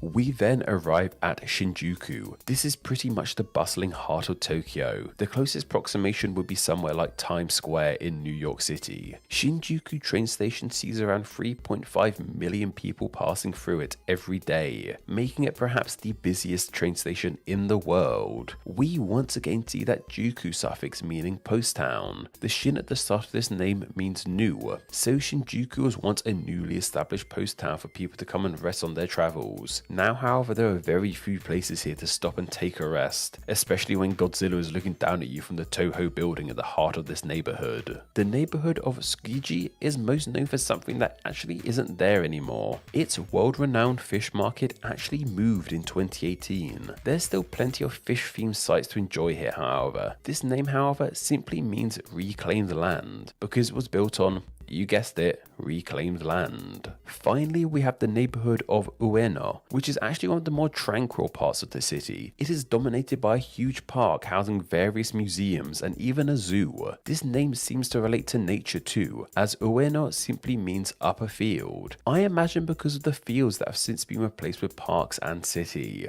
That's just a handful of the many areas of Tokyo. Apologize for gushing a bit too much with this one. Tokyo is just an amazing place, and these neighborhoods remind me of why I love this city so much. It's just so diverse, and each of these neighborhoods represents something different I love about the place. If there's any you love that I failed to mention, please let me know down below. But please, if you can and when you can, go visit Tokyo. All cities are unfortunately destined for greatness. For every London or New York or Tokyo, there's an octagon city, which by the way is a failed city that's intentional to only be inhabited by vegetarians. Around 60 families ended up living there, and not much of it is left today. While failed cities and states are pretty interesting to look at as a whole, today we'll be focusing on just one of them. Not only is the history of this failed state interesting, but I genuinely believe that it has one of the worst place names I've ever come across in my years of explaining names. This being the city of Fordlandia. On the surface, that name isn't too terrible. It doesn't sound rude or offensive, I suppose. Why this name enrages me so much, however, is something we shall cover in a bit. However, the Ford in the name Fordlandia does in fact relate to perhaps the most well-known Ford in history, Henry Ford. Born in 1863, Ford would go on to become an engineer for the Edison Illuminating Company. He would go on, however, in 1903 to establish his own company, the Ford Motor Company. His first car, the Model T, would go on to be quite a success to say the least. So much of a success that production needed to be ramped up. This is where Ford's most well-known achievement comes into play. To quickly and efficiently create cars, Ford pioneered a new mass production method of large plants, interchangeable parts, and most noticeably, the assembly line method. This is pretty much how mass production is still done to this day. Ford was way more than just someone who built cars, however. He was quite an enigmatic figure who drew interest from the public in whatever venture he pursued. A close parallel would be someone like Zuckerberg or Musk today. He was a pretty complex individual too. He is seen as being a great boss and deeply respected his workers, even paying them a $5 a day wage, which in today's money sits somewhere around the $140 mark. Ford, however, was also a deeply anti-Semitic man, even writing about his dislike of Jews in a newspaper he owned himself. Suffice to say, this is a pretty crappy outlook to have, and despite how celebrated a person he is, you cannot talk about him without mentioning this side of the man. And if you couldn't guess, Ford was a pretty wealthy guy. At his peak, he had a net worth of $200 billion in today's money, and like many highly wealthy people, he had aspirations way beyond just his own business. This is a trait we see so often in billionaires, wishing to use their money for their own bizarre endeavors under the guise of advancing humanity. Musk is trying to launch us into space, and Zuckerberg is trying to make us all live in virtual reality. It's strange to say the least. Ford was no different. He didn't want to just advance industry, but advance civilization as a whole. This included his own idea for the perfect utopian city. And of course he had the funds to create it too. Extremely wealthy people wanting to build utopias is a common trait too. Perhaps the best example of this is with Walt Disney's initial plans for Epcot. That name literally means experimental prototype community of tomorrow. These concepts, however, more often than not, tend to fail. In fact, most cities that are manufactured to be big cities as opposed to cities that develop over time naturally tend to be a bit odd in general. Brasilia is perhaps the best example of this. Or Milton Keynes, I suppose. Though regardless, Ford ploughed on with his vision of the perfect city. He just needed somewhere to build it, however. Ford decided on perhaps one of the most unlikely of places to build a city though, that being the depths of the Amazon rainforest in the nation of Brazil. Why here of all places? From what I can gather, Ford didn't have any direct connections with Brazil or the rainforest. Well, as I hinted towards, this project was more than just about creating his dream utopia. This city was also to help with the production of his cars, specifically the tires. Ford needed rubber. He was buying rubber from another company but wanted to save money by producing his own. The trees in which rubber come from are actually native to the Amazon, and towns and cities up and down the Amazon in Brazil became extremely wealthy growing and producing the stuff. Rubber trees were grown in huge amounts. This led to serious issues with the trees' health, however. As they were grown so close together, it led to many of the trees getting parasites, blight, and eventually dying. Rubber production in Brazil came to a grinding halt and threw this part of the nation into a serious economic depression by the 1920s. What's interesting is that rubber was growing really well in Sri Lanka at this time, via seeds that were smuggled out of Brazil onto the island. Sri Lanka at this time, however, was still under British rule, meaning the American Ford could have none of its rubber. Ford saw potential in Brazil, however. He knew that the land here could grow rubber well, and with the economic troubles in the area, it meant he could buy land for fairly cheaply. By 1926, Ford began work on his city. He went in under the guise of not only building his utopia, but he was helping rejuvenate this troubled land, saying, "We're not going to South America to make money, but to help develop that wonderful and fertile land." There would of course be only one name he would use for this city, Fordlandia. So let's talk about this name, shall we? Why do I have such a huge amount of beef with it, and why do I genuinely think it's one of the worst place names in history? Well, both parts of this name kind of irk me. Let's start with the Ford part. Ford is of course Henry Ford's surname, so the land is named after him. This isn't particularly groundbreaking. There are tons of cities named after people. The strange thing about this one, however, is that Ford named this city after himself. It takes a very special kind of person, shall we say, to name a place after themselves. One of the earliest examples we have of a person naming somewhere after themselves is with Alexander the Great, who would name places he conquered after himself. Clearly, people have been trying to follow in our shadow ever since. It really takes a specific kind of ego to want to have your own name plastered everywhere. Even Columbus didn't name places after himself. A great modern example of someone who uses their own name for places they create is the former US President Donald Trump. Make of that as you wish. So yeah, I really do find it quite odd that someone named their dream utopia after themselves. Though the part of the name that really ticks me off is the latter part, the Landia bit. This is formed from the usual place name suffixes of land and ia. Land is seen at the end of country names like England or Poland, and it usually refers to the fact that this land belonged to a specific group of people, e.g. Poland means the land of the Poles, England means the land of the Angles, and so on. Sometimes it can also refer to the geography of the land, however, like how the Netherlands is the lowlands. The ia suffix, however, also means pretty much the same thing, meaning land of. Like how Slovakia is the land of the Slovaks. It can denote one person in particular at times too, like how Bolivia is named after Simon Bolivar, who, by the way, didn't name the country after himself, just saying. So it means something along the lines of the land of a Bolivar in honor of what he did. Each one of these suffixes on their own makes sense. So if Ford called his city just Fordland or Fordia, I'd be a bit confused but move on. But using both of them, it's quite frankly absolute nonsense. It means that the name Fordlandia basically translates to something like the land of Ford. Seriously, what the frig is that name? It's garbage and I hate it. I know the Landia suffix has been used historically in a variety of ways, but come on. Clearly, while he was good at building cars and advancing manufacturing, naming wasn't his strong suit. The dude named his own company after himself and gave his cars names like Model T. No good at all. There doesn't seem to be too much out there, however, in regards to the origin of this name. Were there other names Ford had in mind? Was anyone brave enough to tell him that using both these suffixes is a terrible idea? We can only guess, but between egotistically naming a utopia after yourself and then slapping two suffixes on the end that mean the same thing, I'm sure you can understand why I think this name is pretty terrible. Garbage name aside, Ford got to work on his utopia/rubber factory, and unsurprisingly, things didn't go fully to plan. Ford brought 2.5 million acres of land to build his city on, which was somewhat inland from the Amazon River. This made exporting goods to build the city difficult, as boats could only reach the city in the rainy season.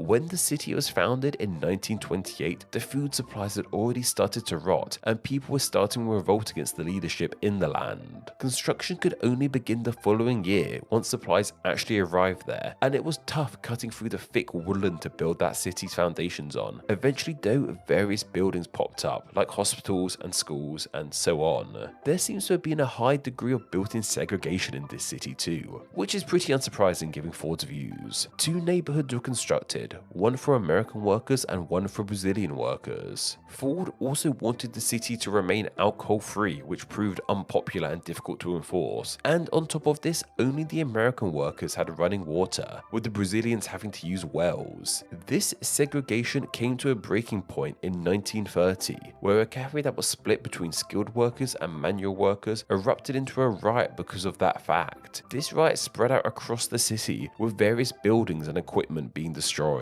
After this riot settled down, things started to pick up in the city. More buildings started being created, including a huge entertainment complex. Ford, however, still had its bizarre, strict rules for the city's residents, including a specific diet and an emphasis on gardening for some bizarre reason. This was all well and good, but the city still faced a huge challenge. It wasn't producing any rubber. The soil here was still full of parasites, and what few trees actually took root would eventually be killed off by blight. Ford brought in the expert botanist James Weir to try and help revive the trees and land in a variety of strange methods, but none proved useful. Weir left the city in 1936 and never returned. This dream of Ford's was becoming a bit of a nightmare to say the least, and with the advent of the Second World War, Ford had to turn his attention to the war effort as opposed to his strange utopia. By the end of the war, Ford was in poor health. His grandson Henry Ford II took over the company. Costs were rising, so Ford II was looking for ways to cut costs and streamline the business. Unsurprisingly, one of the first things he considered getting rid of was his grandfather's strange city concept in Brazil. Fordlandia was sold back to the Brazilian government for a fraction of what it was bought for, and the American workers there headed back to the States. Eventually, the Brazilians left the city too, and over the years, this potential utopia became a ghost town. The buildings and equipment were left to decay to the elements, and less than 100 people lived here. Though, strangely enough, today Fordlandia is actually on the up and up. This failed city has received a bit more media attention in the last decade or so, with various documentaries and online videos being made about it.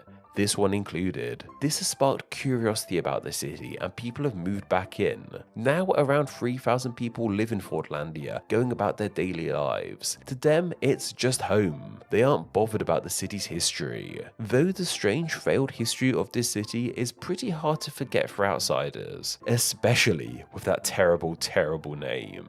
It's one of the most well-known cities in the entire United States, and that's for good reason. It's a city that is hugely important in the history of the USA. It was in the city of Philadelphia where the founding fathers of the USA met often and debated the formation of their new nation. It was also in this very city where the US Constitution and the Declaration of Independence were written and signed. To many, Philly is really seen as the birthplace of the USA as we know it today. However, the land's history stretches back way further than to just 1776. Before the likes of Washington, Hamilton, Franklin, and Co. made this city the birthplace of the USA, people were already living here, and of course, they were not using that name of Philadelphia. The earliest people that we know of who settled in this land were the Lenape people. This indigenous tribe are also known by a couple other names, including the Lenape people and the Delaware people, but for ease's sake, we'll just be sticking with Lenape. This name comes from their language language and their words meaning things like first, genuine and original, in reference to the fact that they were the initial settlers of this area of land. And that's really hard to argue. It's believed that the Lenape people in this land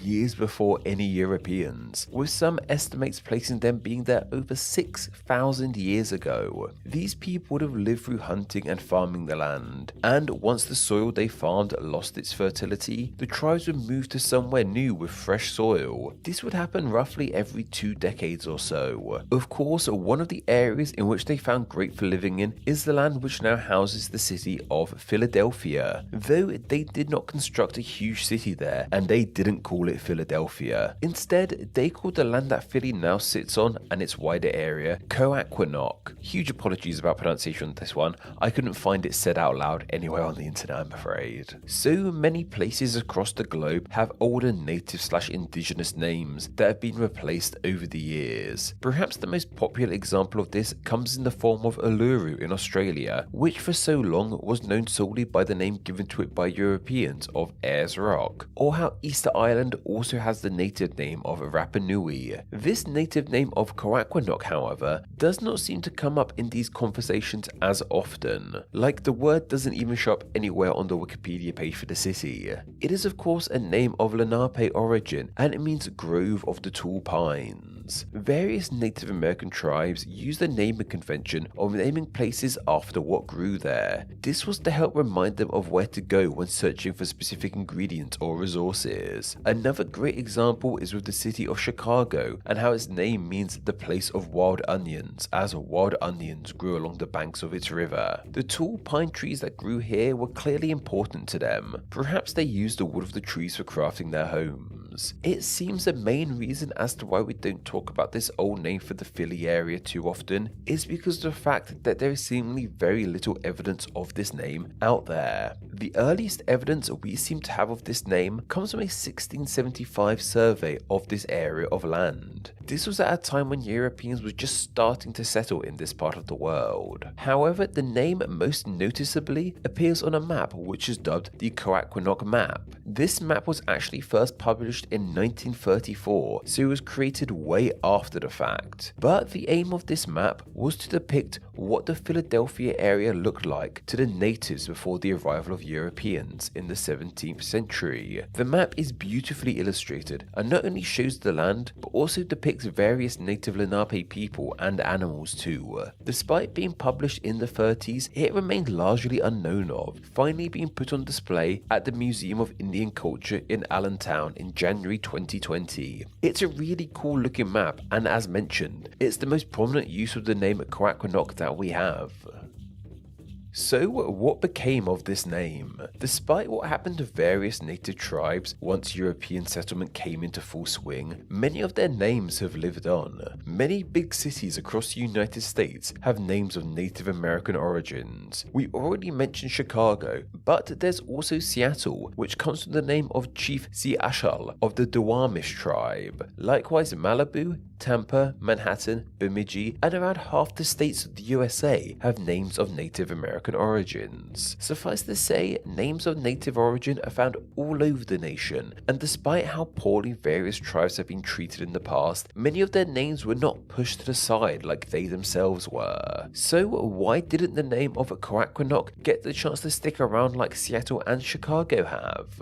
Well, it seems to be because of the rather unique history of not just the city of Philadelphia, but the state it is in too, Pennsylvania. To really oversimplify things, and I mean really oversimplify them, a lot of the USA, as it became part of the USA, simply incorporated things that were already there into it, like place names and borders. It's why the further west you go, the larger the states are. In the nation's northeast, however, where the country was first created, things were a lot more curated. Brand new names were created by those who settled in this land, with one of those people being William Penn.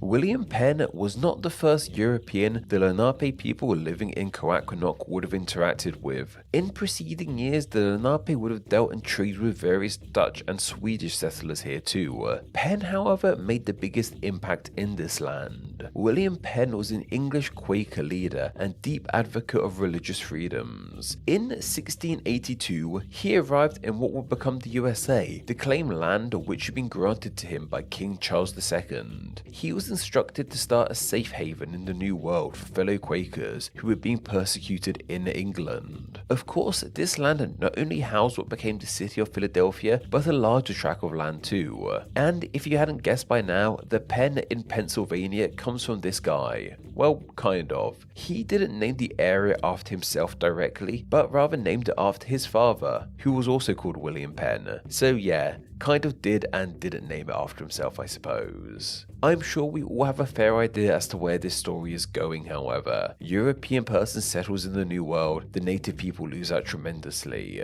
What's interesting here, however, is that this wasn't actually the case, at least to begin with anyway. As mentioned, Penn was a big advocate of religious freedoms, and the belief of Quakers in general was to treat people fairly with friendship and goodwill, even if they have different religious outlooks. Penn believed that the Lenape people were still brothers and sisters of God too, despite the fact they were so different to him in their lifestyle and religious views. While this land came under his ownership, he allowed the Lenape people to have areas of it unto themselves and allowed them to live how they had been living for so long. This is a pretty unique story in the world of European and native relations, and the two groups lived in relative peace in the land. Well, until the death of William Penn in 1718, however. In 1737, the Lenape lost pretty much all claim to the land that they had held onto in a fraudulent deed called the Walking Purchase. This purchase was executed by William Penn's son, who claimed that the initial deal his father made with the Lenape people actually claimed that Penn's family owned all the land within a day-and-a-half walking distance. This extended the Penn family's ownership of this area a further 65 miles to the north and west. As the Lenape moved outwards, the land they sought refuge in was taken away from them too by other European settlers. Lenape numbers from here dwindled. So, while William Penn initially had good intentions to live alongside the Lenape people, those intentions fell to the wayside pretty much from the moment he died. And while he wanted to live in harmony with the Lenape people, he clearly had no intention on keeping the name for this land alive. As well as naming the state of Pennsylvania after his father, he also named the city of Philadelphia too. Not only did he name it, but he was central in the construction and design of the city too. As I hinted towards, the initial lands of the USA in its now northeast were much more curated and designed, and this was especially the case with Philadelphia. Penn wanted the city to be a utopia of sorts. Its broad grid street layout was to try and help promote green living, and it was also meant to be a city in which everyone lived in harmony with one another, regardless of religious outlook. This all ties into Penn's aforementioned Quaker beliefs. This utopian ideal of everyone getting along with one another is the basis of the name Penn gave to his dream city, Philadelphia. Philadelphia is quite commonly known as the city of brotherly love, but this isn't a nickname like New York's Big Apple or Chicago's Windy City. The name Philadelphia quite literally means city of brotherly love.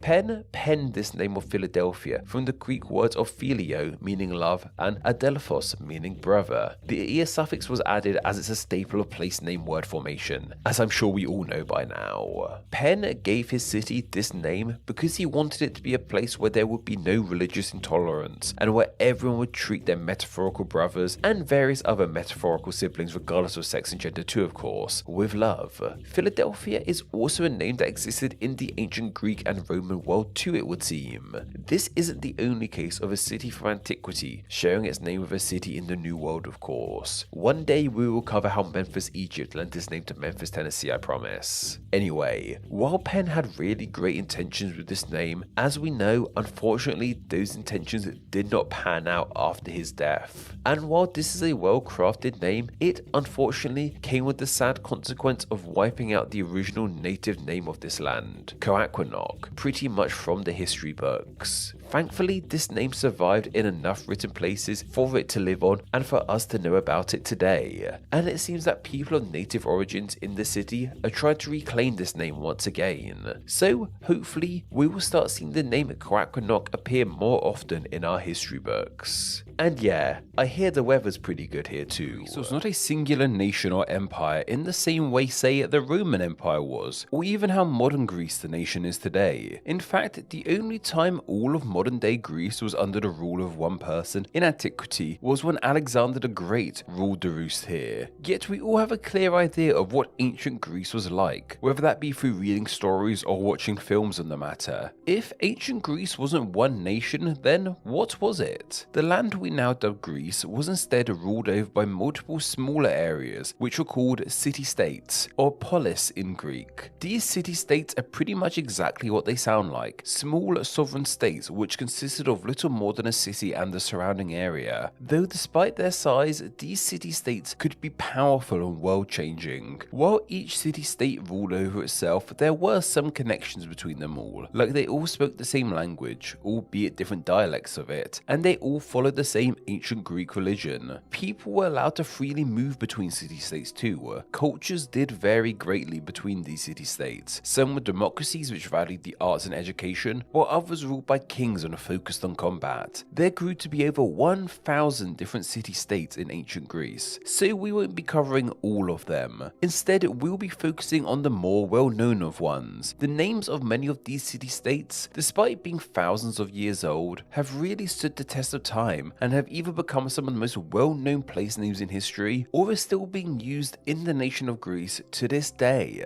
Perhaps most noticeably, we have the ancient city-state of Athens, which today serves as the modern nation's capital. It's also worth noting quickly that many of these city-states had different names in ancient Greek, and we will highlight some of these names when appropriate, but otherwise we'll be focusing on the more popular modern names. There's a reason why Athens is the nation's capital today, and that's because ancient Athens was the largest and most powerful of all these Greek city-states. Like many of the Greek city-states, Athens was built around a hill with a temple on top. Remains of this temple, known as the Acropolis, are still present to this day. Athens is seen as valuing education and wisdom above all things. It is the birthplace of Socrates, Plato, and Aristotle moved to study there. It is also supposedly the birthplace of a democracy, and at its peak, Athenian men were allowed to vote on all important issues. What came out of Athens influenced so much of the modern Western world. Even Washington DC's architecture was inspired by Athens. What of that name, however? This name, of course, comes to us from the mythology of ancient Greece. Athens is, of course, named after the goddess of Athena. She is the goddess of wisdom, so it makes sense why a city so entrenched in learning and wisdom would be named after her. However, there is more to this story. All the Greek gods wanted cities in their honor with temples to them, and when it came to being the god of this city, two wanted that honor the most: Poseidon and Athena. Both offered gifts to the city. Athena's was an olive tree which could grant oxygen and food to the people of the city. Zeus thought this gift was fantastic and bestowed the city to her, and her name became one with the city. Though just as well known as Athens is the Greek city-state of Sparta. This city-state didn't value wisdom as much as Athens, but instead put more emphasis into military might and power, even defeating Athens in the Peloponnesian War. Sparta was ruled not in a democracy, but instead by two kings, and the state had a strict social system, with full-blood Spartans being on top, and the Helots, who were slaves and serfs, on the bottom. Military service was compulsory for all healthy Spartan men, and their warriors were some of history's most infamous. Unlike Athens too is how Spartan women were treated. While they were not in the military, they were allowed more freedom than, say, women of Athens, and even received an education. Sparta's power eventually declined. However, the modern city of Sparta in Greece was built on the site of this ancient powerhouse. Despite how well known Sparta is, we aren't entirely sure as to where this name came from. One idea on where this name came from is that it might come from the Greek term of sparte, which is a term for a type of string or chord. It's thought to possibly be named after this string because it might have been used to set the boundaries of this city.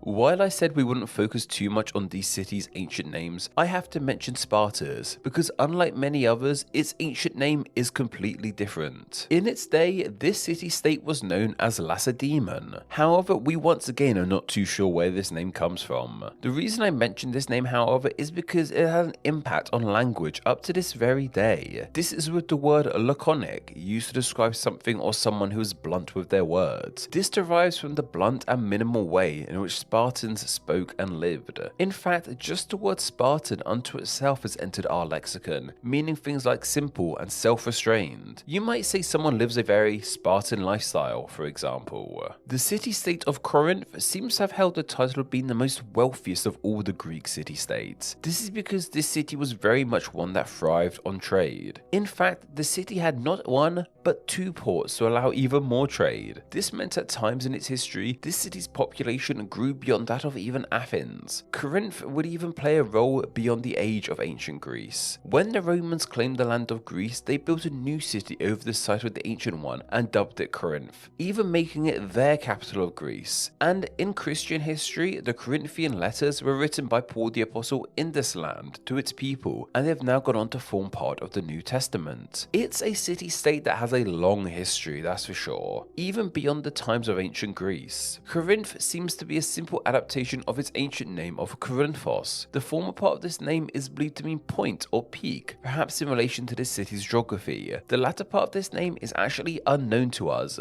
though it's thought to possibly come from a lost language of Greece.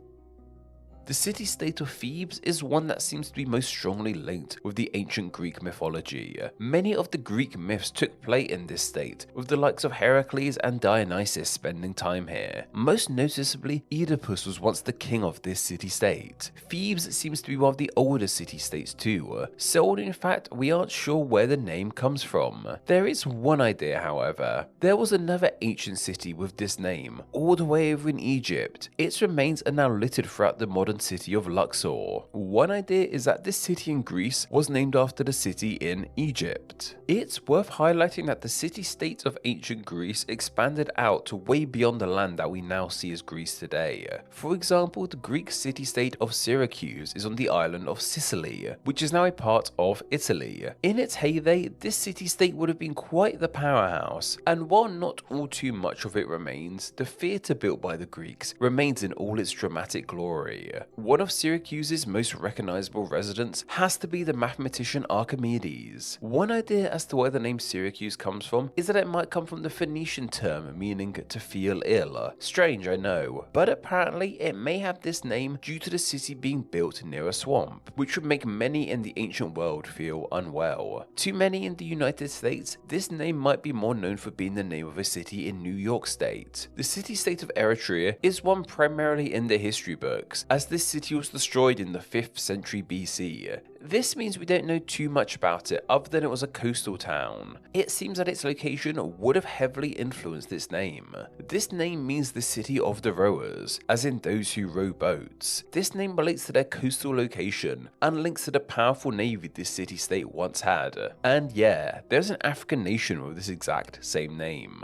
The city-state of Rhodes, of course, resided on the island which shares its name. This island-based city-state grew powerful and once held one of the ancient wonders of the world, the Colossus of Rhodes. Ships would sail into the city underneath its legs. The name is thought to possibly either come from the Greek word of Rhodon, meaning rose, as they grew on the island, or possibly from the Phoenician word of Elod, which means snakes. This is because there were many snakes on the island. While there are still snakes in Rhodes, they don't appear to be that common. The city-state of Argos is one of the longest habited cities on the entire planet, still around to this day. The city is believed to be named after one of Zeus's sons, named Argus, and this is also the Greek word for swift or shining bright. This explains why the UK-based shop of Argos have this name too, as they get things to you swiftly. And if you're curious, it doesn't seem to have too much to do with the legendary Jason's ship, nor those who travelled on it, dubbed the Argonauts. This ship is named after the person who constructed it, a different Argus, though having a boat with a name meaning swift is pretty fitting to say the least. Finally, I want to end with one of the most well-known of the city-states from Greek mythology, that being the long-gone city of Troy. Troy was actually in part of the modern nation of Turkey. The city of Troy was the location of Homer's epic poems of the Iliad and the Odyssey, which involves war, gods, and of course a big wooden horse. As to where the name Troy came from, well, once again, it is named after its supposed legendary founder, that being a man by the name of Tros. We don't seem to know all too much about Tros, but his legacy lives on in the name of one of Greek mythology's most famous locations. Anyway, that's just a small handful of the city-states that were present in ancient Greece that helped shape the modern Western world. From the well-educated Athens to the might of Sparta, to the many others that graced this land. Let me know which ones I missed out on, and if you happen to be watching from Greece itself, let me know what ancient city-state you are commenting from. There are so many cities on our planet named after real people, so to make this video somewhat more manageable, I've decided to focus solely on country capital cities. You know a country's capital city, right? They tend to be the biggest and most populated settlement in the country, and usually contain things like government buildings and tacky tourist attractions. I checked literally every country's capital city and looked to see if it was named after a person or not, and from my research I found out that 33 countries have capital cities named after actual people. That might not sound like all too many at first, but as there are only around 200 countries, and I say around 200 as there's debate over some countries and if they're really countries or not, it means that around 15% of all capital cities are named after people. Okay, so 15% still doesn't sound that impressive, but I think that's pretty cool. But before we dive into these, I need to mention a couple ground rules in regards to my criteria for a city to appear on this list or not. First off, the country the capital comes from has to definitively be a country. This means the capital of Bermuda, Hamilton, named after Governor Henry Hamilton, isn't on this list, as Bermuda is a British overseas territory, as opposed to a fully independent country. Secondly, we are only factoring in capital cities that are definitely named after people with no questions asked. Some cities might be named after people, but we aren't entirely sure. For example, there's a theory that London is named after an ancient king called King Lud, but we're not too sure about that one. Likewise, Lisbon might apparently be named after Ulysses. Like I said, I just want capital cities named after real people with no debate around it. And also, when I say real people, there's a chance that some of these people might not be real, as there's a few cities who are named after more mythical or legendary figures. But these people are real enough, so who cares? Also, as we have 33 cities to look into, this is going to be a quick look at each of them. We're simply going to highlight the country, the capital, who it's named after, who exactly they are, and why it's named after them. Okay, after all that rambling, we can actually begin. Let's properly kick things off with the Bahamas in their capital of Nassau. This capital is named after King William III of England, who was from the House of Nassau. The Bahamas was once part of the British Empire, hence why it's named after him. Heads up, there's going to be a few more places that aren't British anymore, but still named after British kings or queens or other various British people like dukes and so on. Bolivia's capital of Sucre is named after Antonio Jose de Sucre, a celebrated former president of the country. Botswana's Gaborone is named after Chief Gossi Gaborone, who was a tribal king in the land in the late 19th century. The tiny nation of Brunei has a capital with the name of Bandar Seri Begawan. This city's name comes from their former sultan of Omar Ali Saifuddin III. These two names aren't the same at all, but it makes more sense when you find out that after he abdicated the throne, he took the title of Seri Begawan, which is more in tune with the capital's name. Cambodia's Phnom Phem's etymology has its name being linked with Lady Phien, a legendary figure who supposedly founded the city. Chile's capital is Santiago, which is a Spanish translation of St. James. Like with British kings and queens, there's going to be a few more Christian saints in this video, primarily in Latin America.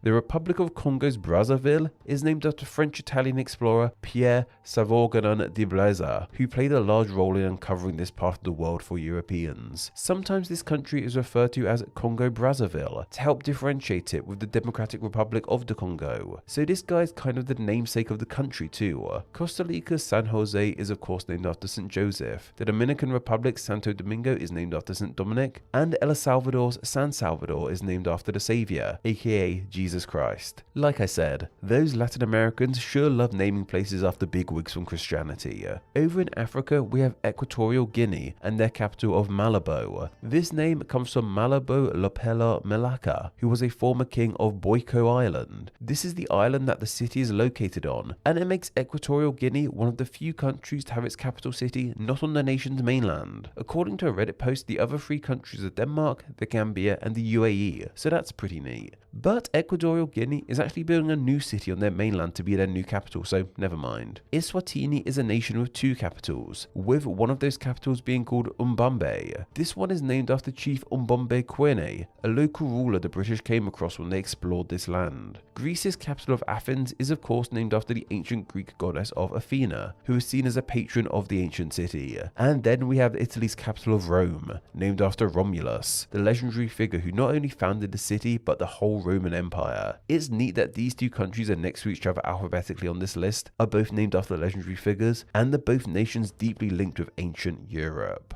Jamaica's Kingston could be named after kings in general, but that isn't actually the case. It is instead named after King William III of England, yeah, the same one who named Nassau in the Bahamas. It is once again named after him because of British ties to this land. William III is the only person to appear multiple times on this list, making him the only person to have more than one nation's capital city named after him.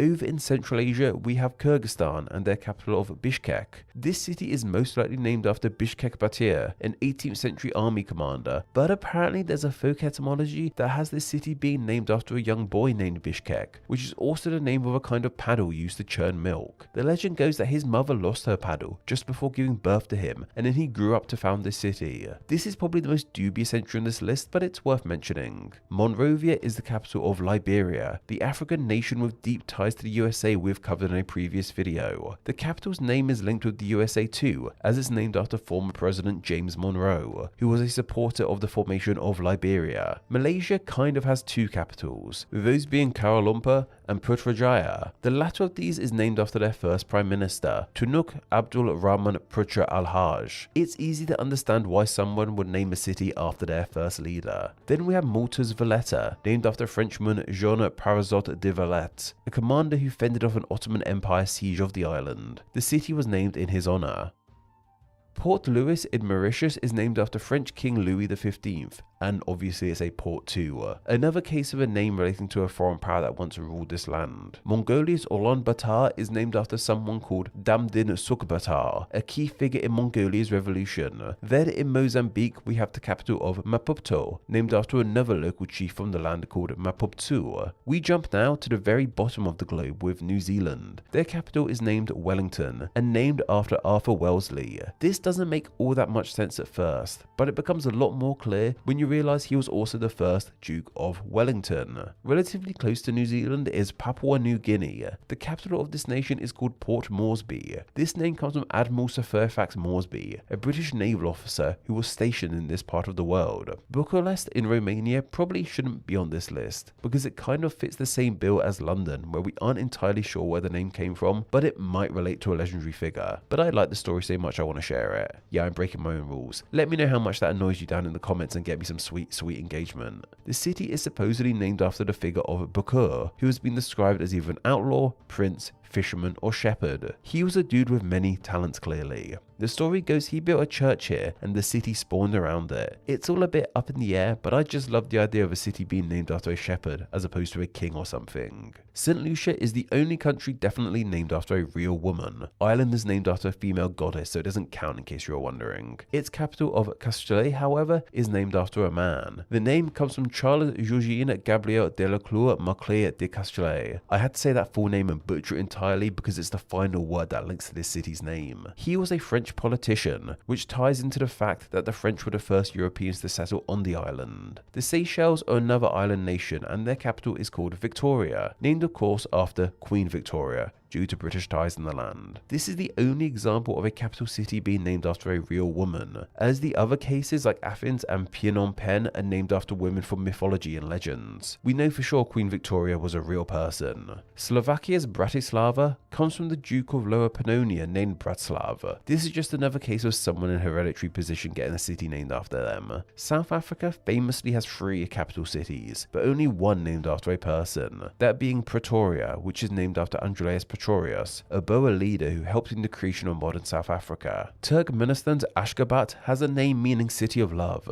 but there are theories that the name derives from Alasiak I of Parthia. This is hypothesized, so maybe shouldn't be on this list, but this king was around in the 3rd century BC, and if this is the case, this means that Ashgabat is the capital named after a real person from the furthest back in history. Well, minus legendary figures, I suppose. Speaking of legendary figures, Ukraine's capital of Kyiv is named after the figure of Kyiv, who supposedly founded the city along with his siblings. Washington is a name slapped all across the United States of America as an ode to their first president, and the name can of course be seen as the name of the capital, Washington DC. And finally we have Zambia's capital of Lusaka, which is named after an old tribal chief named Lusaka. And from my research, plus factoring my own criteria, that is every capital city on the planet named after a person, whether they be real or a tad more legendary. And if you think I missed out Bulgaria's Sofia, hear me out. Yes, that is a person name. And yes, the city is named after the Saint Sophia Church within the city. And yes, there is a Saint Sophia. But this doesn't seem to relate to her and might instead relate to the Greek word for wisdom. And also on the chance that anyone Manx is watching, the Isle of Man's capital of Douglas isn't named after someone with that name. It simply means Black River, and it's just a coincidence that it sounds exactly like the name of Douglas. Minus the Isle of Man and Bulgaria, if there's anywhere I missed out on, please feel free to let me know. And apologies about my pronunciation in this video. I've had to say names from across the entire planet for this one, so maybe cut me some slack. Or don't, whichever's easiest for you really. This video topic was suggested by Stephen Nikolov over on my Patreon. Every Wednesday I put up a video request post over on my Patreon for my awesome patrons to leave video ideas on. I then pick one of those ideas to be turned into a video the following Wednesday. So if you have a great idea for a Name Explain video and wish to enjoy Name Explain videos ad-free as well as get exclusive content and your name at the end of these videos, then why not support the channel on Patreon? It takes just $1 a month to help the channel in a huge way and gets you all of these amazing benefits. Visit patreon.com/nameexplain or click the link down below. Name Explain depends on viewers like yourself supporting the channel financially on Patreon, so a huge thank you to everyone who does. Donating just $1 a month helps the channel amazingly and gets you bonuses including ad-free videos, exclusive content, the power to request ideas to be made into actual Name Explain videos, and your name at the end of the video with all these awesome people. Visit patreon.com/nameexplain or click the link down below to find out how you too can support the channel. Thank you. Thanks for reaching the end of the video. Why not watch another and subscribe to keep up to date on all things Name Explain. You can find myself on Instagram where I'm NameExplainYT and join the Facebook group Friends of Name Explain to talk with myself and other name nerds. All that will be linked down below. Anyway, I hope you enjoyed this video and once again, thank you all so much.